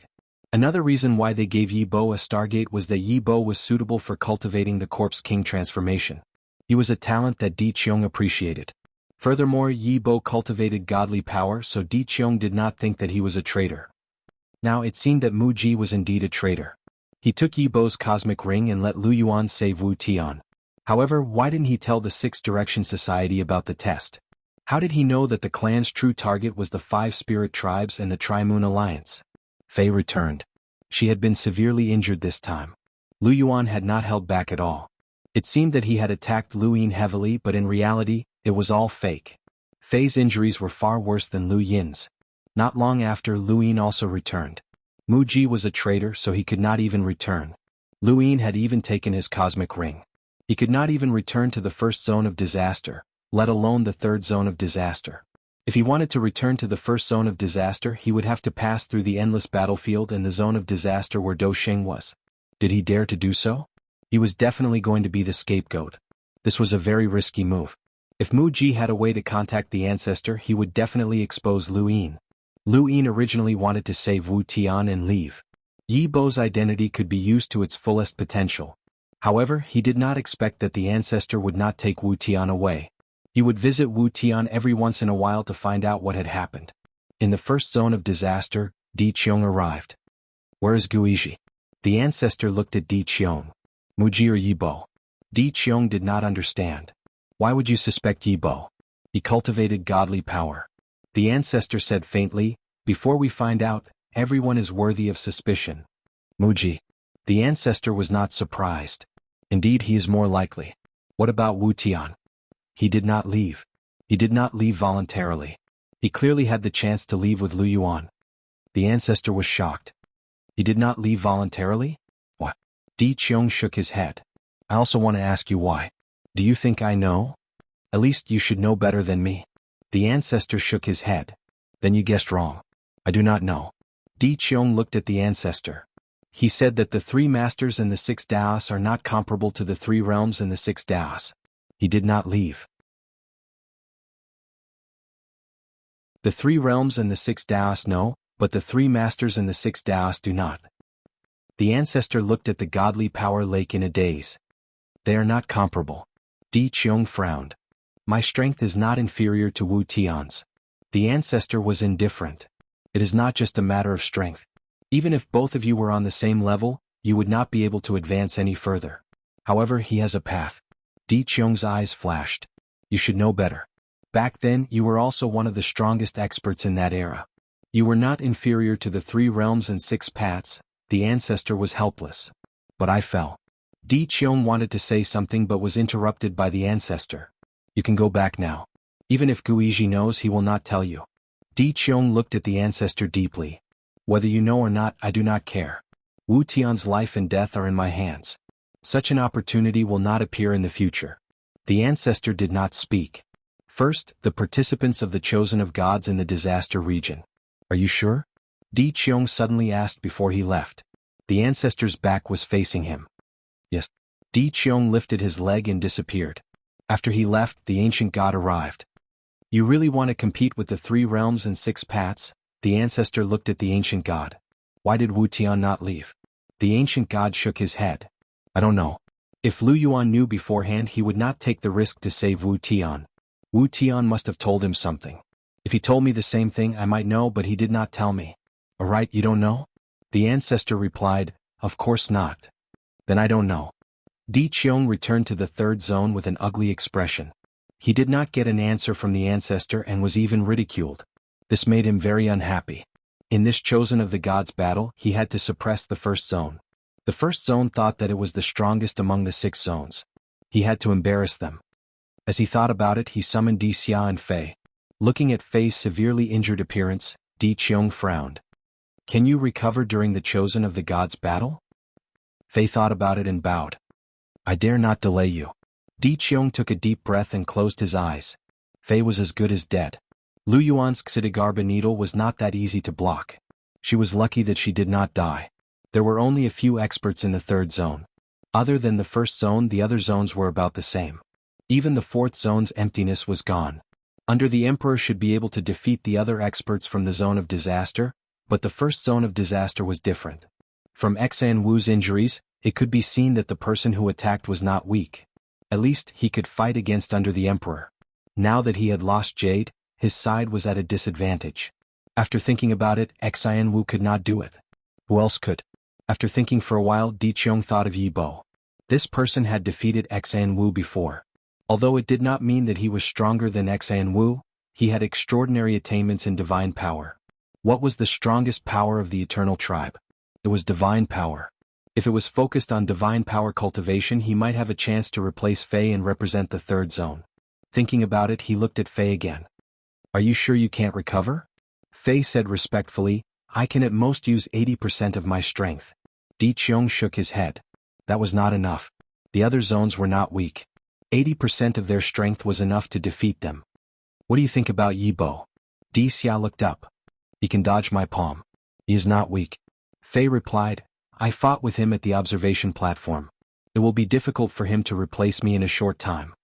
Di Qiong's eyes flickered. It was difficult to replace Fei, but this was an opportunity. Fei had no hope of winning the Chosen of the Gods battle. He wanted to let Yi Bo try. If Yi Bo could not replace Fei, the 3rd zone would have to rely on Di Xia. At the thought of this, Di Qiong asked Di Xia and Fei to leave. You want to look for Lu Yin. Lu Yin had been staying in the tower. Di Qiong's sudden appearance shocked him. He instinctively wanted to escape as he thought that he had been exposed. Yi Bo, how are your injuries? Di Qiong asked directly. Lu Yin took a deep breath and bowed slowly. My lord, I am fine. Di Qiong looked at Lu Yin. It is good that you survived Lu Yuan's palm. It is a miracle that your injuries are not serious. Lu Yin quickly explained, that palm was blocked by divine power. I took the opportunity to dodge it. Lu Yuan was paying attention to Wu Tian at that time. He did not even look at me. I know. Fei told me. She also saved you. Yes. If not for Fei, I would have died.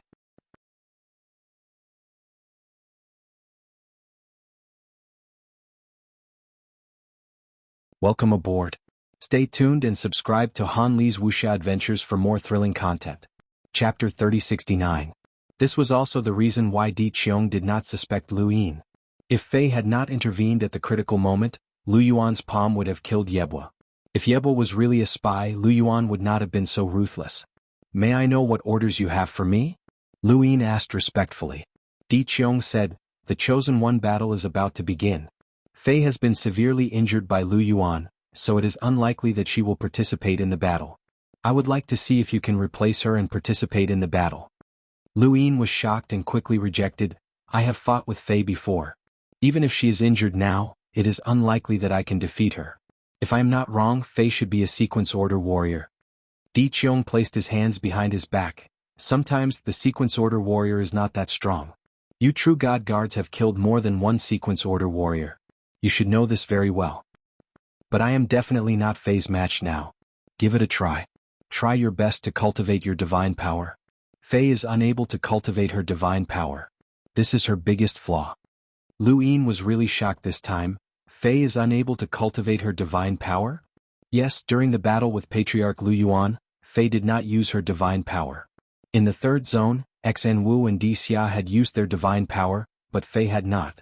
Di Qiong lamented, not everyone can cultivate the godly power. Jade is extremely talented in the Corpse King transformation.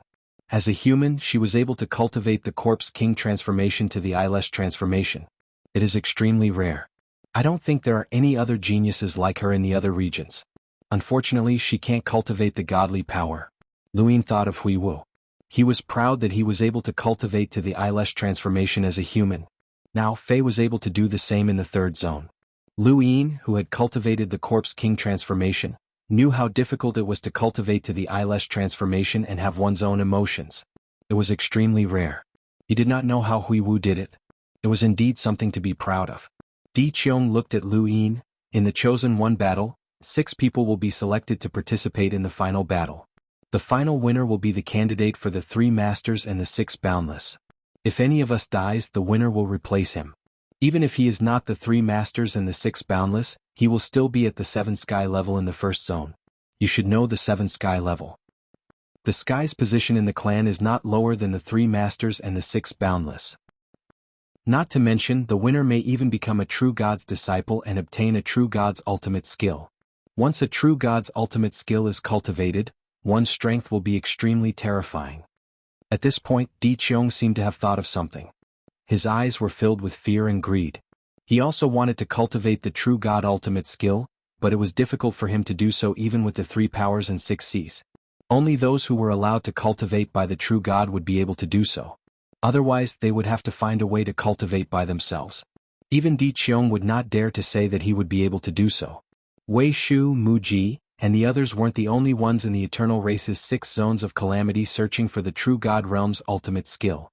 Even 3 high masters and 6 vast seas were searching for it. The chosen of the gods was a once-in-a-lifetime opportunity.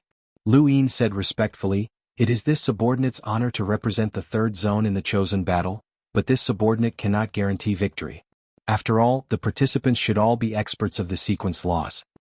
That's why I asked you to cultivate divine power. Divine power can suppress the sequence laws. This is your only chance. Di Qiong glanced at Lu Yin coldly. In the Eternal Tribe, the strongest power will always be divine power.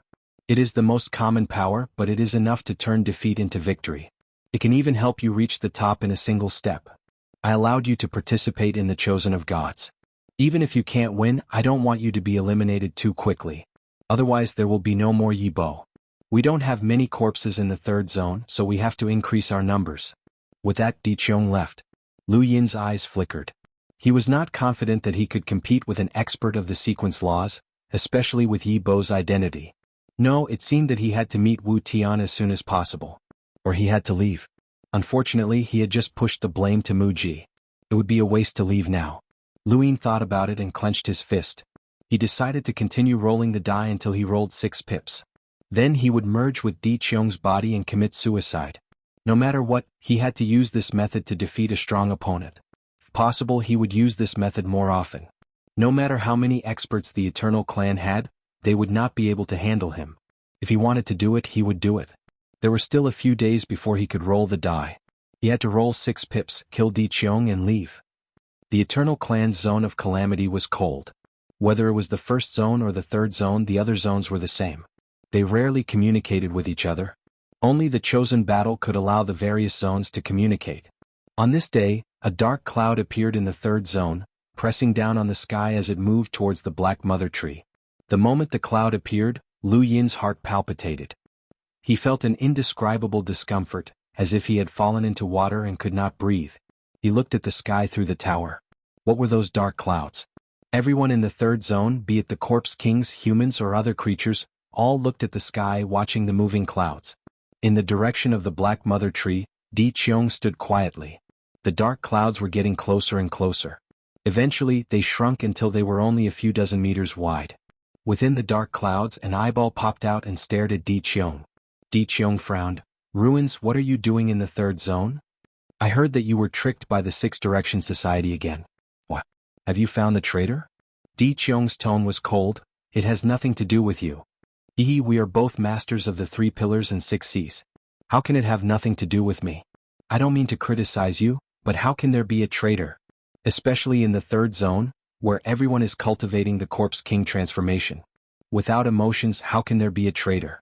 Di Qiong clasped his hands behind his back. The traitor came from the first zone, not the third zone. But he was in the third zone when it happened. What are you trying to say? I heard that the Six Direction Society wanted to take Wu Tian away, but Wu Tian willingly stayed. Is that true? Di Qiong looked at the eyeball, which was moving strangely. So what? The eyeball moved again and stared at the observatory. Interesting, very interesting. It seems that Wu Tian staying in the third zone is not because of you, but because he doesn't want to leave. Di Qiong, you have been proud of capturing Wu Tian for so many years. Don't you feel like you have been slapped in the face? Di Qiong's eyes were cold. What are you trying to say? You are not welcome in the third zone. The eyeball stared at Di Qiong again. I want Wu Tian. Impossible. Di Qiong rejected it directly. The eyeball's pupils glowed red. You have had Wu Tian for a long time. What's the harm in giving him to me? You have obtained everything you can from Wu Tian, even your ancestral world has successfully transformed. Di Qiong, you are already another Wu Tian. We call you Dark Wu Tian. Wu Tian is useless to you. Di Qiong said, even so, I will not give it to you. What if I must have it? The dark cloud suddenly expanded and covered the entire third zone. Di Qiong's eyes widened, and a long spear appeared in his hand. He pointed it at the dark clouds. Take it if you can. Destroy the third zone as well. Do you have the ability to do so? Ruin. The dark clouds rolled as if it was the end of the world. Countless people in the third zone panicked and feared. Di Xia, Fei and Xan walked out and looked at the dark clouds. In the towers, the progenitors felt their hearts tremble. The dark clouds gave them an indescribable sense of danger that was no less than Di Qiong's. Lu Yin stared at the dark clouds. Another 3 pillars and 6 boundless. The true strength of the Eternals was becoming clearer. The dark clouds threatened the entire third zone, but Di Qiong remained unmoved. After a while, the dark clouds retracted. Forget it. I'm not confident that I can do anything to you. Di Qiong, you may be able to stop me, but what about the next one? They all want Wu Tian. They want to know why Wu Tian refuses to leave. You are not the only one who wants to stand shoulder to shoulder with the 3 realms 6 Dao. We all want to know the difference between the 3 realms 6 Dao's thinking and ours. You don't want the third zone to be targeted by other zones, do you? Di Qiong put down his spear. I will know why Wu Tian refuses to leave. I will tell you then. Haha, waiting is not our style. How about this? Let's make a bet. Let's bet on the chosen of gods. If you win, I will agree to any conditions. If you lose, I will send Wu Tian to the second zone. Why should I bet with you? If you don't, the Corpse King tablet will collapse. Di Qiong squinted his eyes and stared at the eyeball. The eyeball stared back at him. Alright, how do you want to bet? I propose the bet, but you can decide the terms. You can decide how you want to do it. Di Qiong's face darkened. The more confident Ruins was, the stronger the representative of the second zone would be. If both from the second zone succeed and both from the third zone fail, you win. This condition could be said to be shameless. No matter how confident the second zone was in itself, even if it was certain that the two participants would be able to pass the Chosen of God's battle, how could it guarantee that the third zone's two participants would fail? The Chosen of God's battle wasn't a battle of names. There was a specific way, and to a certain extent, this way was related to luck. Di Qiong wanted to use this condition to force Ruins to back off. However, Ruins agreed to it. Sure, as long as you are happy. Di Qiong's face darkened. If Ruins had agreed to it, then how strong would the second zone's representative be? Even if Di Qiong was confident in Di Qiong, he did not dare say that he would definitely succeed. Since ancient times, the Eternals had held many Chosen of God's battles, and each time they had sent out a top powerhouse. Di Qiong himself had walked out of a Chosen of God's battle, so he knew how cruel it could be. This was especially true for Immemorial City. Even if he went there again, he could not guarantee that he would return alive. The bet is set. Di Qiong, let me remind you, don't let anyone else in. Otherwise, I won't be the only one you have to bet with. After saying that, the dark clouds dispersed without any warning. The eyeball also turned into ashes and disappeared. Di Qiong immediately activated the third zone sourcebox array. No one could enter or leave. Wu Tian had not only attracted Ruins, and Di Qiong was already uneasy about betting with Ruins. After all, Fei was heavily injured, and Di Qiong had not even decided on a second representative. If he bet with the other zone's representative, it would mean that the third zone's representative would challenge all the other zones, which was impossible. You're tuning in to the Sword Dance in the Vast Sky YouTube channel. Don't forget to subscribe and join us on this journey to catch the most captivating stories.